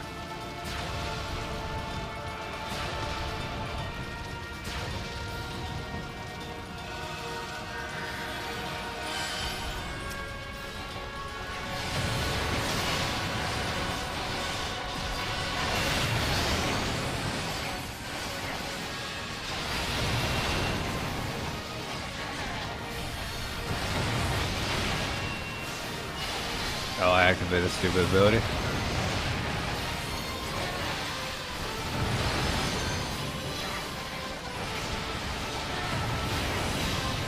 This, just in case he tries to knock me back.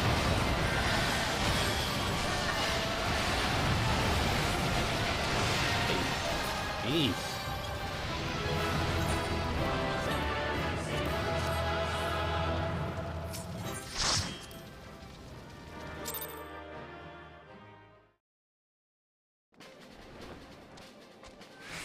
Alright. Cool beans.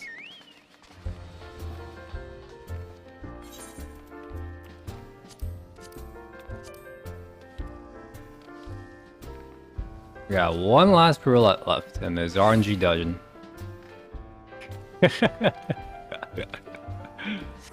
Which RNG dungeon we're gonna get? Nobody knows. Why not? Alright. We're up to her, let's go. I go chop wood.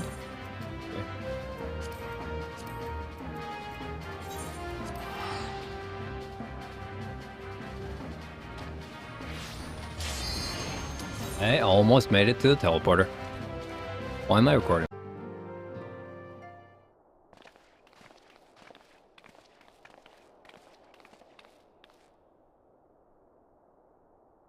Seems you bring ill tidings, brother.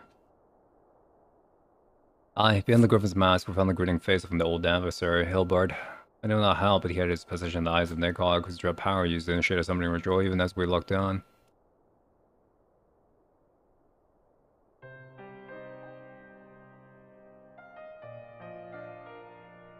That's 12.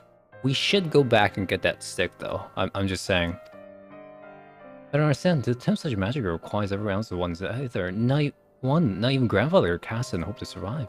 Indeed, it was ever a last resort, as I am certain Pabolimo was aware. Thus did the pupil follow in the footsteps of his master, even unto the grave. I have as yet been unable to explain how Ilbar came possessed of Nikol's eyes. In the depths of the sea of clouds, of which are storm, water, and wind aspect of the rages, no mortal could endure such conditions.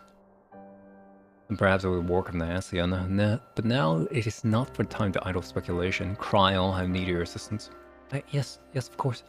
We must inspect the cocoon of light and answer the state of primal trout defend. Between our respective talents, we shall glean some measure of insight. Understood. I can't promise I'll be able to sense much through the area, but I shall certainly do my best to try. Shall I? Let us begin about it then. What? Without so much as by your leave? Pray forgive our conch still and the brevity. She seeks employment, lest her grief deprives her of the will to act. A desire to comfort Yida doubtless compounds her unseemly haste. I too must contend with this grievous loss in my own way. While I leave, Lady say, I shall honor our fallen colleague through gainful study. There exist writings which may yet further our understanding of this cocoon of light.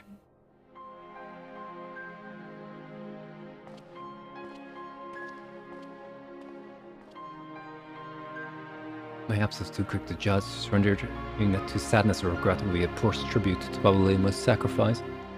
Quite, we must begin preparation to face Ilbar's accursed creation without delay. What time we have was purchased at too dear a price for us to squander it.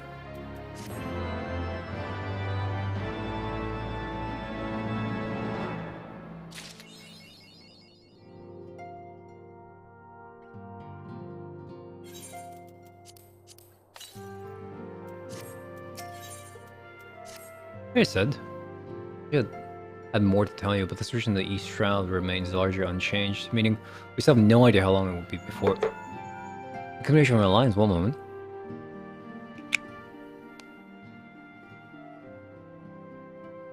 Yes, of course, our representative will be present. My thanks. Word from Gridania, the council will surely be reconvened. The Alliance leaders have already begun to assemble.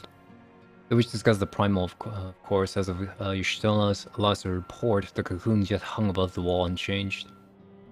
Yes, but the elder seeds here, Dallas shares a concern about how long it will remain so. I'm told that Sid Garland has been called in to add to his expertise to the proceedings. A wise decision. The more minds we have working on this, the better.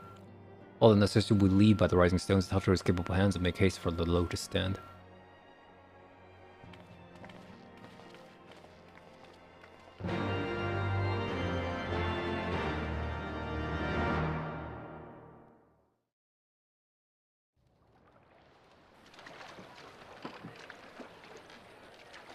Awakening sounds. Wearing a Japanese hat, you are.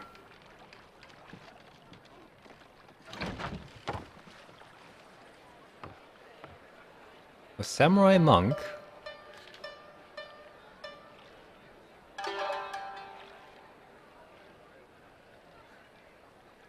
A word, if you would, good sir. This place. It is within the realm of Eorzea. Very Japanese, by the way. You're an odd-looking fellow, aren't you? Still, takes all sorts, I suppose. This here's Vesper Bay. Thanalan's door to the ocean, as some folk like to call it. Am I to understand from your answer that I have indeed arrived in Eorzea? Eh? Yes, you're in Eorzea. Ah! A plain response at last, and the one I wanted at that. My journey was not without its hardships, and I would sooner travel by land than put to sea again.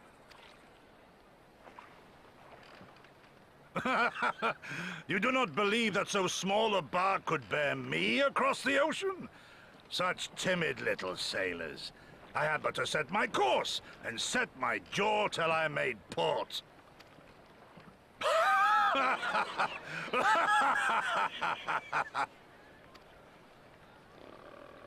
Good intro, alright. A little classic Though, Japanese style. Huh? perhaps I've been wise to lay down my oars a moment to sup on more than the spray of brine water. By the trembling of my limbs, I sense a brief repast may be in order. Nay, I will not hearken to the feeble grumblings of an empty belly. Duty comes before all.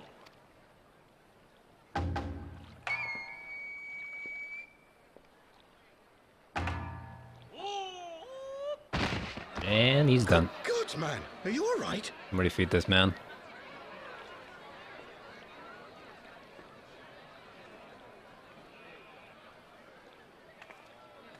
You know this guy. Thou art far indeed from home, friend.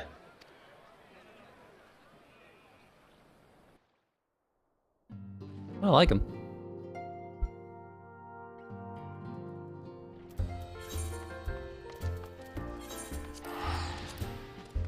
We're gonna worry the line this way if you please.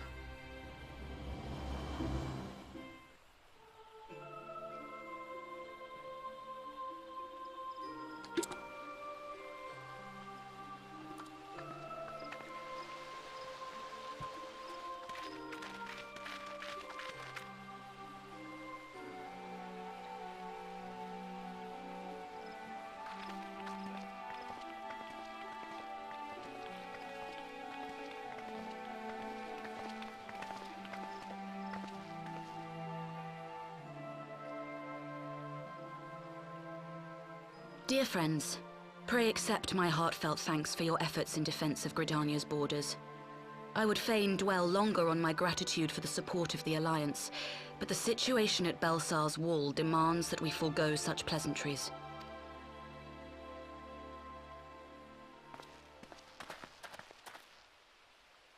According to our most recent intelligence, the cocoon of light that formed in the air above the wall remains undimmed and unbroken.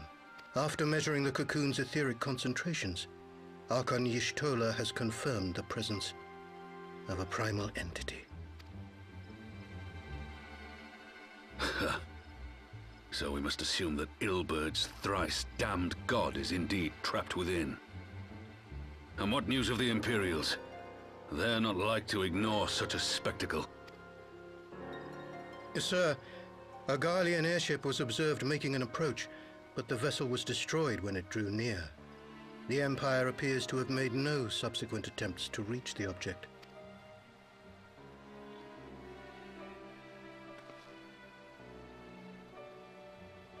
The soldiers who witnessed the incident spoke of a lance of light issuing from within the cocoon. Of an entire warship being reduced to smoking ruin in the space of a moment. Veterans of Cartano, meanwhile, likened the destruction to that wrought by the fiery wrath of Bahamut. We could face another calamity.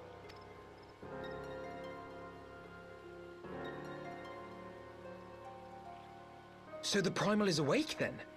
Contained, yes, but for how long? We must destroy it now, lest it break free. Agreed. There is, however, the small matter of how to get close enough to a being that swats warships from the sky as you would a bothersome gnat.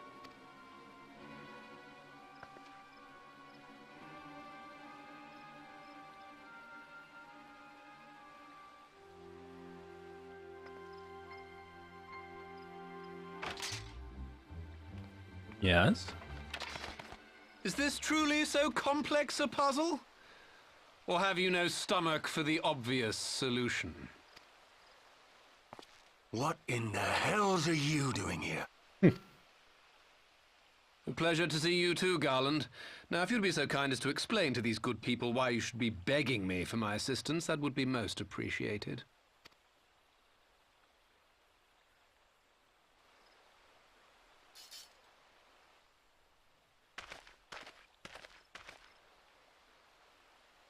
Who is this man? Yeah, who is this guy? Oh, how terrifically rude of me. Nero Tolskeva, former tribunus of the 14th Legion of the Garlean Empire. These days, however, one might say that I'm something of a free agent. What do you want, Nero? I was getting to that. Although you already know what I'm about to propose, old friend. As you have rather belatedly realized, within that frail binding lurks an entity alike in strength to the great Bahamut, and the only force in existence which might conceivably contend with such a foe is the very creation which captured the Elder Primal in the first place. I speak, of course, of Omega. This is a terrible idea. Omega? That hulk has been gathering dust beneath the plains of Cartanau since the Allagans breathed their last. And none alive knows how to wake it. I'm sorry. Do you understand who it is with whom you have the privilege of speaking? I'm Nero Tolskeva, Master Engineer, the mechanical genius who restored the Ultima weapon to full operational capacity. And as luck would have it, I am graciously offering you the use of my considerable expertise. And what, you just expect us to accept? You're a fool if you think your deeds at the Crystal Tower are enough to win my trust, Nero. Trust? You wound me, Garland. All those years, studying side by side at the Academy, sharing both trial and triumph, we were countrymen once, you and I. But sentiment aside, have you a better solution? Or do you mean to send in your vaunted hero there, as you always do, and pray the world is not engulfed in flame?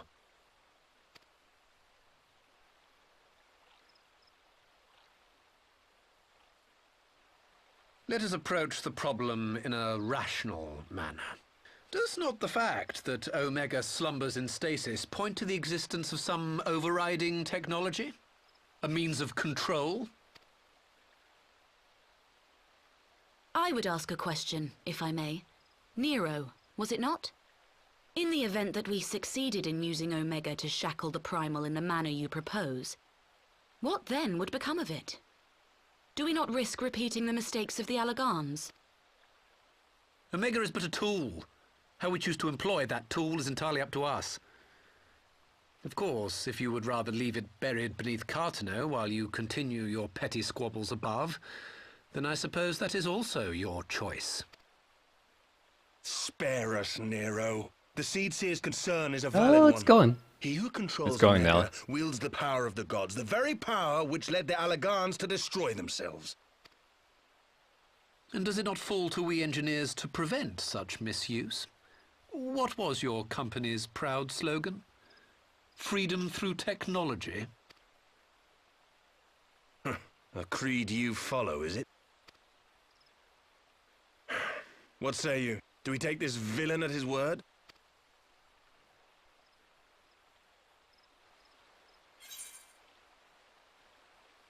Sure, I'll keep an eye on him.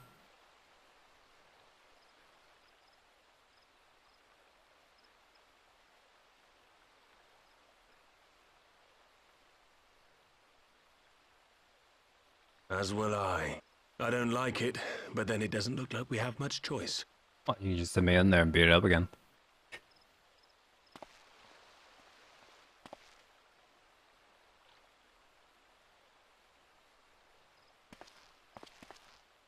Would the Council be willing to entrust this matter to a pair of former Imperials?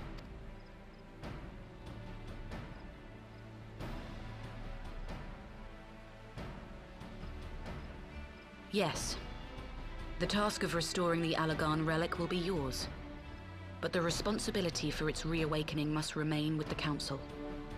Do we condone this course of action? Aye. It would seem we do.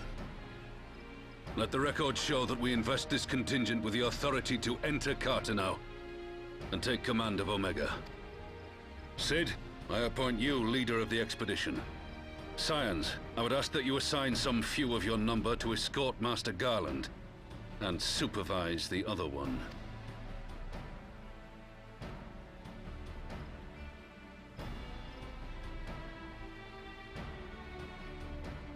You didn't make it this far? Okay. When did you stop playing? We should be happy to oblige. ARR? The politics of Carteneau being what they are, I dare say our neutrality will prove useful in avoiding any unnecessary entanglements. If I am not mistaken, Doma occupies a similarly neutral position. Might we not persuade you to join the expedition, Lady Yugiri? If you suspected any foul play from Nero, you would be welcome to kill him.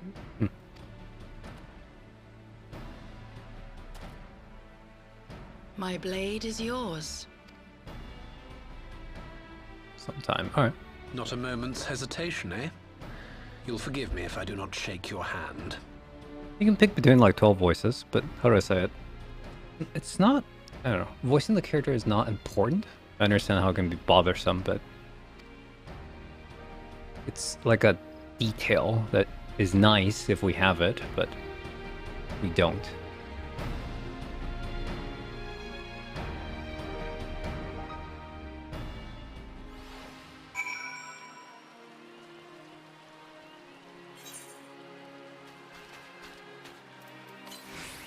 Ah, sorry. Unexpected development and one that raises a number of questions, not least among how Nero chanced to learn of the council meeting in the first place.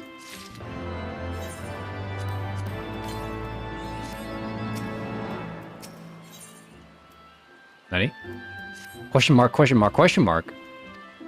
Airship landing is on the way. It would not do to lag too far behind. Let us away.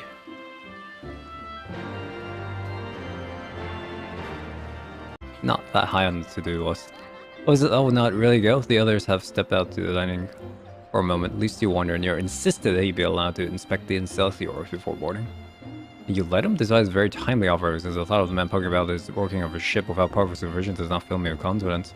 Calm yourself, and not yourself was adamant that he would never leave her side. She and Yugiri are, well, here they are now.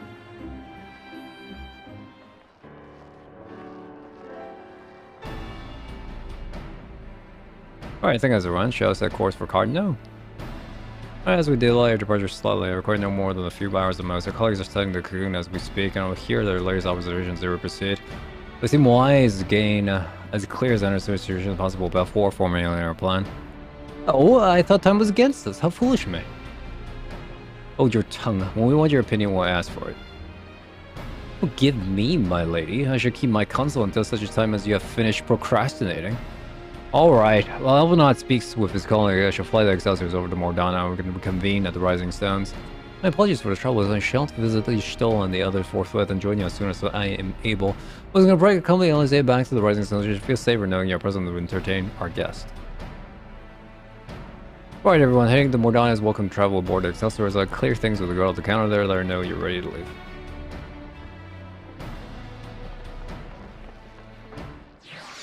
Did Garland Senpai notice me?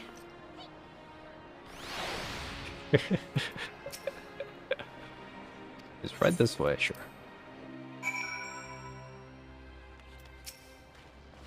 I quite adored this there. I couldn't exactly land her in the tall squaring square. Shall we join the Rising Stones then?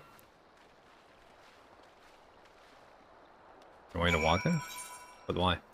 Alright. Why is this?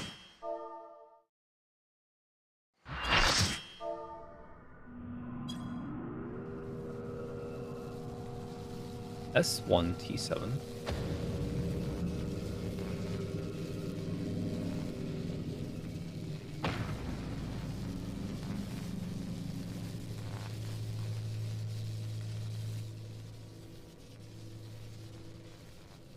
Disabling Sephiroth's restraints now. Good luck. This is voice, Steven. I'll stand in the blue boys then next.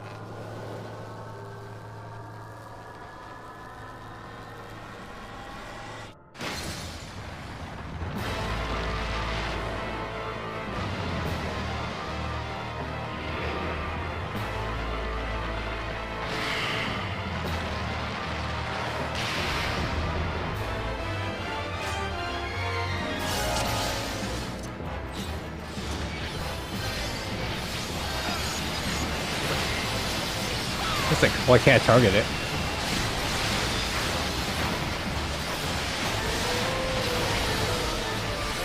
Yeah, they're even playing the Final Fantasy VI music. Am I dead?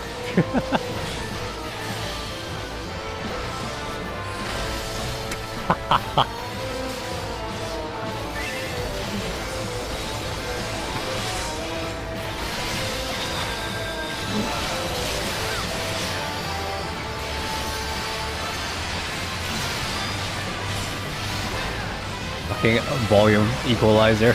I never know what volume's at.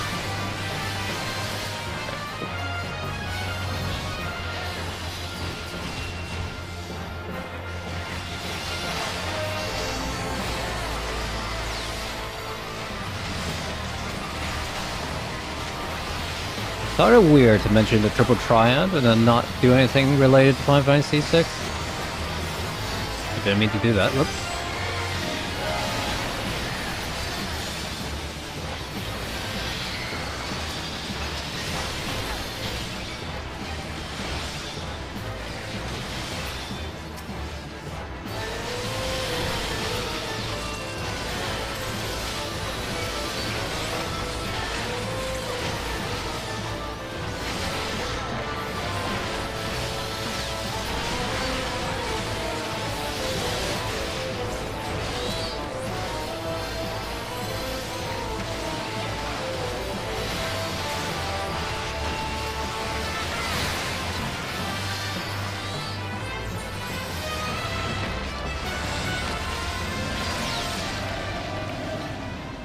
Ready?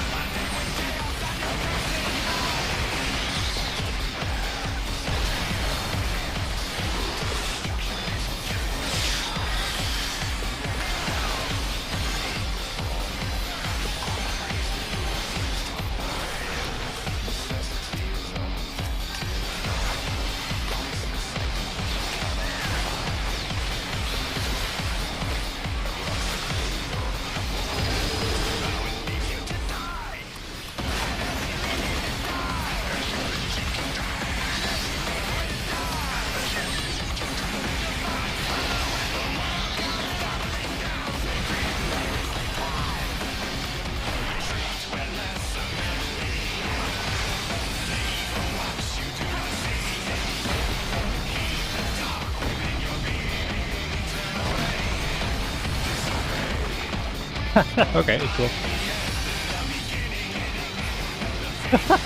There's an entire song dedicated to this play. Why is it just hidden in the way?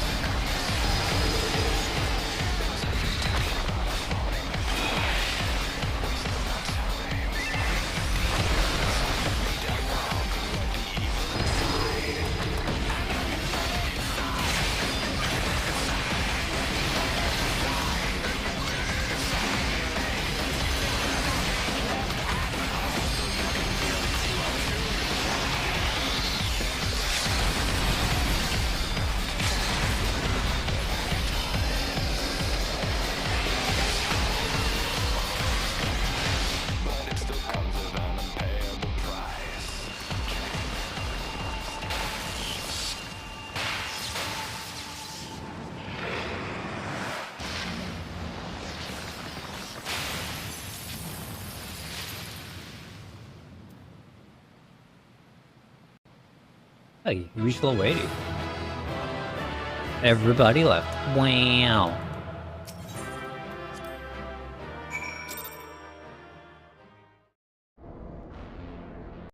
Oh, what was I supposed to do when I was getting, like, targeted?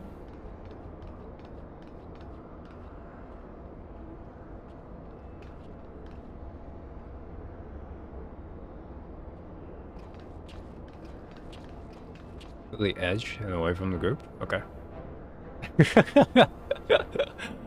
It told me about the air currents and the blue stuff. I didn't know what I was supposed to do. I guess I was just like, I guess I'll die. Alright, but thanks for the heads up next time.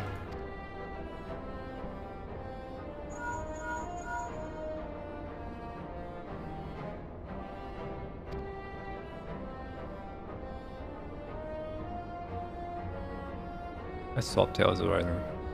Done. We need not fear there's something to do there, do you?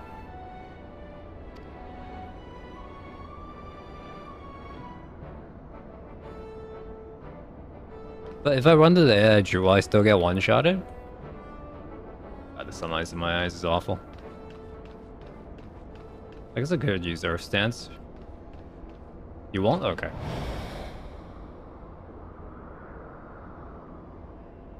Okay, it's RNG. But next time I know, because if I never got bonked on that in the first place, I wouldn't know what to do. Are you serious? We're still doing this? Oh, you sense they're sharp, young one. Emergence of Anji, Legatius of the 6th Legion. It would seem like damn old one her accomplices that led me to a merry dance through the thickets of this infernal island's defenses. I think I pursued them. Huh, I should return to run out my lesson learned. The Garlands never learn. You come to the means to enslave primals, and you headlong dash and control what you don't understand. You show less wisdom than the very beast try to summon them.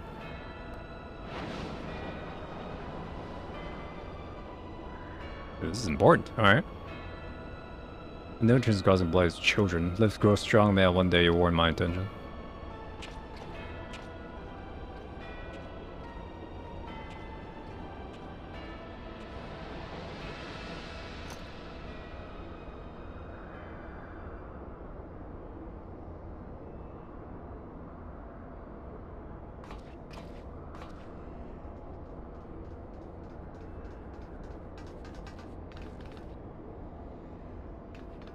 Look bad. You weren't there. Did something happen? Not of consequence. A mythical shadow for a man.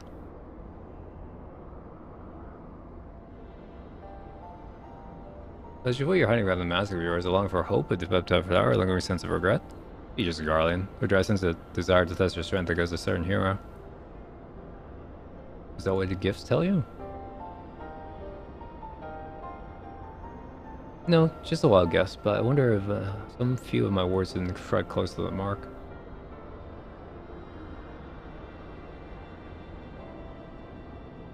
Or mayhaps more than a few. But he's Unuhai. I have no supernatural ability to remind. Second, something that allows me to comprehend regardless of the language that which your fellow being would have me know. You need not mask your heart as you do your countenance. It was a performance then, the ruse uncover my true nature. I see I shall keep my wits about me.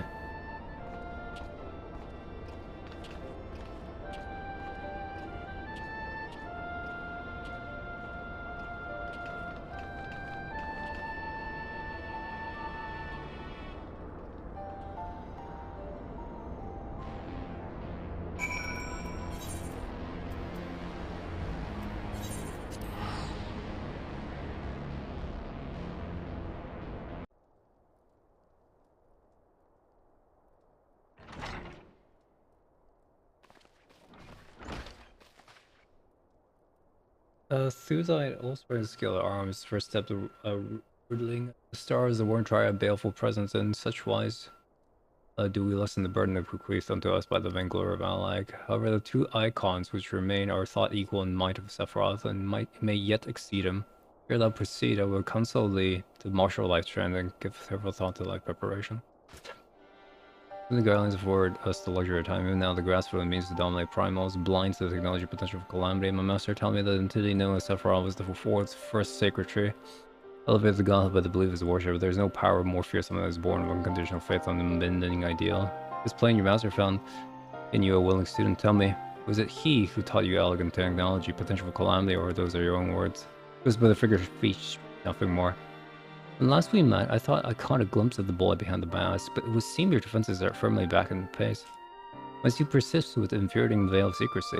I, for one, would very much like to know who this master of yours is, amongst other things. As long as your purpose align, what matters my affiliation? It matters a great deal. I do not ask out of curiosity. We're but to fight as comrades, we need to be able to trust one another.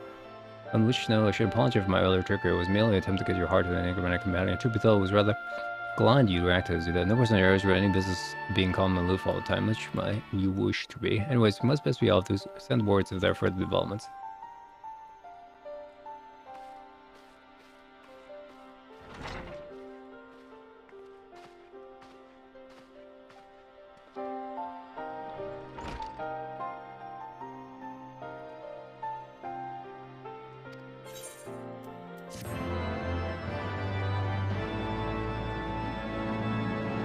I like there was no warning for this quest, it just randomly appeared.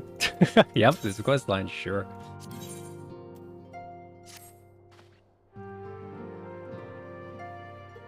Found a certain relic.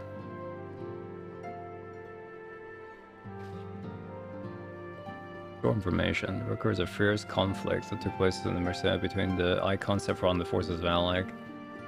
Comes at the variation node outside of Triad control, the node systems will recognize the various aspects of conflict and create a frost icon against which you can train. Alright.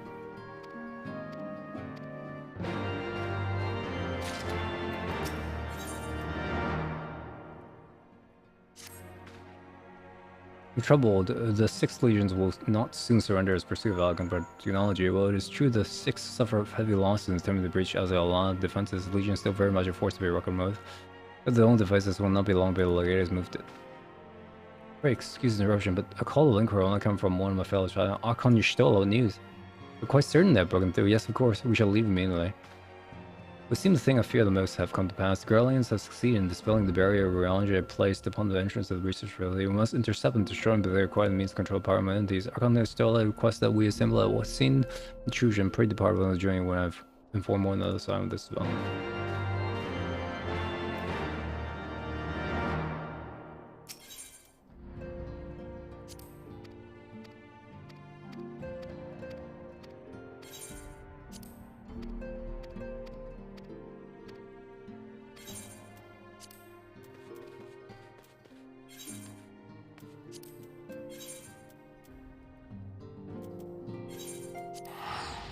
When it became apparent that the legator was attempting to breach the barrier, arrived to find he had succeeded. Well, I must hope he had yet to find his prize.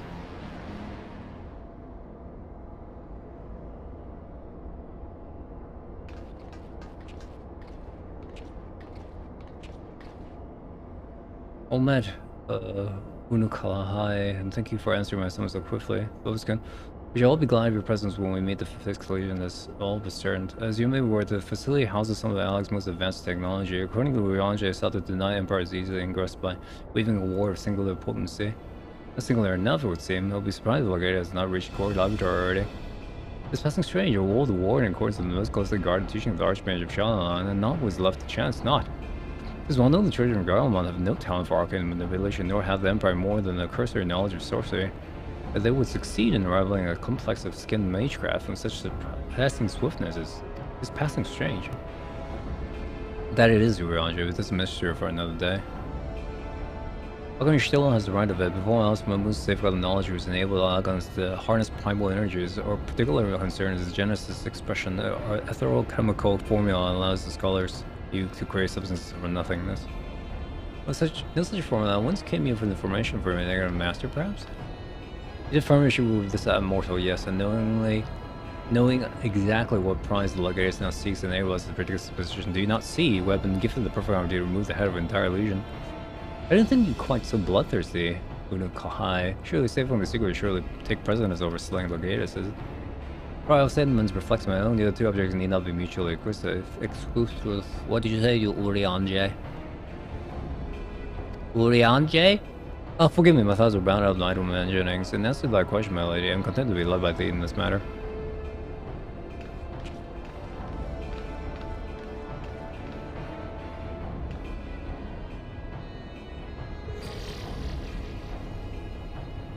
Okay, maybe the facilities teleporters, shall we?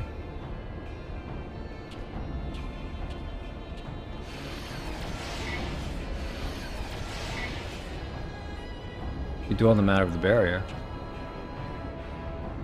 I do verily. Toast is a warding cell, labyrinth intricacy, the brainchild, the head of the student of Beltestion himself. Even the most learned Archon would require several moons to disencandle such an enchantment. To do so in mere bells would require some preternatural power akin to the very echo itself.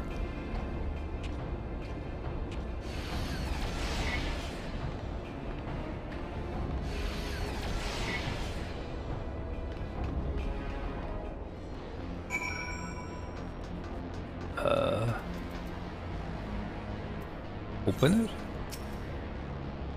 We're going to teleport to the facility. Sure. I need to leave the party.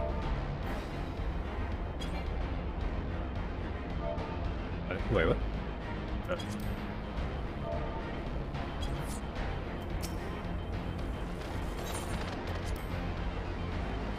Like, there's no wind-up to this story at all. It was just like, oh, we're starting this? Okay, I guess we're starting this. Wait, alright. Yay, we're hanging out with our Scooby friends. Alright, I guess I'm leaving the church, sure.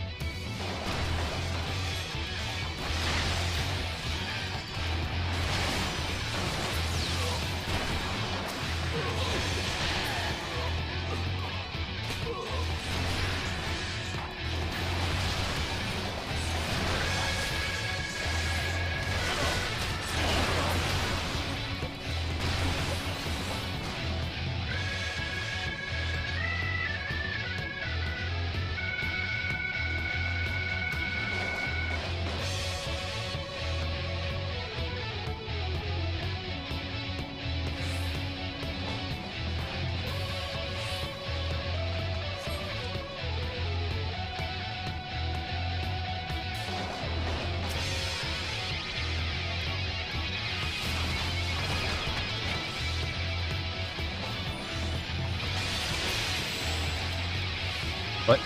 What?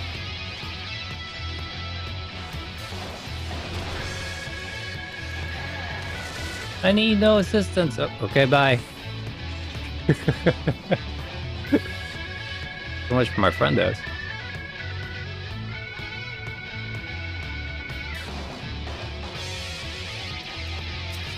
In the name of the Emperor!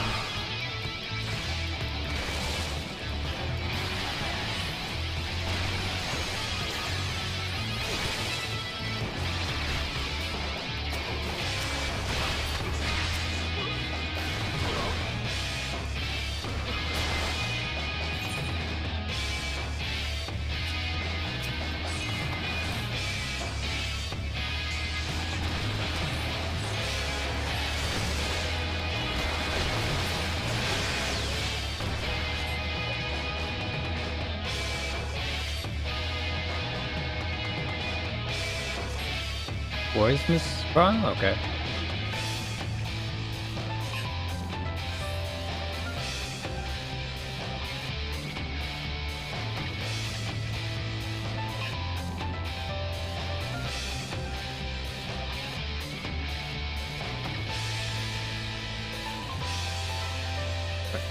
Okay.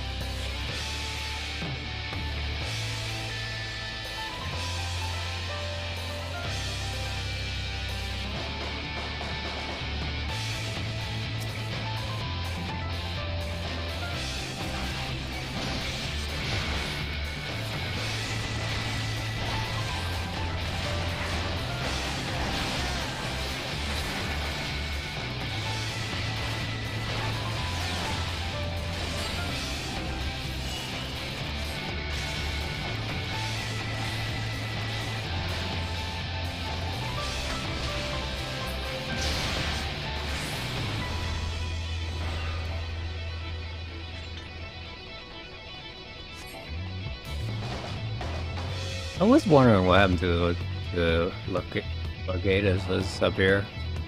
Legatus? After the Legatus, alright.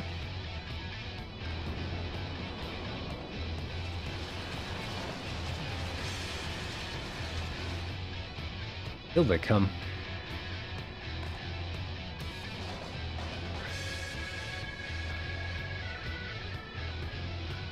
My son, I will handle this.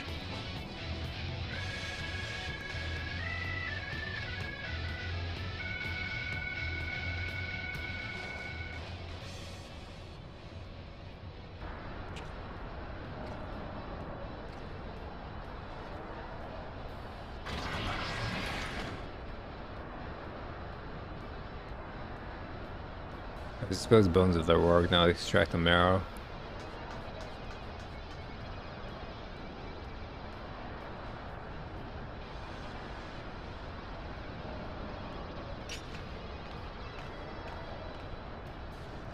In the moments of my triumph, you persist in your misguided crusade. So be it, I shall present my tribe to the Emperor alongside your head.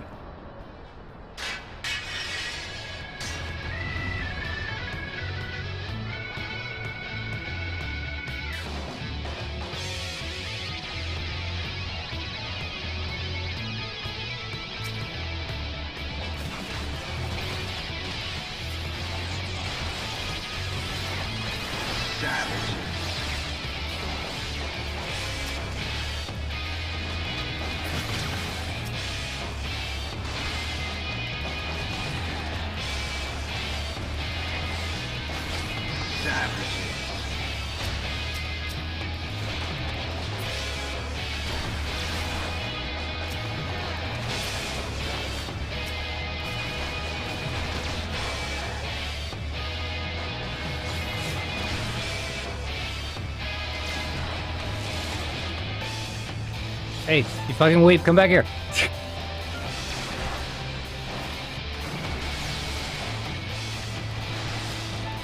Can you withstand this? I can actually. Can you withstand this? Hey, stop being a weeb, come back.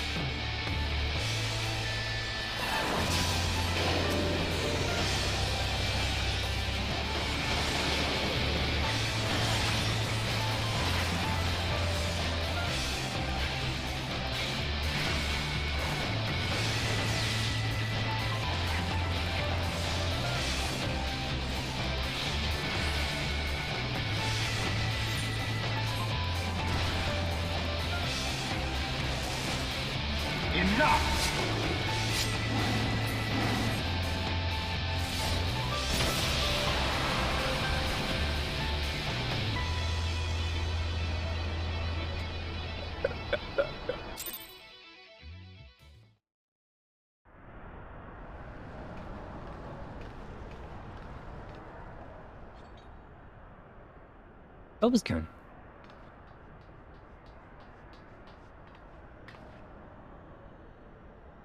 List is unbreached then.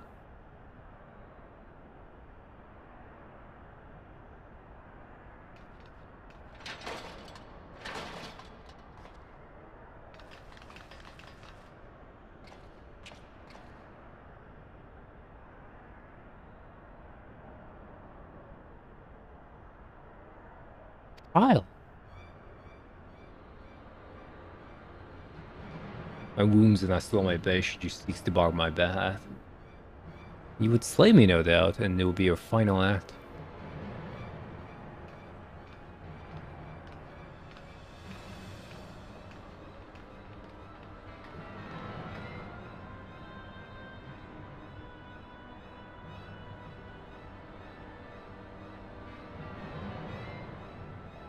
A madness afflicts you are always in fools. The Emperor but desires means to shackle the icons and to restrict appetites with you all rails against your own salvation. It is not for man to wield such power. To whatever energy your Emperor seeks to contain will be as a kindling waiting for a spark. Forget not the White Raven, Legatus. Like thee, he presumed to wield the power of Alag and invite a calamity in so doing. The star's fate is too important to be decided by any one man, a warmonger or savage least of all. Have care, boy. You speak of my emperor.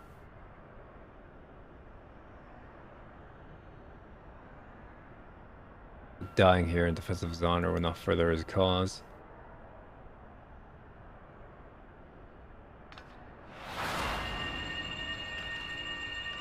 Ninja vanish.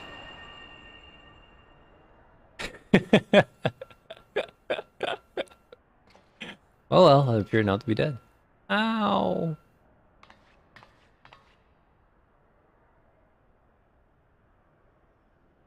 Trial. I may have cracked a rib or two, but I'll be fine, honestly. Our foes give no quarter. Had Unukalhai sided his defensively, thou mayst be certain thy hurts will be far worse.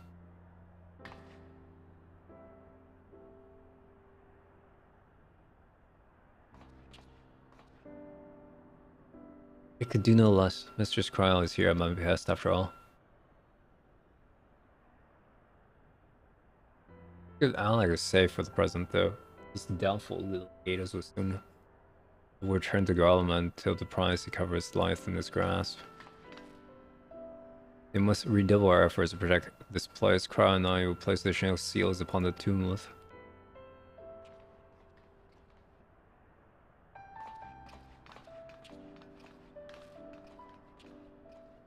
Unukarahai.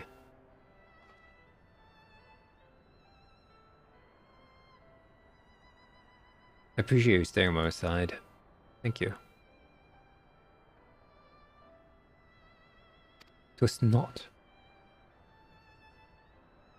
Oh please, it was a good deal more than that, you know it. Now let me help you. When a woman thank you for saving her life, the customary response is, "You're welcome."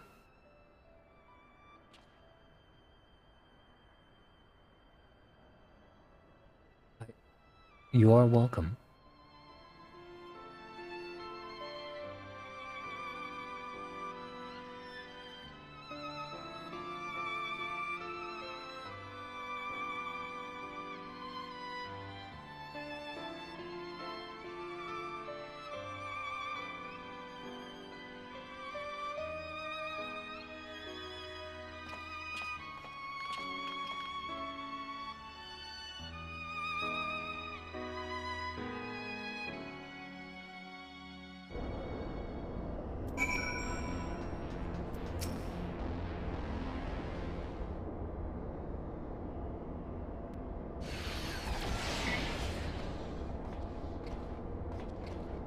Any new wars already in place?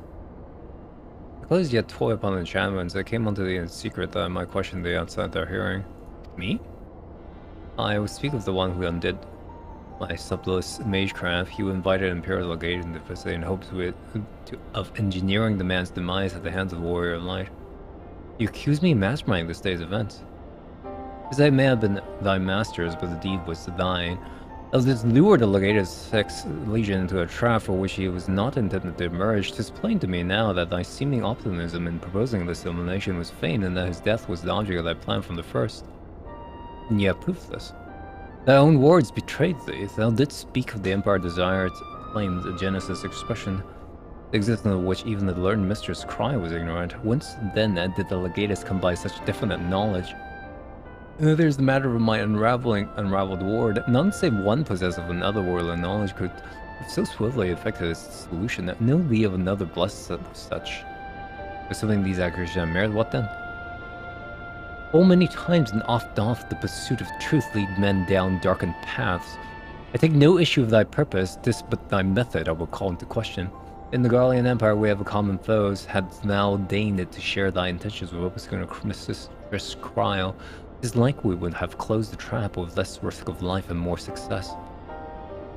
I thought he used the most dangerous secrets of Alec as bait. Who among you would agree to such a reckless plan? None, and with good cause. Respective, thou wert remiss in thy duty to thy comrades. I note with some disappointment that in matters concerning the primals and those who would control them, the cold rationality upon which thou so would pridest thyself is conspicuous by its absence. Know that the salvation of the star is an end too vast for any one of us to accomplish alone. Shouldst thou fail to trust in thy comrades, I foresee thy actions precipitating some terrible misfortune. Indeed. My sincere apologies. Opuscun, Raj's correct suspicions. It was I who caused the encounter with the Empire. Oh, is that forgive Unukalai in this transgression and keep mention of its mistress from Miss Kryl. To a pity for one foolish decision to wither their budding camaraderie or had a chance to bloom. There you are, you annihilator. When she realized we're struggling with the wars alone, she was absolutely livid. Ah, never mind the warring triad. I have awoken the Archon to still as Templar's wrath. In supplicant mood I shall return at once and there atone for my indolence.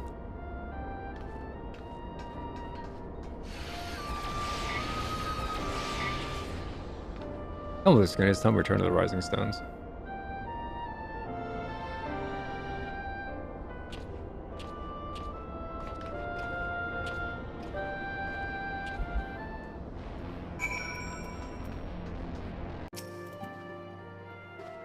I was acting without consent of counsel, as a gesture of repentance is not a good fail. Let me share something of myself with you. As originally suggests, I possess the gift of the Echo. There is a nature different from yours, because I would use my gift for the self-same pleasure salvation of the star, and nothing puts a greater threat in the world than the proliferation of primal harnessing technology. This I know only too well. But that always considers the fate of another star entirely, and in the other world, the magic was devised that allowed the realm's champions to use a stone known as Orsai to contain the power of the primals. So armed, these heroic souls conquered the god after god, oblivious to the weapon's fatal imperfection, its propensity to bleed primal energies, and with each victory, the heroes changed, transforming at last into fiends of endless appetite, insatiable in their hunger for other. They ultimately went to war over the stars' ever-dwindling life force, all until there was nothing left. Thus, as Ryonji so astutely observed, when I'm faced with those who rush to embrace colors and check, I lose all semblance of rationality. That my master too cares deeply about the fate of the star. I am his servant, his instrument, sent here to ensure the same tragedy does not consume another world.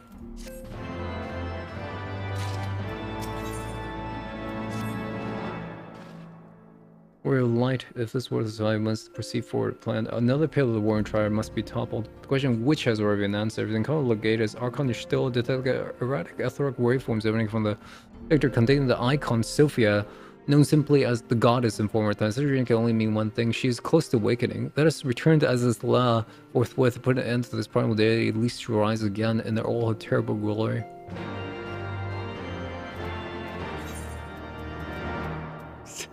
You make me fly there every single time. We appear to be the first to arrive. Shall we await our colleagues here?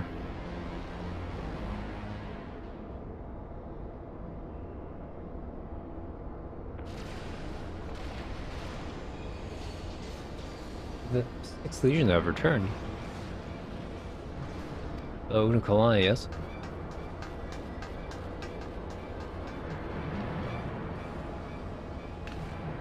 We're under attack. You're still around you engaged full not far from here.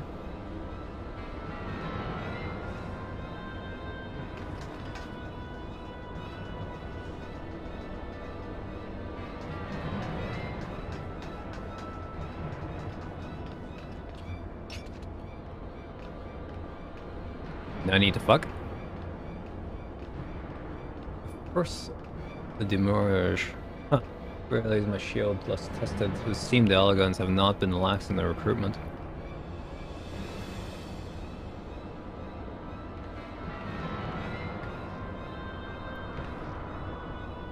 Second, think you so, Master? Arm merely withered while you lay idle.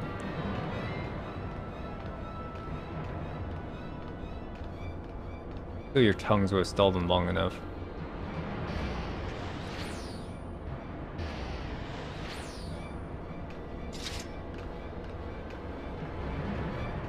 With scales in hand, the goddess shall arise, the righteous cast off her cursed pall, that she, with wrathful Worm King at her side, might just defense bring balance into all. Hear my words in despair, Alagans. Our goddess is awoken. Your civilization has birthed the instrument of its own undoing.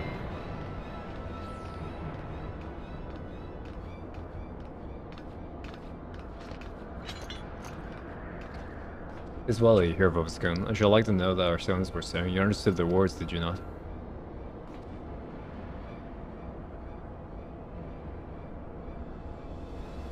Mercedian dialogue to mine ears do not deceive me, the one which presents resemblance to any spoken in recent times. As for our antagonist's meaning, I do gladly defer to those blessed with the echo.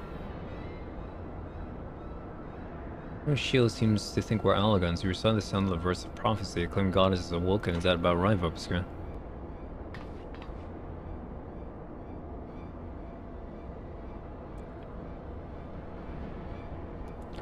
This deity there is the very icon become the temple. From their tongue, their words, and their attire, just like our antagonists from the Mercedian thralls of goddess Sophia and the victims of Allagans' incursion. If, as Kryos claims, they thought us ancients Val-like, 'tis no wonder they sought to bring us low. Just as Sophia's servants may be liberated from their containment, that we have no choice but accept word of awakening as truth. God help us, Warren tribe have proven formidable enough when we rouse them with a fraction of their true strength. Should Sophia break free at the peak of her powers, those and his friends won't stand a chance. Let's be about it then, Vobiscra. Cryo, Unukai. 3 of you will make directly for Sophia containment facility. Orange will do what we can to occupy the icon's thralls.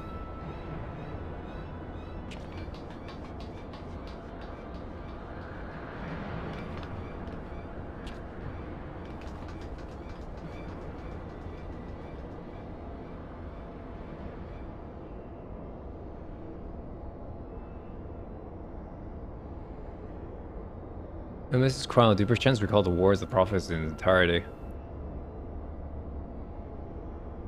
With skills in hand, goddess shall rise, righteous cast off her cursed pall, and she, with wrathful Warren King at her side, my judgment bring balance to all.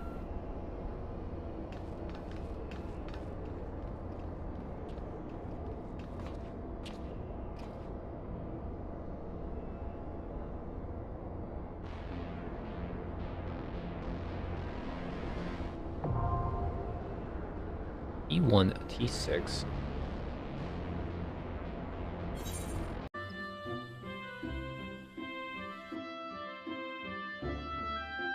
I wouldn't know what to do if we didn't play this game, dude. He's setting away for fucking Q all bloody eternity. I guess the plus side would be like we level our gathering to like level 50 or something. I leave the goddess in your capable hands. Just watch out for her worshippers. Time to try to use Royal Earth, Royal Fire. What does this skill do?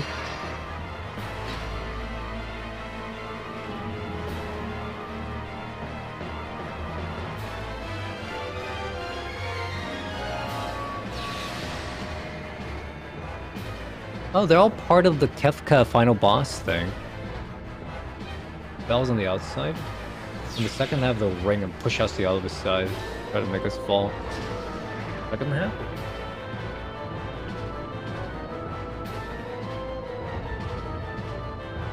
Oh, this boss is fucking sick, dude.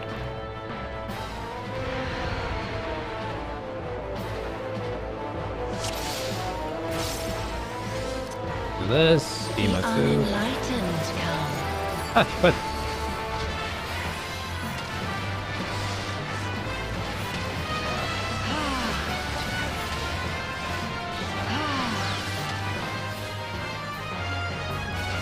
I suddenly have another dash.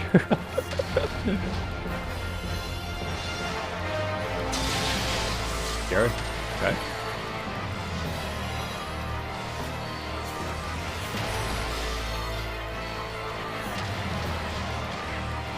Daughter, be the bearer of my wisdom.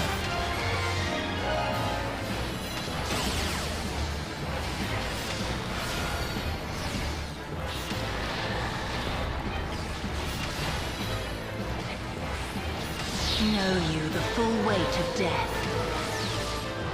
No way. Okay. A life leech.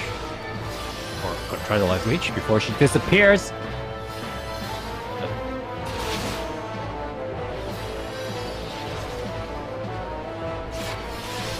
Me?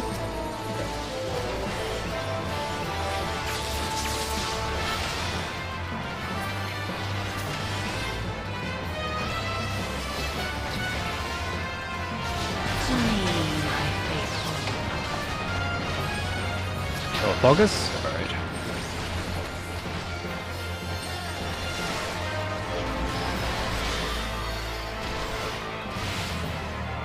Was this confusion? Eternal doom? Eternal doom. Oh boy. I'm confuzzled. I'm punching evaded. Right. So what do I do about Eternal doom? Oh, okay. Scales of revelation. What? Nobody wants to do this boss fight?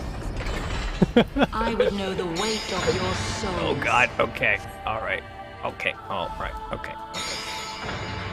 Oh, ice. Icy hot. Icy hot.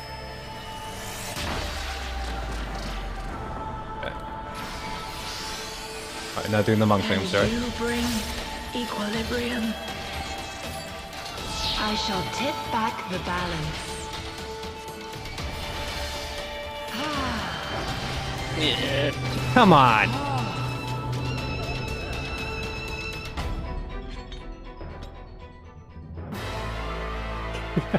Oh, we're full fell? The unenlightened come.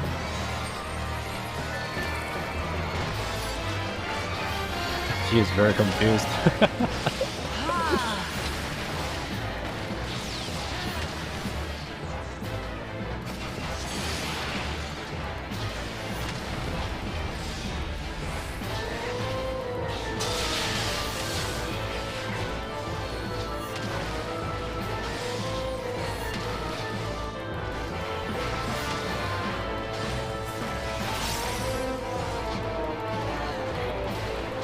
Know you the full weight of death. Alright, I'm dead. Okay. This way!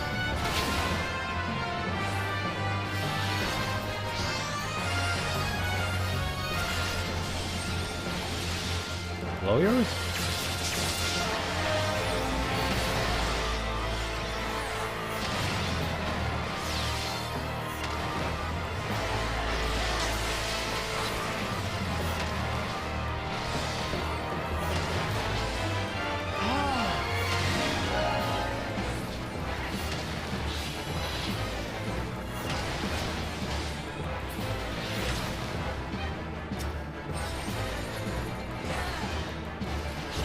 To me, my faithful.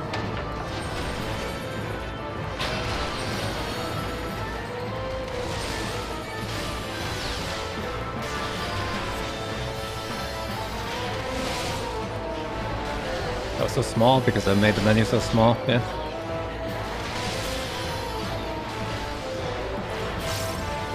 Come forth, scales of revelation. I would know the weight of your souls.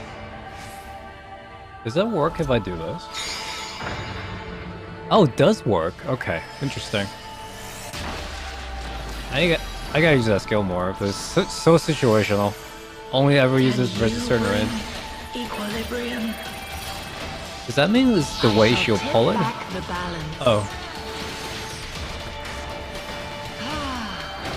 I see, okay.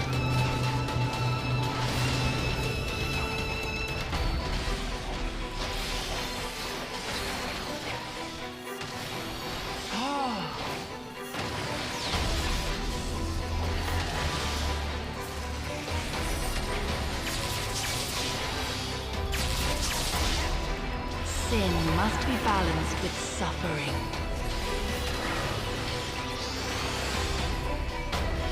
Immunity? Didn't mean to use the skill, whoop. It's a skill thing now.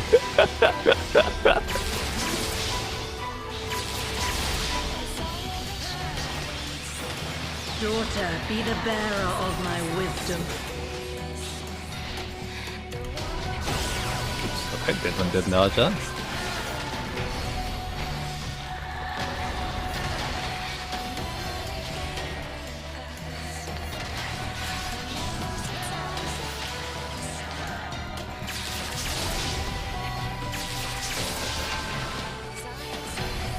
Oh, I forgot, we get random chakra procs now, higher level, because of Oops, I did not dodge that.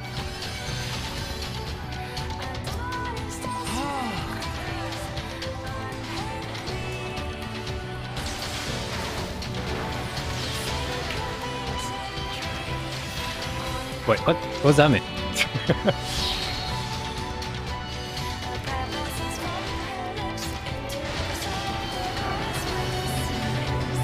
Don't fall off, dude! I'm using my warrior skill.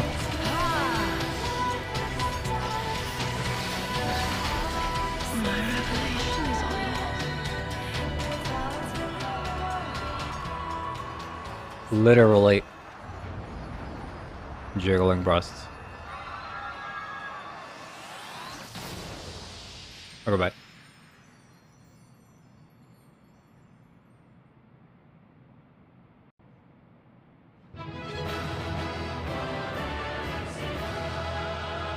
Nice. That sucks you don't get any loot out of it. That's fun. The boss looks sick. I mean, it was just like taken from the very, very souped up version of the Final Fantasy VI thing. I see the goddess is no more. Well done. Once Cryo and Unukai have rejoined us, we may safely depart. One thing yet puzzled me, however. How did Sophia's servants come to wake from their slumber? I believe we have the answer to that. We discovered the remains of a Garlean soldier in the adjacent sector of the containment facility. Just like that, the fool ventured too close to Sophia during the Empire's previous incursion and was in store for its troubles.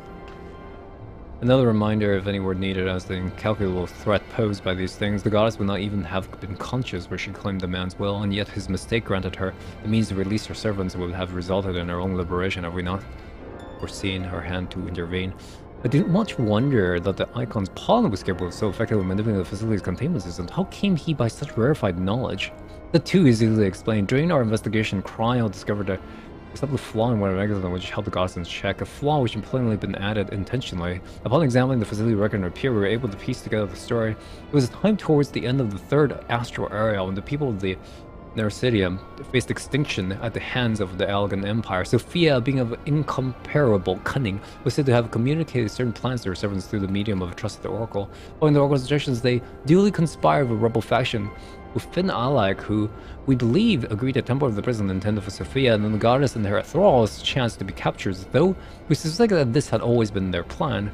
Indeed, the prison was situated at the heart of Alak, and we think they intend to attack the city from within. They would merely have had to wait for the rebels to exploit the weakness in their confines. But the conspirators' dealings with the Mercidians were exposed before they could enact their plot, and all this summarily executed. It seems that the flaw itself remained undiscovered, however, though, and might have remained so until the end of the days, have not been the actual Archbishop and subsequent the Garleans. I cannot help but wonder what might have come to pass had their schemes been successful. Perhaps the answer lies in the prophecy. Farah has the right of it. Wars may be deciphered thus. The cursed Paul speaks of Sophia's prison on which she was supposed to emerge from the Great Hour. The Worm King, meanwhile, would be none other than Great Bahamut himself, and yet another prison with the gods that did intend to unleash upon the island to set rights the scales of justice. The foolhardy plan had come to fruition. The two of them would surely have raised the realm, not would have spared the devastation the Mercidium's homeland included. Their home already stood on the brink of oblivion, mayhaps they wished for naught but else but to purge the poison allied with primal fire. The tale teaches us not that even the greatest of man's creations may yet be brought low by a single act of treachery. The Algans were fooled to place their trust that technological bondage shackle such beings is but to delay the inevitable, not save their total destruction should free us of their menace. Let us return now to the Rising Stones and there consider the final steps of this most needful task. It'd be nice if I can do it with a party, but I think I'm just gonna easy clap the rest of the bosses if you're willing, Vale. The third pose of the facility is far greater than you imagine, Orange, and one not limited to the icons themselves. Sophia's remaining servants must be put down. And this is because I have a lot of Heavensward quests to do. Beep boop warning. Deactivate status chamber support system will result in subject termination. Enter Advantage code to continue.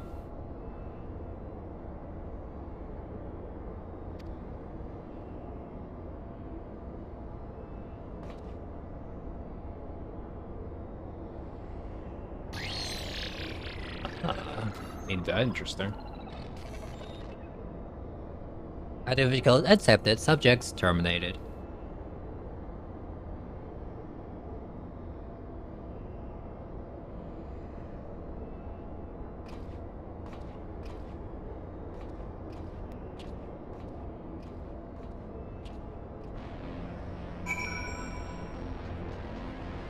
Okay. Archon, you're still on mission that there was a matter she wished to discuss.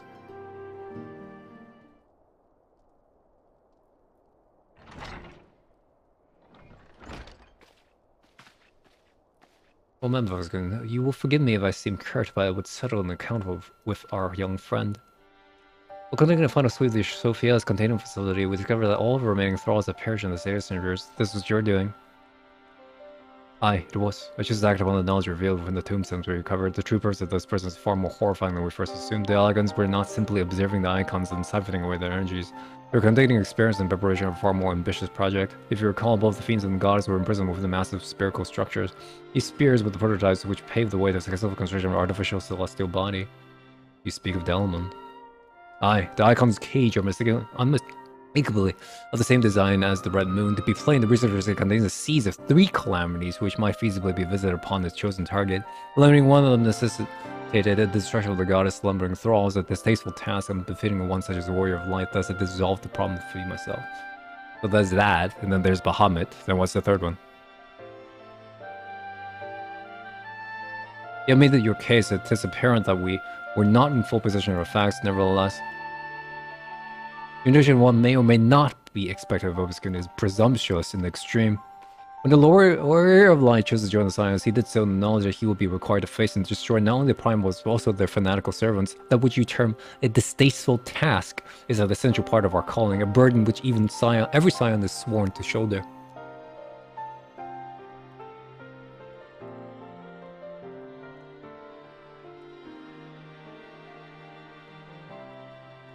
I see. It would seem I misjudged the depth of your resolve. No matter. Assuming I made myself understood, we need not speak of it again. There's, however, one other subject which merits discussion. You determined that Sophia's thralls were awoken by Garen the soldier, who had somehow gained access to the containment area, did you not? If that is the case, it seems highly doubtful to interpret Loper wandered in such a dangerous part of the facility by chance. Citizens within the Empire claim that the 6th Legion is rife with agents under orders to thwart the Legatus mission by any means necessary. Easy to imagine that we have allies in government. I should clarify that the mood is wholly uncharitable. Regula von Hydrus rose to the top of the Gerlian army on merit alone, is fiercely loyal to the Emperor for recognizing his efforts. His compeers, by contrast, rose through the favor of the established order and would accordingly do anything to see him fail. That they will be so reckless, you truly believe that the actions of these agents contributed to the recent crisis? Aye, that they pose no less of a risk to the realm than those loyal to the Empire. Plainly, we must needs continue to do all in our power to prevent the technology of Alec from falling in the hands of a man. On that point, at least, we have never ever been in complete agreement.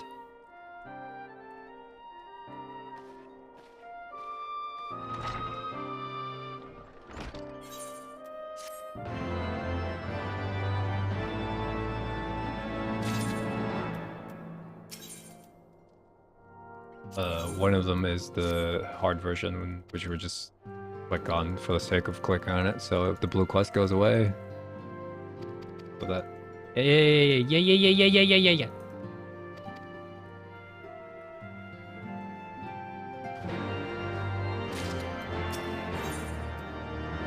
Final icon, the Warren Triad.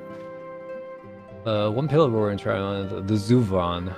The Zuvan? The icon known as the Demon. According to the histories that the monster's being was worshipped by the resurrecting beastmen. This creature is the key to maintaining Zuvan's devastation, and we can be sure that such thralls will be imprisoned somewhere within the Crucifer's. It is imperative that though we determine their exact location as swiftly as possible, we dare not risk repeating the near disaster we suffered at the hands of Sophia's servants. As such, your fellow Alliance have already begun an exhaustive search, but there are several factors which only you, Cryo, and I can enter the field into development. Let us make our way to Aziz Allah forthwith and aid in investigations.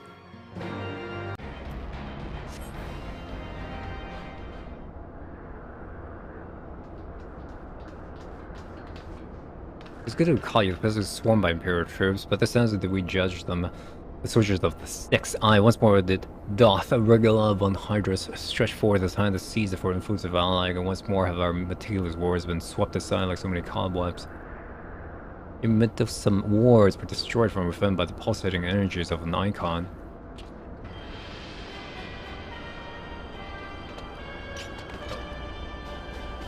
Nay, put up your weapons and listen. The followers of Zervan have awakened and they toy to rouse their master. The demon's worshippers yet slumbered when we confronted Sophia, but the tempering of her thralls have been more widespread than we thought. To share common enemy, 'tis not unthinkable they would seek to free all those elegants who had been imprisoned. Yes, the cage doors are open, and while you stand there, here, quibbling over who picks the locks, my soldiers are inside the facility risking their lives and their sanity. They have volunteered to face death to prevent Zorum's servants from working in the fullness of his power, and I'm assuming you have at last understood the gravity situation, it is time that I join them. But you cannot hope to succeed. The icons would enslave the minds of any who draws near. Thus did I seek out those with power to resist his influence, aid us, and mayhaps my men would not perish in vain.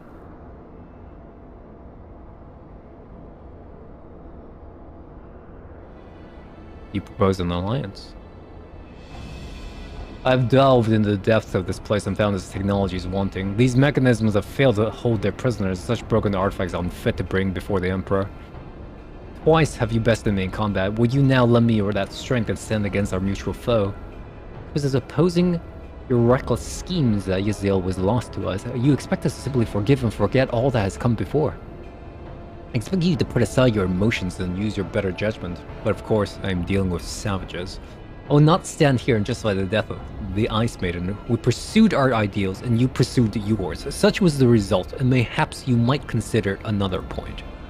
In these endless clashes we have all lost comrades dear to us, yet I chose to put aside past grievances to beg your champion's aid, to appeal to your reason. Thou art willing to build a bridge of common purpose upon such tumultuous foundations.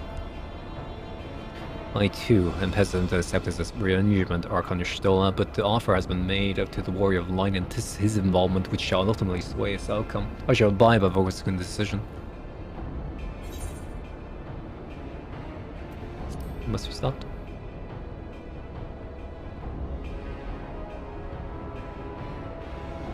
And for better or for worse, I shall fight at your side. It's just Cryo and I, also resistant to primal influence. We shall aid you where we can. Then let us be on our way.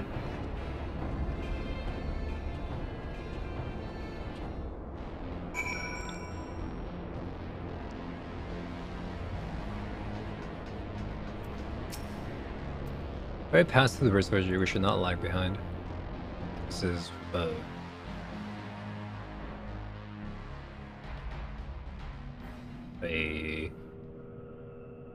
big dungeon? Fake instance? Okay. No, didn't even ask me it was a fake instance. Demon Stairs. Like a suckling babe, he feeds upon either seven under him by his thralls. We must need to deprive him of the sustenance. Then we destroy those devices.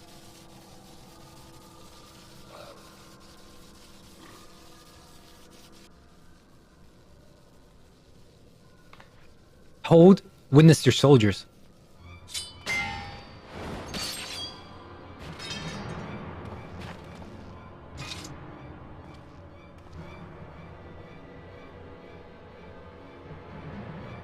They've turned one against the other. Even have a way Zorum corrupts and converts those into his aura.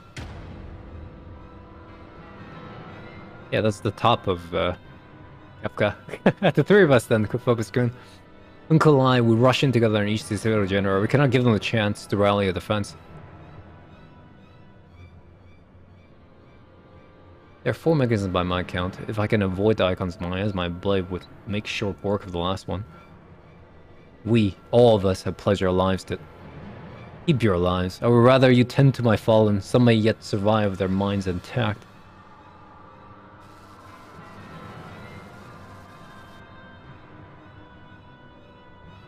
I know not if my strength will be enough. I am no champion. The battlefield is no place for uncertainty, boy. Fate has blessed you with a unique talent and an occasion to use it. Do not waste such a gift. We strike!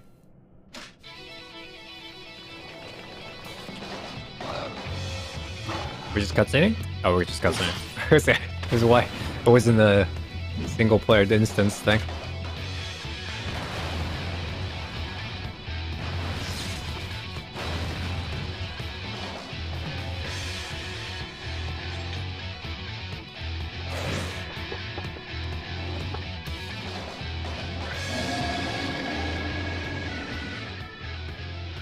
Zervan is... Whoa! Get out! I'm gonna cry!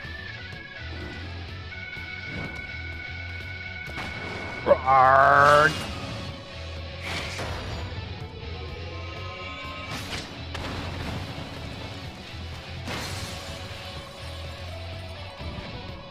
Oi! Oh! Oh! Okay.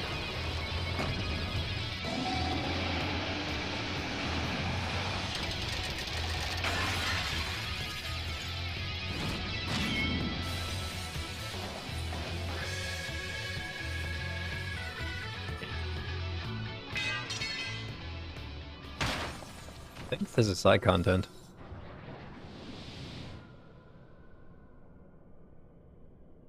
He slumbers once more. You saved me, why? I told you, boy, yours is a gift too precious to waste. A gift the Emperor may one day have need in his war upon these untamable icons. And Barbarous, he raised me up from the ranks, stood against my detractors, gladly give my life in service. You must finish this. Slay these leeches upon our star. Kill them all. Kill Zervan.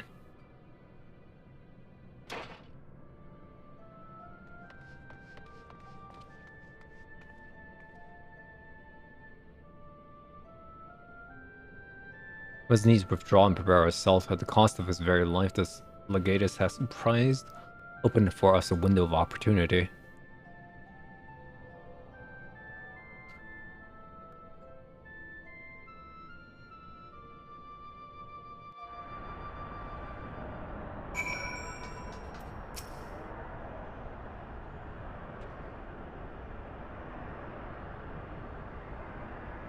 He's dead. Had I only been stronger. Enough of that. There'll be times for regret after we rid the world of Zervan. Ra has the right of it. The demon has fallen back into torpor for now, but we must act swiftly if regardless death is to have meaning. The survivors speak of an army of thralls loose in the facility, and we must assume that these followers continue the efforts of awakening the icon.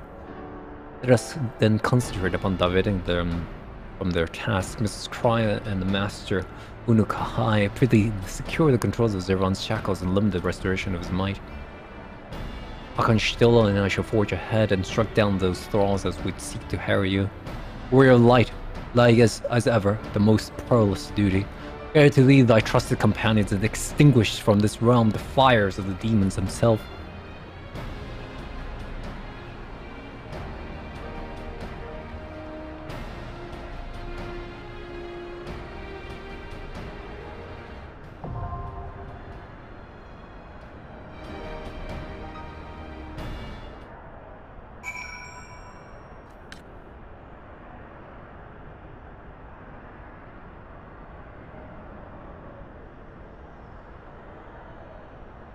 Yeah.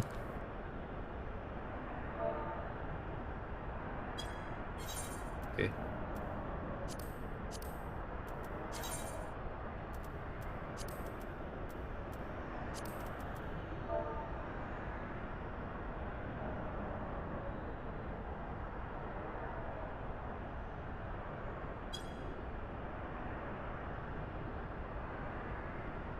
Exactly 1 minute left in my buff.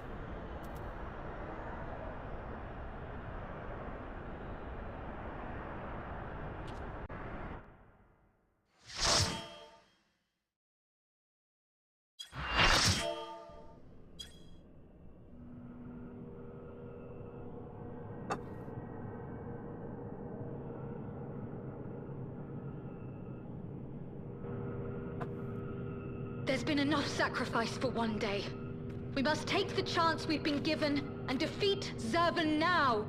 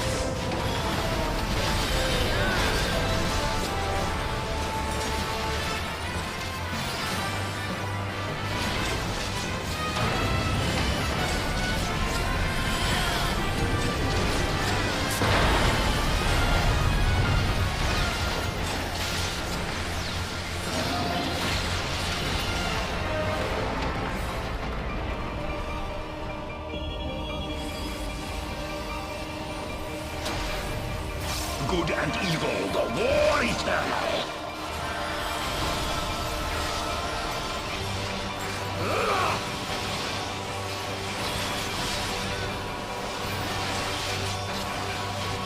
My doubt is fled.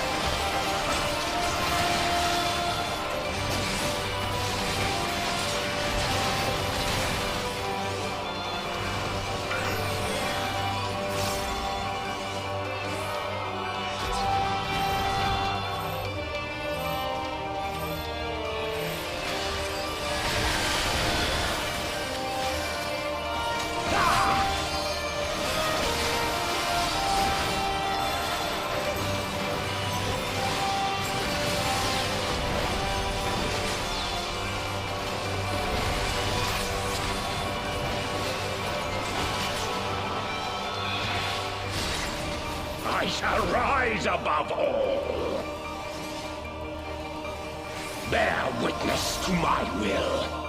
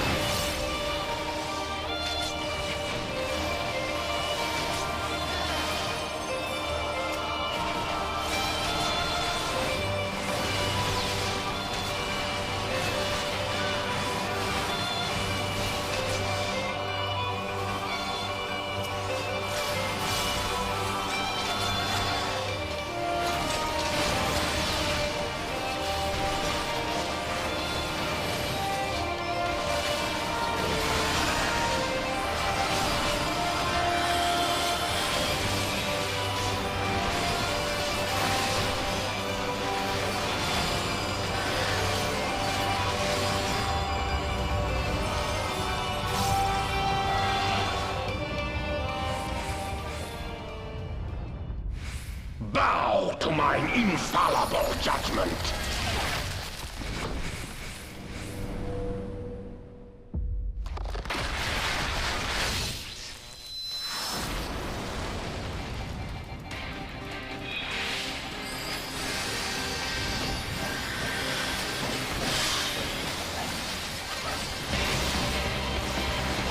Suffer in endless torment.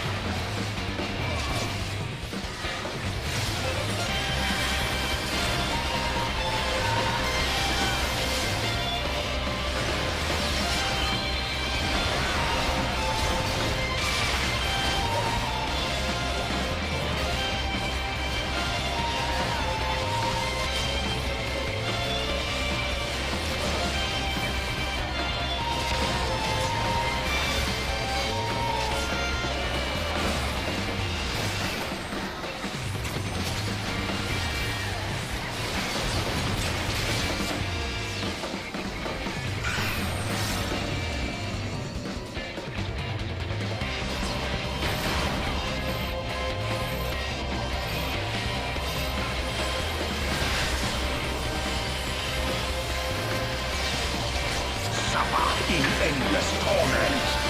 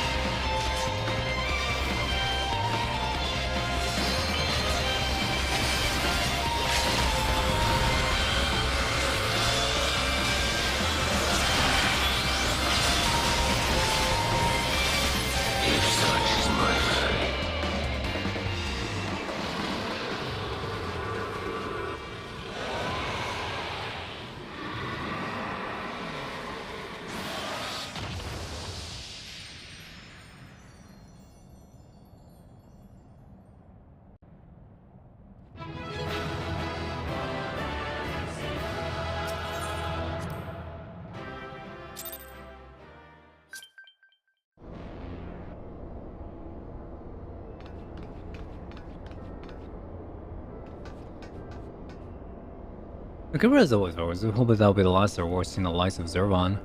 Every one of his thralls has been slain as far as we can determine. Our victory over the Worn Triads is complete. An impossible feat we have not been blessed with your...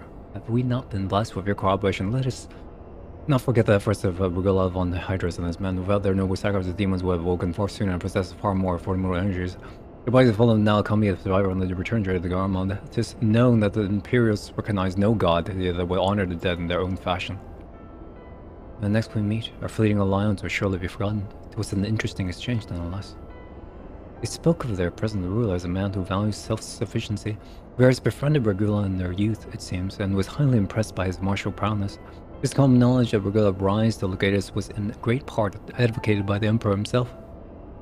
Regula freely admitted his shortcomings when it came to politics. It was Varys' unconditional support that served to win his undying fealty, and does not expect such tales of comradeship to lurk beneath the Empire's iron exterior.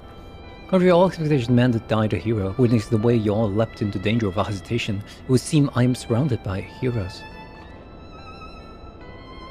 And yet, my own actions were aught but heroic. I have not the qualities nor the character to stand at the warrior of light's side.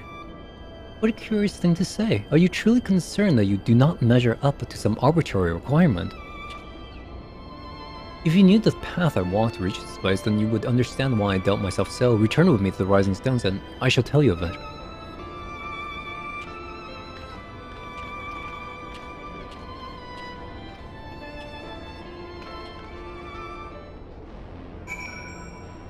With your victory over Zervan, the Worn Triads are defeated. I am afraid, however, that my own efforts have often been more hindrance than help, and your fellow Scions deserve to hear the reason behind my actions.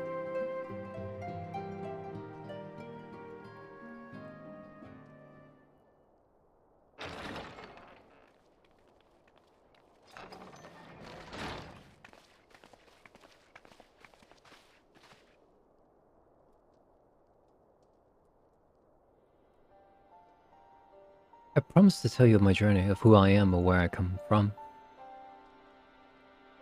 Truth is, I am not of this world.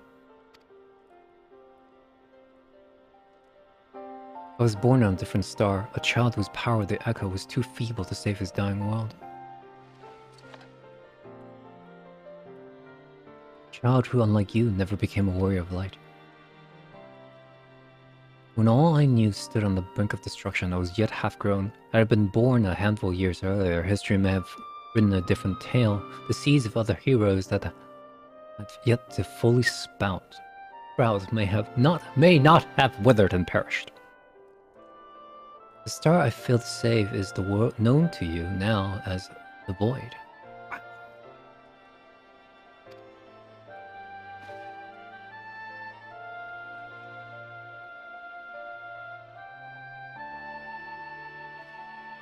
The Wobblisko knew not that I spoke of my homeland. I have explained to him before the cause of its ruin. The magic was devised to contain the defeated Primal's might within the stone known as the Aurosite. The energy which bled from the Imperial vessel gradually corrupted the champions who wielded it. These heroes became slaves to the insatiable hunger for ether, eventually transforming into hideous fiends, and none who clung to the faint traces of light were strong enough to oppose them.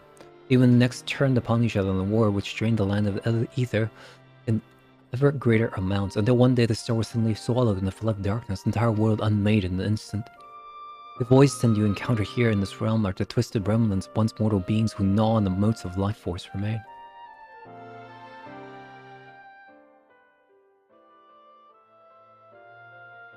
Elizabeth.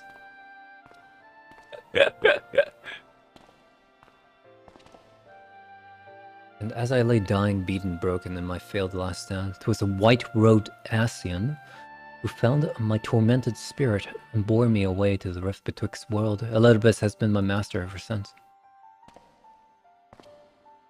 At my mentor's feet, I learned the nature of reality, of the existence of mirrored worlds and eternal struggle between dark and light. Sudden and overwhelming superiority for either side were shattered the balance, and the world in question would be returned to the void by a calamity beyond imagining.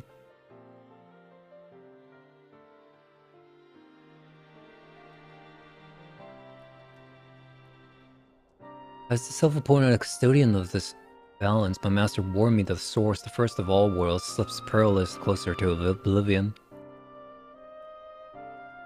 In what spirit did this master proffer such a warning, a benevolent gesture or veiled threat?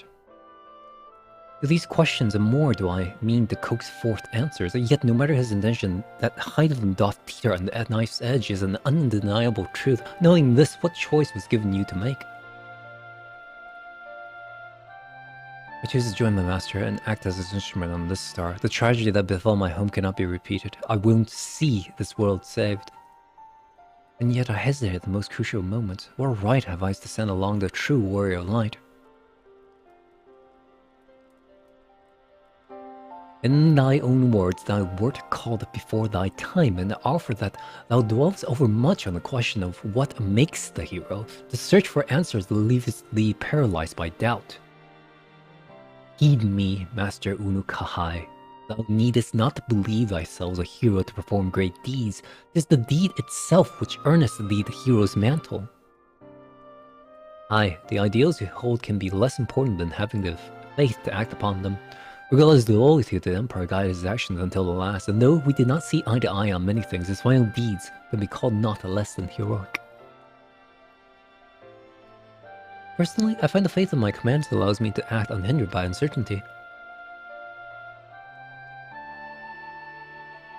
I know that should I ever falter, Rose Gunniel would be here to support me or steer me back onto the right path if needed.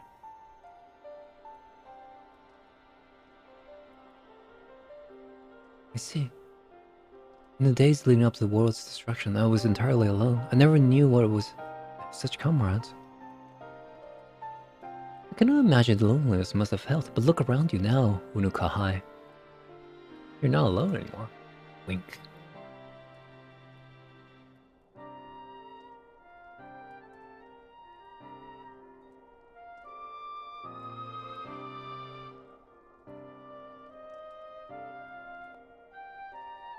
What can the signs the seventh done? Yeah, I guess.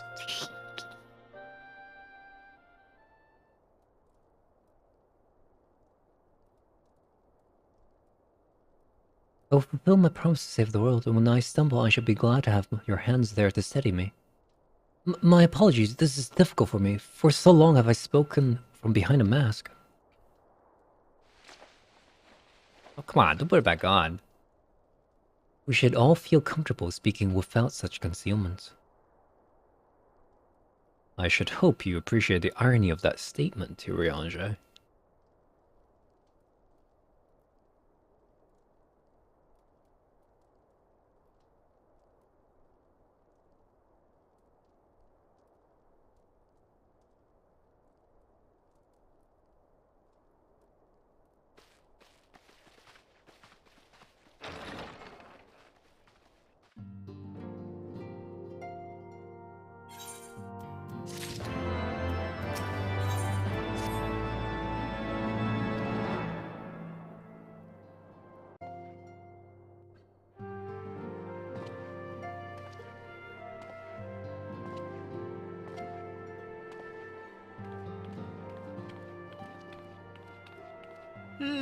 So these are the fabled headquarters of the Scions. I confess I would have expected an order of self-proclaimed warrior scholars to surround themselves with the fruits of man's enlightenment. And yet there's not so much as a single piece of magitech in sight. It never ceases to amaze me how primitive you Eorzeans truly are. Yeah, you got beaten by primitives, okay?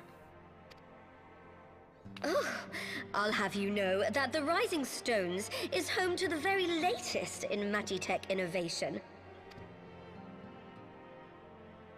Wedge calls it the Mark 14 Thermocoil Boil Master, and it's the finest kettle I've ever had the pleasure to own. Nice.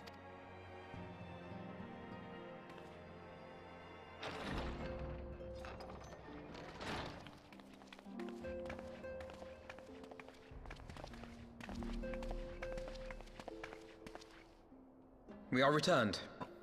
Well, Ida and I, at least. Ishtola and the others remained behind to continue their assessment of the binding magic. There didn't seem much point staying just for that, so I decided to come back with Alphino. Papalimo bought us this time. We shouldn't waste it.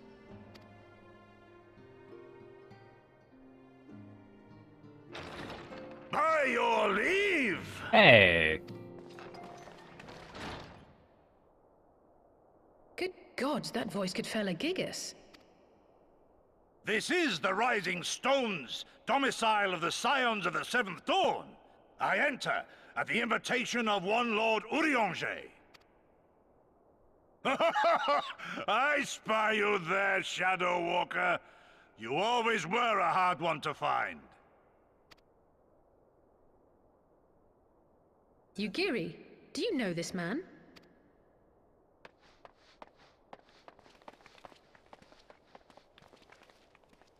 Gosetsu, why are you come to Eorzea? In search of you, Yugiri. For days and nights did I row across the angry sea. I made port in good spirits, only for my own flesh to betray me over the trifling matter of an empty belly. Collapsed in the street like an unfed stray I was, until Lord Urianger came to my aid. Over a most welcome meal, we spoke of the plight of Doma, and I learned of our displaced countrymen's work to resettle this blighted land. 'Twas blind fortune that I was able to locate you so swiftly, but now we must make ready to depart. Our master languishes in dire peril, and Doma calls her daughter home.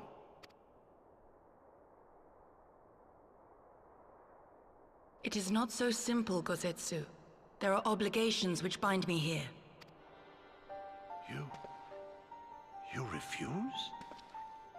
Did you mislay your oath during your flight from our homeland? The laws of hospitality must be honored, but surely the vow to defend your master demands the greater obeisance. It was our master who bid me guide our people to safe haven by any means necessary. And it was the Scions you see before you who provided us succor and sanctuary when all others refused. Dire peril or no, were I to return without first repaying such hospitality, our master would cut me down at the threshold.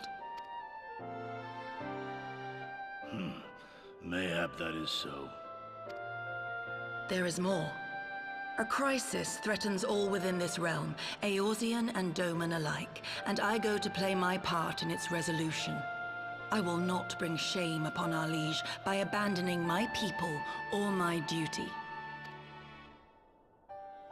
How very noble of you. Now, in the name of honor, kinship, and, yes, practicality, might I suggest we get this expedition underway? Or would you rather debate the finer points of duty and leave Omega to the Empire? The Empire? Yugiri? You draw steel against the curse of Garlemald?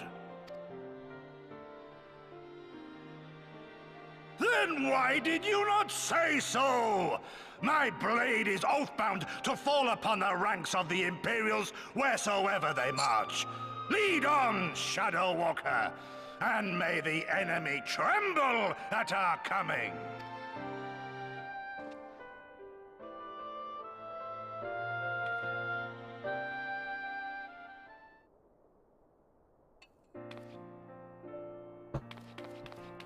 Yes? What do you want? Yep.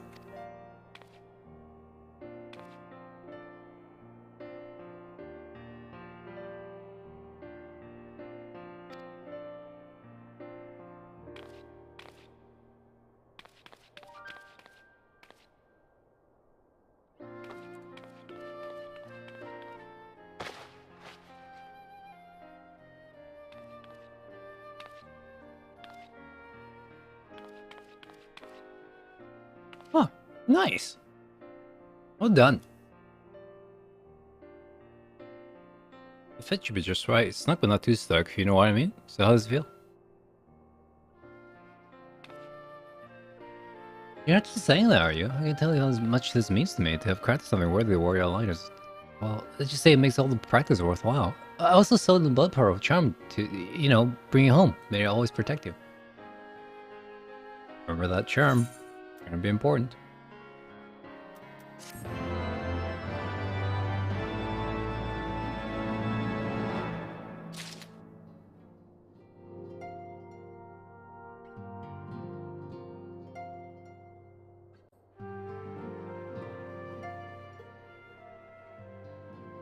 So we have to wake Omega up, right? When do we start? Ida, are you sure that's... I'm sure, yes. I won't lie and say I'm completely fine, but I'll feel a lot better if I'm doing something useful. Very well, I should remain here and continue coordinating our efforts with the Alliance. If not, mayhaps you could return to Agridania and assist your Stola and Cryle. Fine suggestion.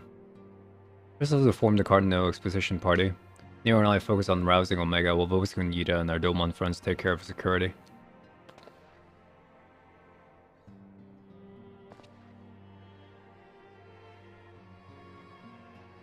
The Excelsior is by the lake just outside town. We'll leave as soon as everyone's ready.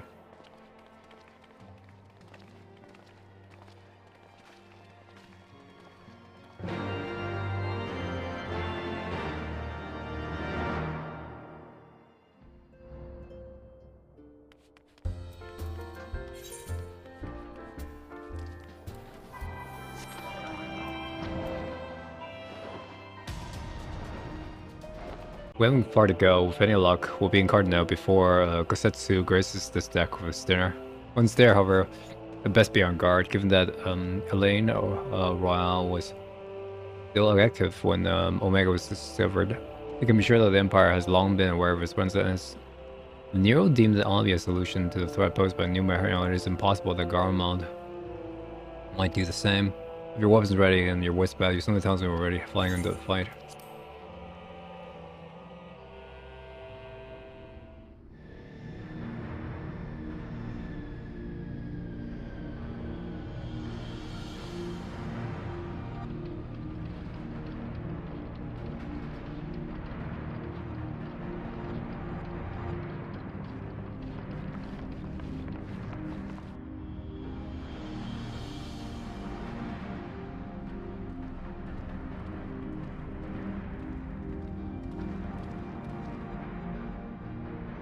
Now, where was that?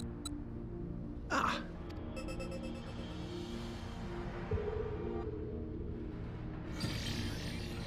I've enabled the teleporter.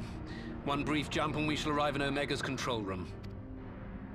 How convenient. You've been here before. Of course. It was no easy task threading a path through all the skirmishes. But how could I ignore the existence of such a fascinating toy? You may trust that my preliminary examination was suitably thorough. Trust? Aye. I trust your appetite for technology. I chased down a suspect airship, and who should I find but the traitor, Sid Garland.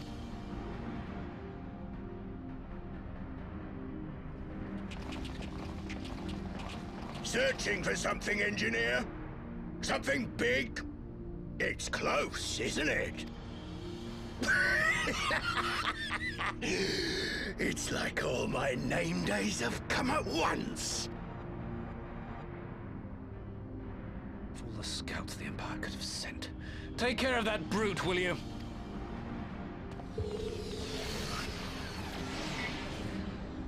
God damn it. Can't let Nero tinker around in there by himself. I'm sorry to leave you to it, but I dare say you'll manage without me. This clod has no idea who he's dealing with.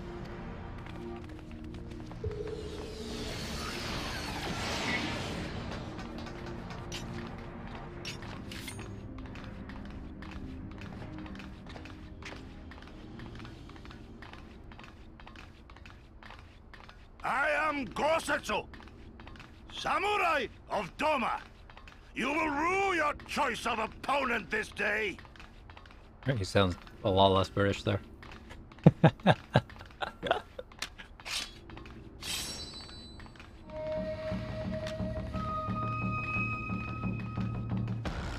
Go, old man.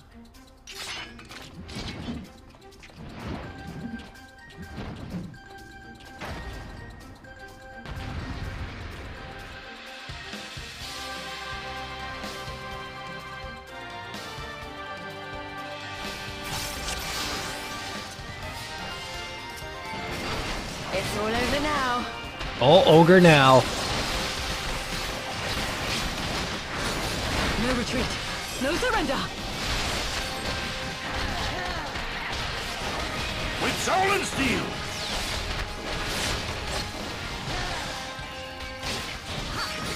No holding back. An opening.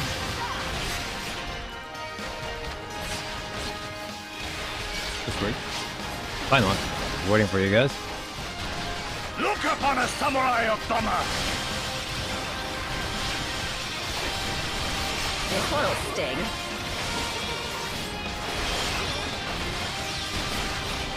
Your defense is lacking.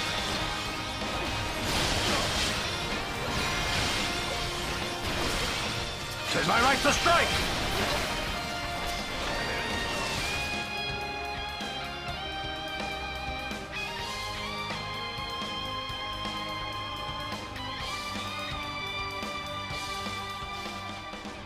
No wonder. We have you all numbered.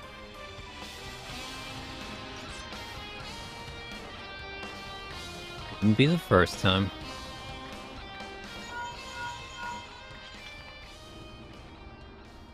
We're still playing with those soldiers. I suppose I'm gonna lend you one of my toys, but only if you promise to give it back.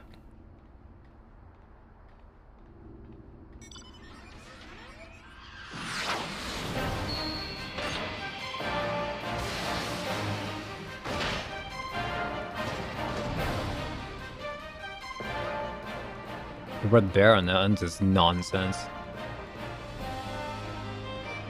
What the? No one has told me they had magic tech armor for the Empire! 1,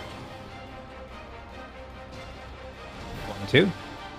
The honorless Kuh thinks to abandon his men and just see that he shares their fate. Pray attend to the rest of his minions.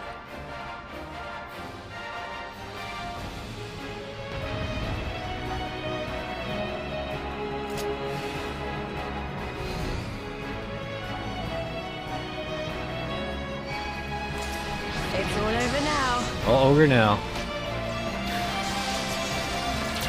Leave this to me.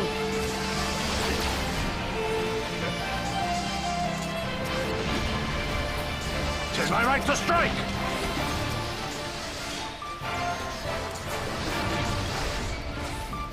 You watching, Pabalimo?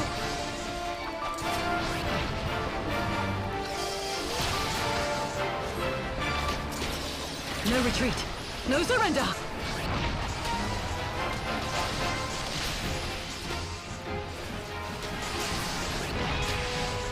With soul and steel. This one'll sting.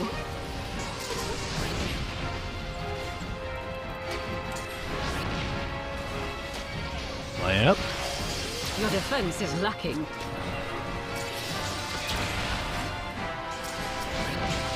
Look upon a samurai of Doma. No holding back.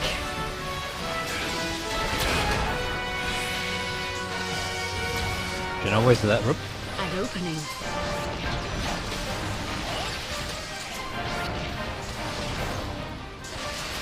I have you. 'Tis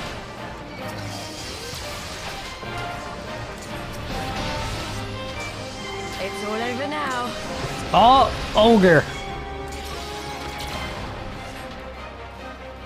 You want to fight?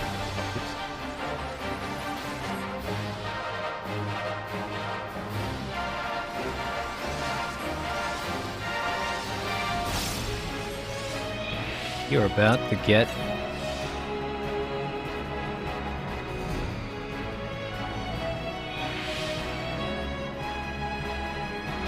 Leave this to me.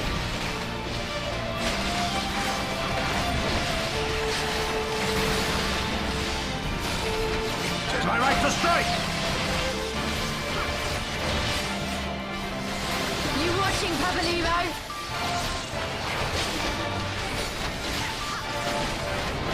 No retreat. No surrender.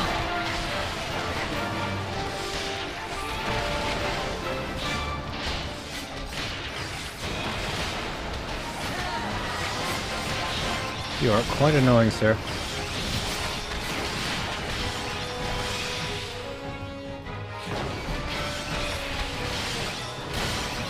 With soul and steel!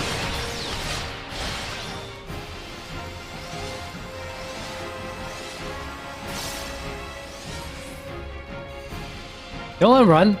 Don't let him! And he's gone. Dead.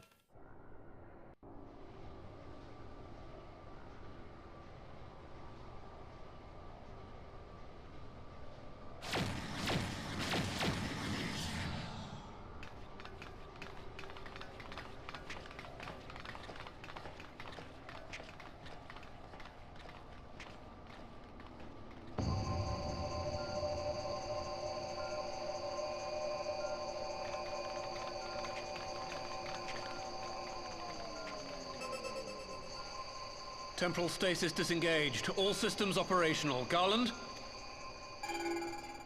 All clear on this side. It's waking up.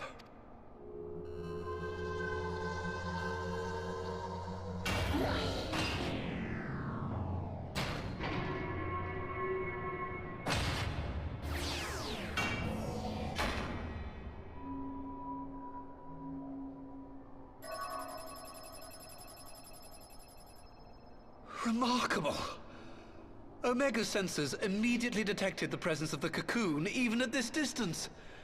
They must have been set to scan for sources of energy exceeding certain magnitudes. I still don't see any means to control the machine directly. It seems to have been designed to act wholly autonomously. Once we release Omega, we can be fairly certain it will attempt to capture the Primal at Belsar's Wall. Assuming its mission is successful, our only option at that point will be to re-engage its stasis system and put it back to sleep. And should the machine happen to misbehave, we'll simply initiate an emergency shutdown. I confess we don't yet have a complete grasp of its capabilities, but I'm certain the details will not elude us for long. Well, I understood less than half of that. So, my question to you is, are we doing the right thing?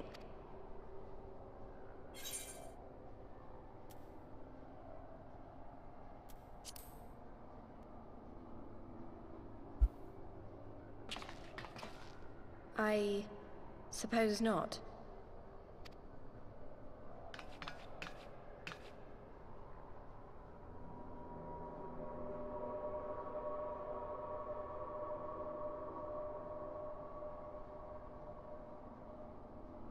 All right.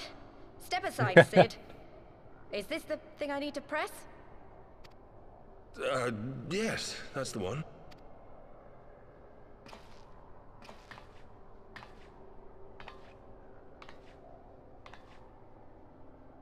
You gave too much for us to waste this chance, Papalymo. So this is for you. And me.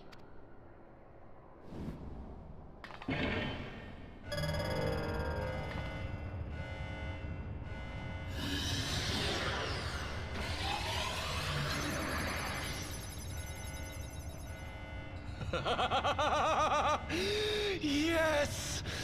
Fly free, my pretty! Show us what you can do.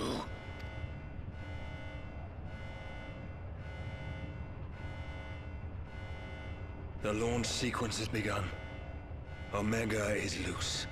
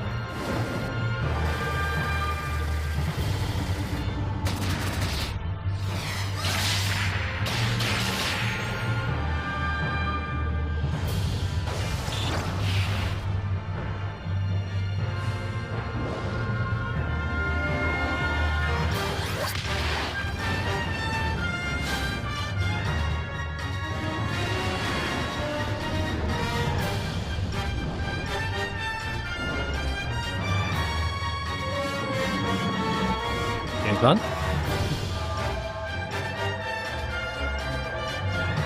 The Neo?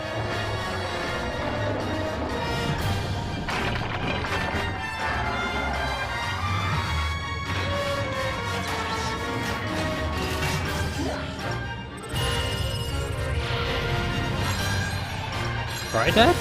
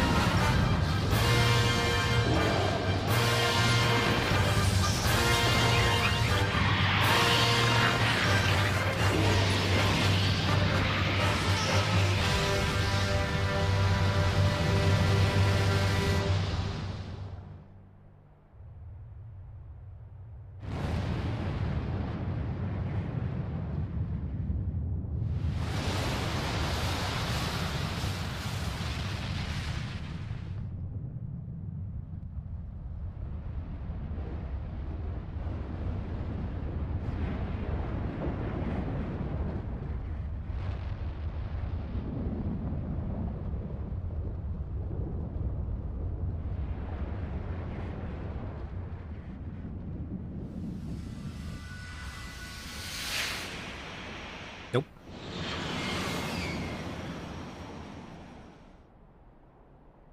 Oh.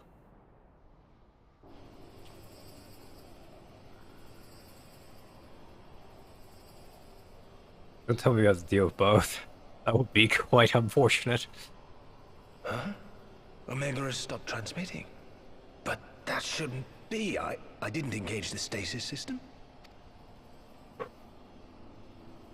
And what does this signify? I have little understanding of these contrivances.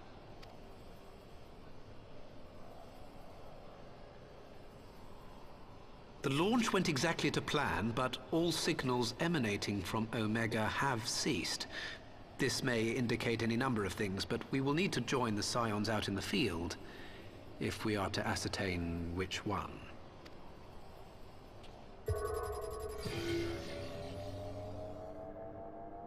Right. I've ordered a malfunctioning beast to go to sleep. That should prevent any unfortunate mishaps. I suggest we make our way back to Gridania.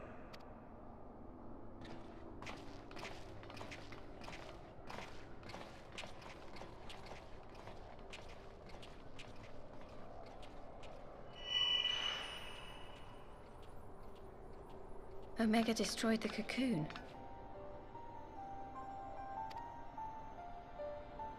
Papalimo's spell is fading. It was bound to his ether, you see. And if the connection is broken...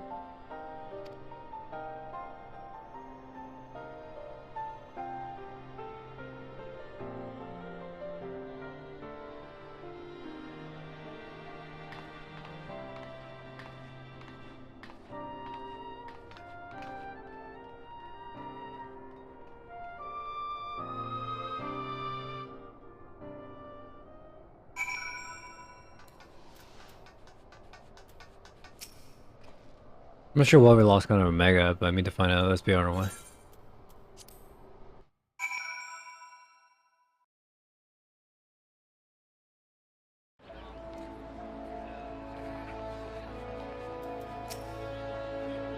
Well, everything was functioning perfectly next to Poison. It makes no sense. I need to see what happened ourselves and soon.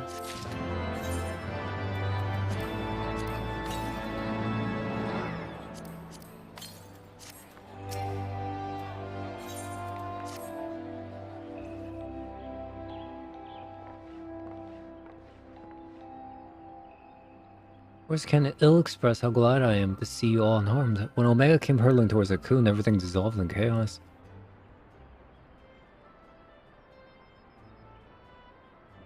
I have to see it. I have to see it with my own eyes. We need to wait. We must first... The other seeds here are suspecting us. Worry not if not, because this is not watch over. You may safely attend to your meeting. Thanks to you, Giddy.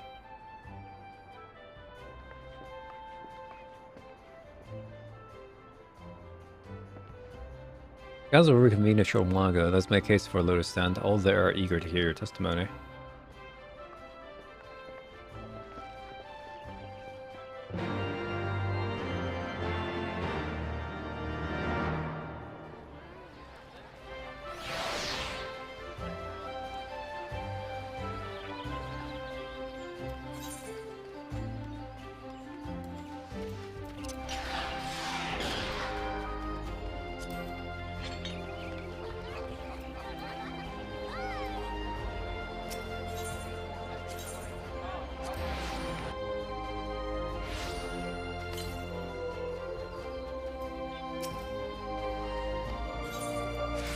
Waits with you within.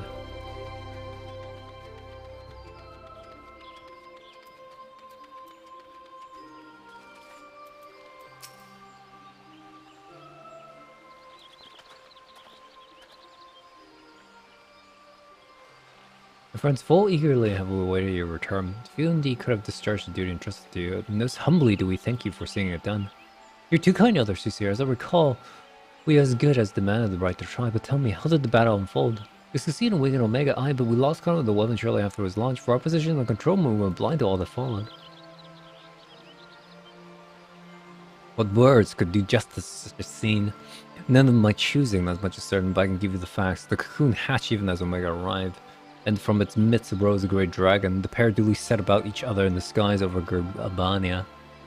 The primal's might defied belief. It seemed the very heavens would be rent asunder by the force of its blows, and it wielded such magic as I have never seen and hope never to see again. That will rage on with no end in sight, and both commanders were engulfed in the blinding flash of light. When the radiance faded, I saw the pair fall motionless from the sky. Coming to rest somewhere on Alamingan's soil, I will not speak of the rest, but to my eyes it seemed that each had landed a fatal blow upon the other. While most among us could think only of Bahamut when we look upon the primal forms, the Domans were heard to whisper the name Shinryu. It would appear that the beings resemble the creature of Far Eastern legend, and we have found it convenient to refer to it as such. It's Shinryu's fate, and indeed that of Omega is yet unknown. We have at last no eyes on the Albanian side of the border. Aye, which is why we have sent our main force under command of Marshal Tarupin to capture the wall. With the Imperials in disarray over the program to secure Gradon's border and assess the aftermath of the impact, I myself would join the Marshal and his men when the Consul is adjourned. Well, that explains a few things, of which that flash of light coincided with our loss of contact. We used to wonder we quickly and re-engage Omega state system, so even though it has fallen to the Empire's lap, it will be no use to them, save perhaps as a statue. Correct! Without me to guide their efforts, it will take them decades to decipher Omega's core functions if they imagine it at all. Such reassurances do much to calm our fears, yet the relic's fate is but one of trouble occasion. Indeed, I humbly submit that the time has come for us to make contact with the resistance representative of Garabanium. Though Ilbert has forced our hand, it would seem only logical to seek an alliance given the inevitability of Imperial retaliation. By working in concert, it is not possible that Alamingo might finally be wrestled from Garmalt's grasp.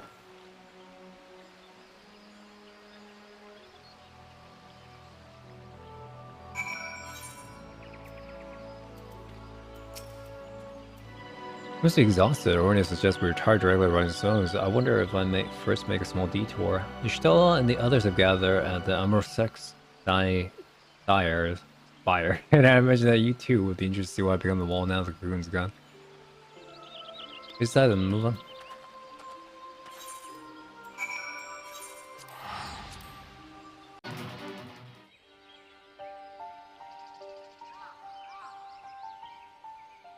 My friends, I cannot well express how glad I am to see you both unharmed. They say that Omega's clash with the Primal shook the very firmament. You need not have worried. The battle took place far above the ground. We were able to observe in relative safety, though I'm given to understand that there were casualties on the far side of the wall. It was like watching a nightmare unfold before our very eyes. Ilberd's primal manifested in the form of a colossal dragon, a being of pure violence. It burst forth from the cocoon with such terrible force. That such a horror should spring from the eyes of Nidhogg comes as no surprise. Nor do I wonder at its form. Ilberd all but announced it in the moments prior to his death. Plainly, it was his dying wish to visit a second calamity upon the Empire. And I am quite certain the abomination would have obliged had it not found itself outmatched by Omega. Gods! I am no stranger to the works of Alag, but even I was unprepared for the machine's furiosity. It beggared belief.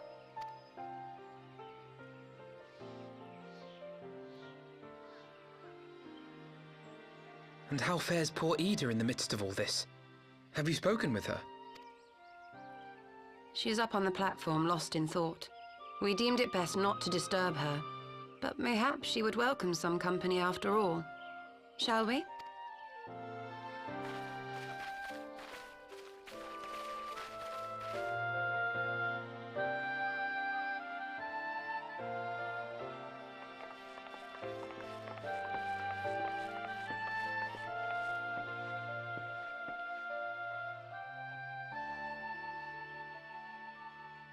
The light's gone. It was all we had left of him. Ida. I don't blame anyone. I knew what was going to happen. I knew the spell Papalimo meant to cast would drain away his life force. I knew that it would only buy us a little time.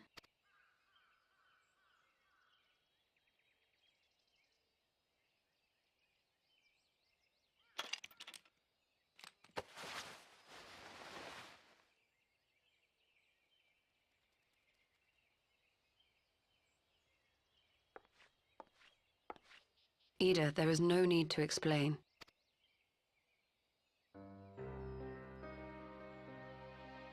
But there is. I can't hide in Papalimo's little shadow anymore, and I shouldn't hide behind my sister's mask.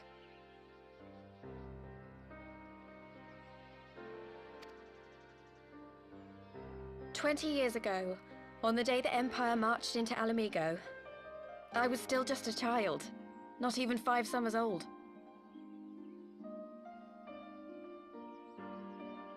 I'm trying to remember the character, but I can't. It's so off. Or like a history of her work doesn't tell me who she voiced. My father had been one of the leaders of the revolution. He had fought to overthrow the Mad King, Theodoric. And my sister had fought alongside him. But she was strong and kind, and always knew what to do. But when the Garleans came, everything changed. My father went to war against them too. And I never saw him again. After that, I remember a lot of running. My sister dragged me for malms and malms until we came to the city of Charlian. That was where she met Master Louis Soir. He introduced her to the Circle of Knowing, and she eventually became an Archon. She was your inspiration. Is that not why you took up her mask and her name? Or did you simply mean to continue what she had started? You've known all along, haven't you? That I wasn't Ida. Of course. We all recognized you at once. 'Twas Papalimo who persuaded us to maintain the charade. It was silly to think I could fool you. I knew that even then, but I sort of decided not to know.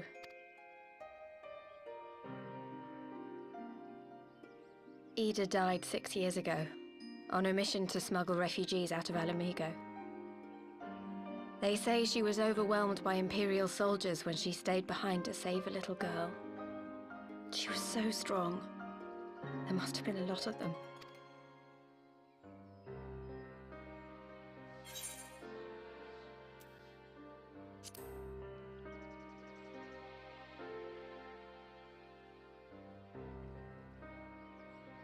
I'm sorry for lying to you. My real name is Lise.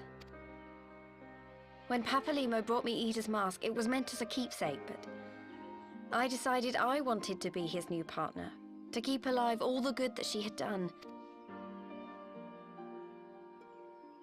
I didn't want to become Ida, exactly. At the time, though, I still didn't know who I was myself, and it almost seemed easier to play the role. Papalimo agreed to help, of course, but it was never what he wanted for me. He wanted me to walk my own path, and those were his final words to me.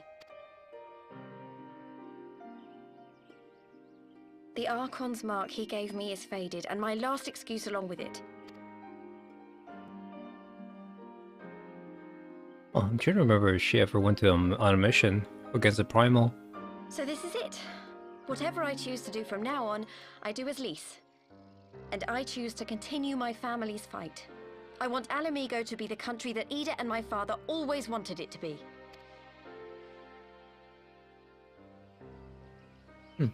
She does not possess the Echo.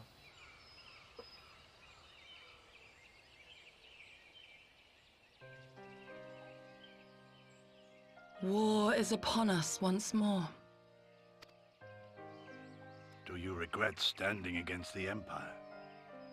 Would you have chosen a different road, knowing what you know now?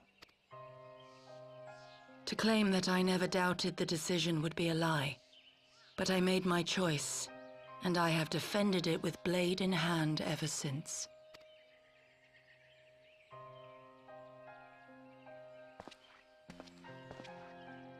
The battle continues, and our steel is needed. Come, Shadow Walker, we leave for the east, for Doma.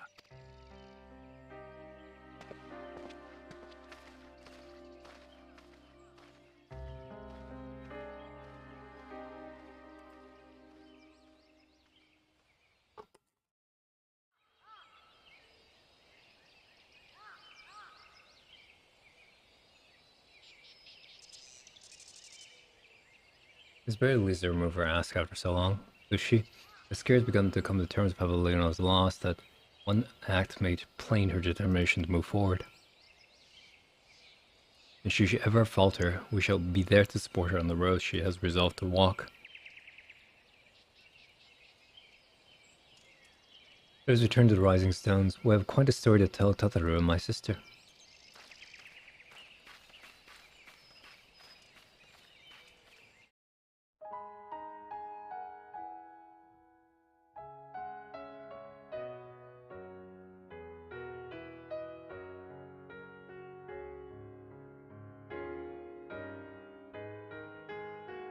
Oh, alright, second credits. In before third credits. Buttons were numb up and numb down. Wait, what? Why am I allowed to do it?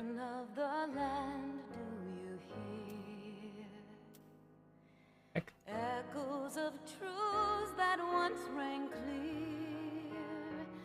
Two souls intertwined. One true love they did find, bringing land Oh, bon. heavens near. But flames that burn full bright soon fell dark. Plus? Memories dimmed by shadowed hearts. I don't know why that suddenly. Oh, right, I know why that does that now. Waxing gloom did wane the lover's moon, watching as their worlds drift apart.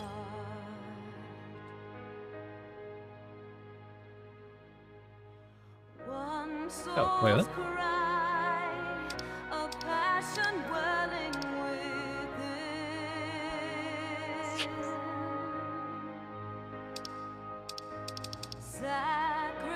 Don't want that, I want this. A final plea to her kin.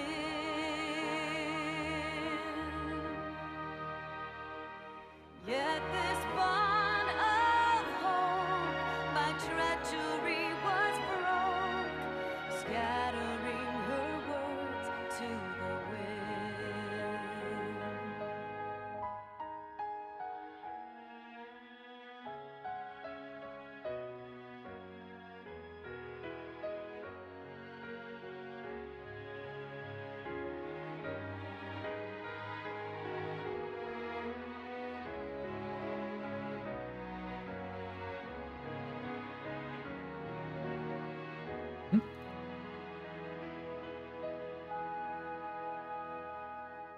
Swelling over long seas of blood are a song. I don't know why that's doing that. Confusing the hell out of me. Oh, there it is. Those who fight for none alone, lying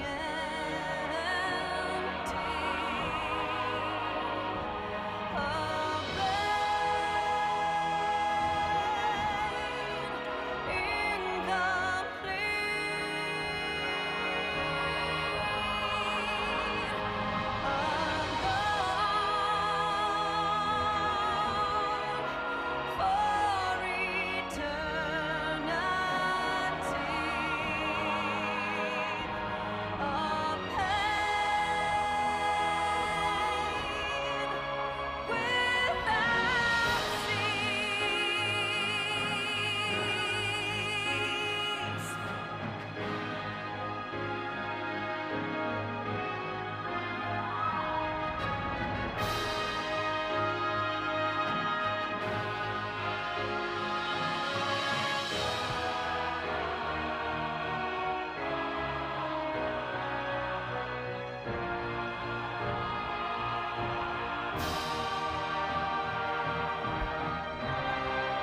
break here.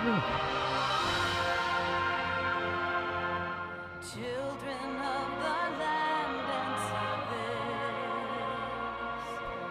why must you turn to empty bliss?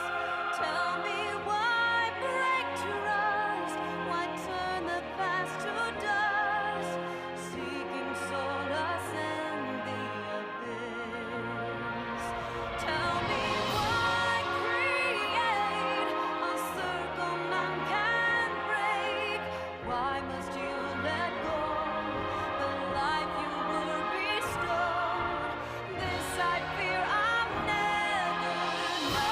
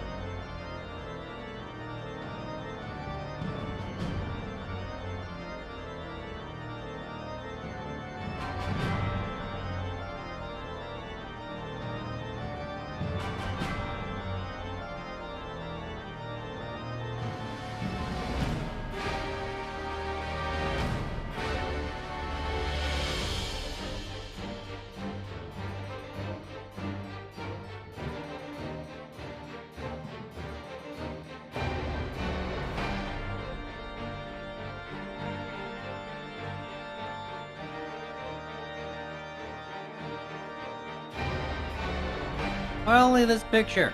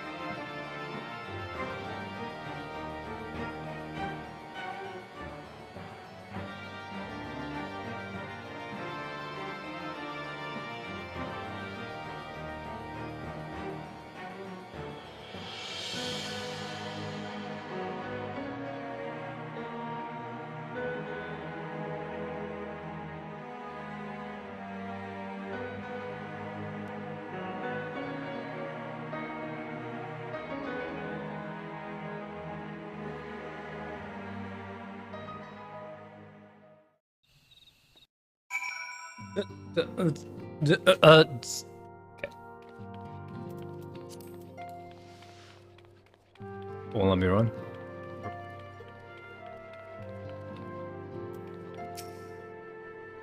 He may mention that Elfna has appraised me all that came to pass. Gridonia, your own task now is to rest the calm before the storm. He has chosen our path as friends. Well, we must do what we can to support that choice, but our faith is to join the conflict in any case. Once the alliance is taken to the wall and put away to Great Abalniam, we have no choice but to fight, which is not to say the cause is unworthy. After all, ignoring the plight of those whom one might conceivably save is not wisdom, but indolence, correct? I, for one, look forward to joining the hands of the Alamingans and striking a blow against the tyranny empire, as I rather suspect to you.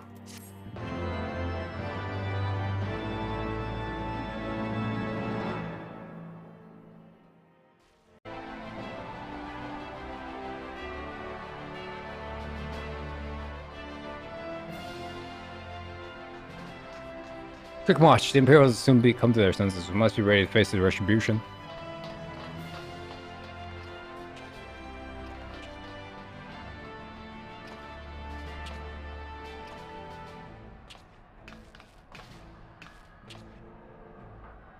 It's almost time, father. Aye, almost. Stand firm, Pippin. I learned to brace myself against the charge of the Bull of Mhigo. No foe would dislodge me.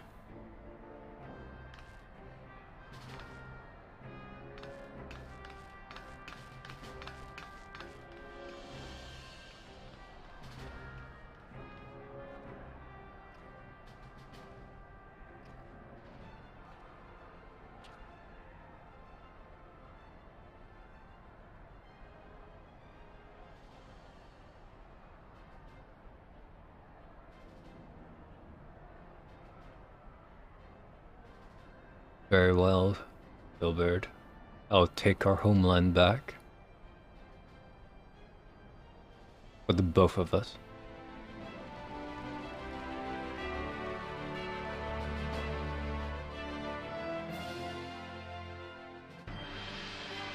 Meow meow meow meow. Meow meow meow meow meow meow meow. Meow meow meow meow meow meow meow. Meow meow meow meow meow meow.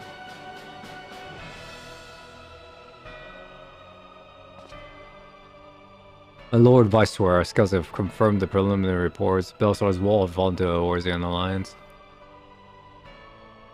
The hunt for Omega and the unknown icon continues, though both yet elude us. My lord, their battle causes considerable damage across the region. Should we perchance divert some of our forces from the search to undertake necessary reconstruction work?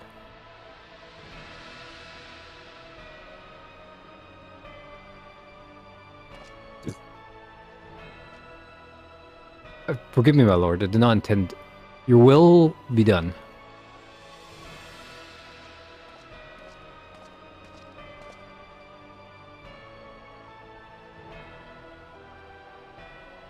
Unknown. My spies tell me the Doman's call is Shinyu and that I proved the match for Omega. Yes, the coming days promise to be most interesting. Most interesting. He looks the guy in Final Fantasy V. I'm just gonna keep saying that. Since that's the most I can get away with. This Final Fantasy V has everything. This game has. At the far edge of fate, the road begins anew. The heroes look to eastern skies and behold their crimson hue. A dawn of liberation, a gathering storm of blood.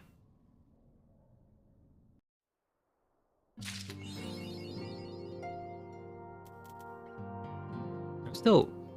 Oh boy. The man grey, The question is, how will the Empire respond to the disappearance of Omega and the Primal? Oh, I didn't see you there. Forgive me. Word from Baelsar's wall is proving long in the coming, and my mind cannot help but stray to grim places.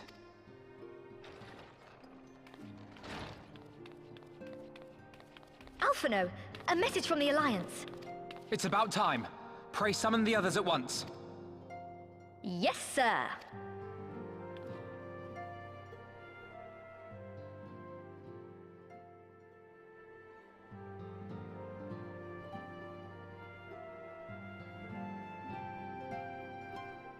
General Uldin reports that his forces have secured the breach in Baelsar's wall.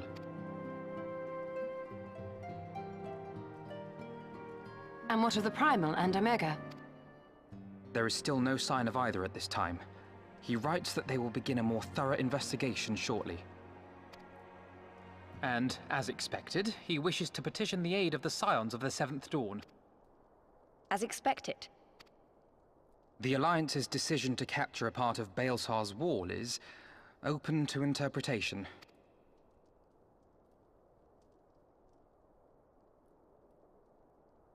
The wall serves to demarcate Imperial territory, Mhigo included, from the rest of Eorzea. To an observer, the Alliance's actions could be seen as a prelude to invasion. Indeed. And the Alliance leaders have no wish to be branded invaders. You're saying they won't fight for Mhigo? Even after everything that's happened? Not without the consent of her people, no. Make no mistake, Lys. The Alliance is in complete agreement that the Empire must be purged from Eorzea. However, they will not set foot in Gyr Abania until they have formally secured the consent and cooperation of the Alamegan opposition. Fucking politics! They would have us act as intermediaries. Precisely. The Scions are uniquely qualified to serve in this capacity. That is to say, Lys's, given her personal connection to the Resistance. Who better than you to broker an agreement between the Alliance and the people of Mhigo? Assuming you are willing, of course.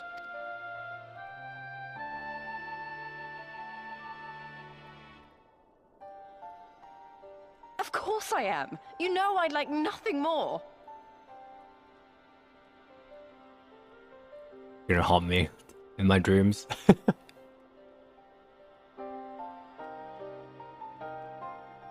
As for who should accompany you on said diplomatic mission, I had a mind to volunteer myself.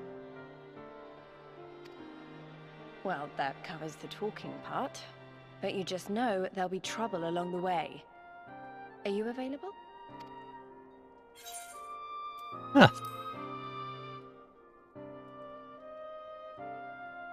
Thanks. It means a lot knowing you'll be there. I too shall accompany you. Such endeavors are seldom hampered by a surfeit of healers. Good point. Allow me to offer my services as well. I have spent quite enough time here of late, so I'll be coming. But we will need someone to keep an eye on things. I trust you have no objections? None, my lady. Gladly shall I continue to serve as caretaker of the Waking Sands, and there keep watch for signs of primal and Ascian activity both. As capable as my learned friend undoubtedly is, there are some troubles that may prove too much for a single scion, on account of which I mean to stay. It is settled then. Let us each see to our preparations.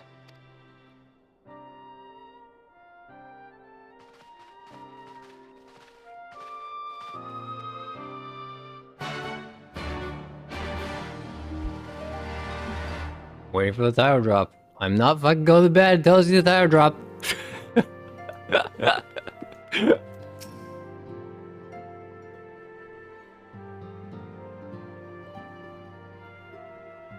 Ready, my friend?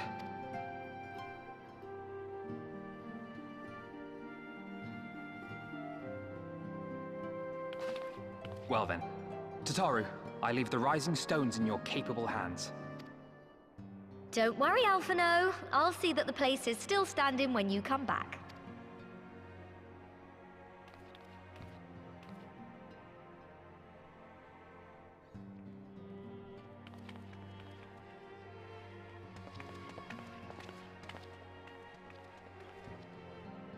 Mistress Y'shtola has unfolded all. You are bound for Gyr Abania? Aye. The Alliance would have us make contact with the Alamegan resistance as soon as possible. It begins then. As soon it shall in Doma, if the gods are good. 'Tis but a pity it must be now. I am sorry that we shall not be present to fight beside you in the battles to come. You have stood with us countless times, Lady Yugiri. Pray do not apologize. Then let us thank you instead. You and yours stood with us from the first, when we came to this land as refugees in search of sanctuary. Loath am I to think what might have become of my people, had you not extended to us the hand of friendship. We will never forget. This I solemnly swear. Much has changed since first you set foot on these shores. Revenant's toll stands as a testament to that. I'm sure your people will manage in your absence. Indeed. They have built a new home for themselves and no longer need me to shepherd them.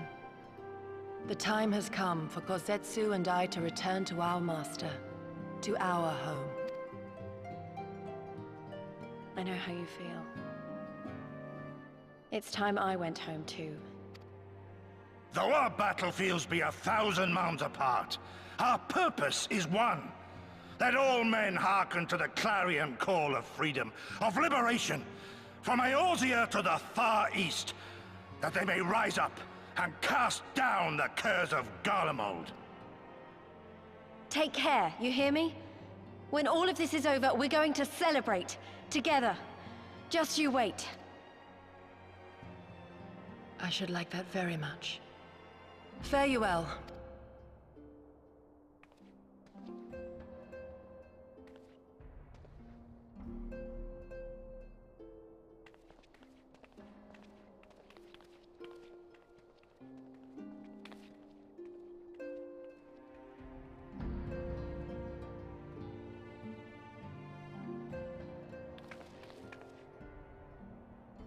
Zelzum on the bar union and purpose that are pray both our endeavors meet for success, shall we then?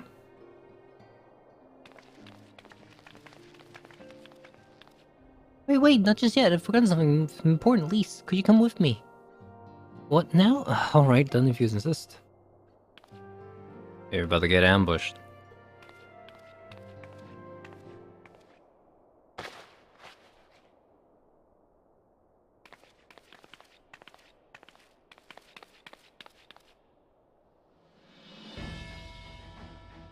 Alright.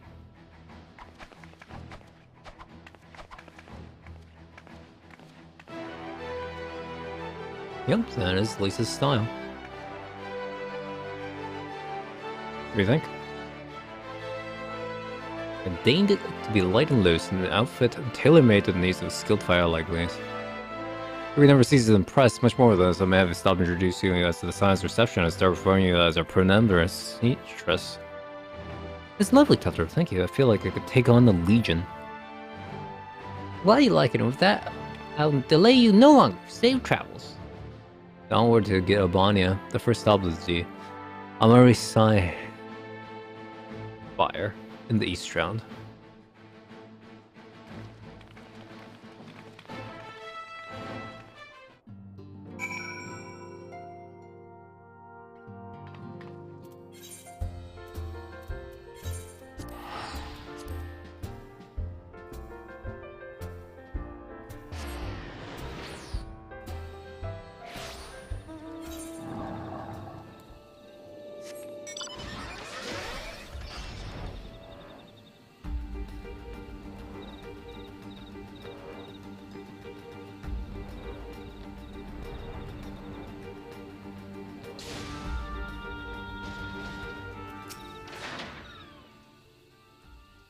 All officers accounted for. When you're ready, my friend, pray inform the officer we wish to proceed to Garabania.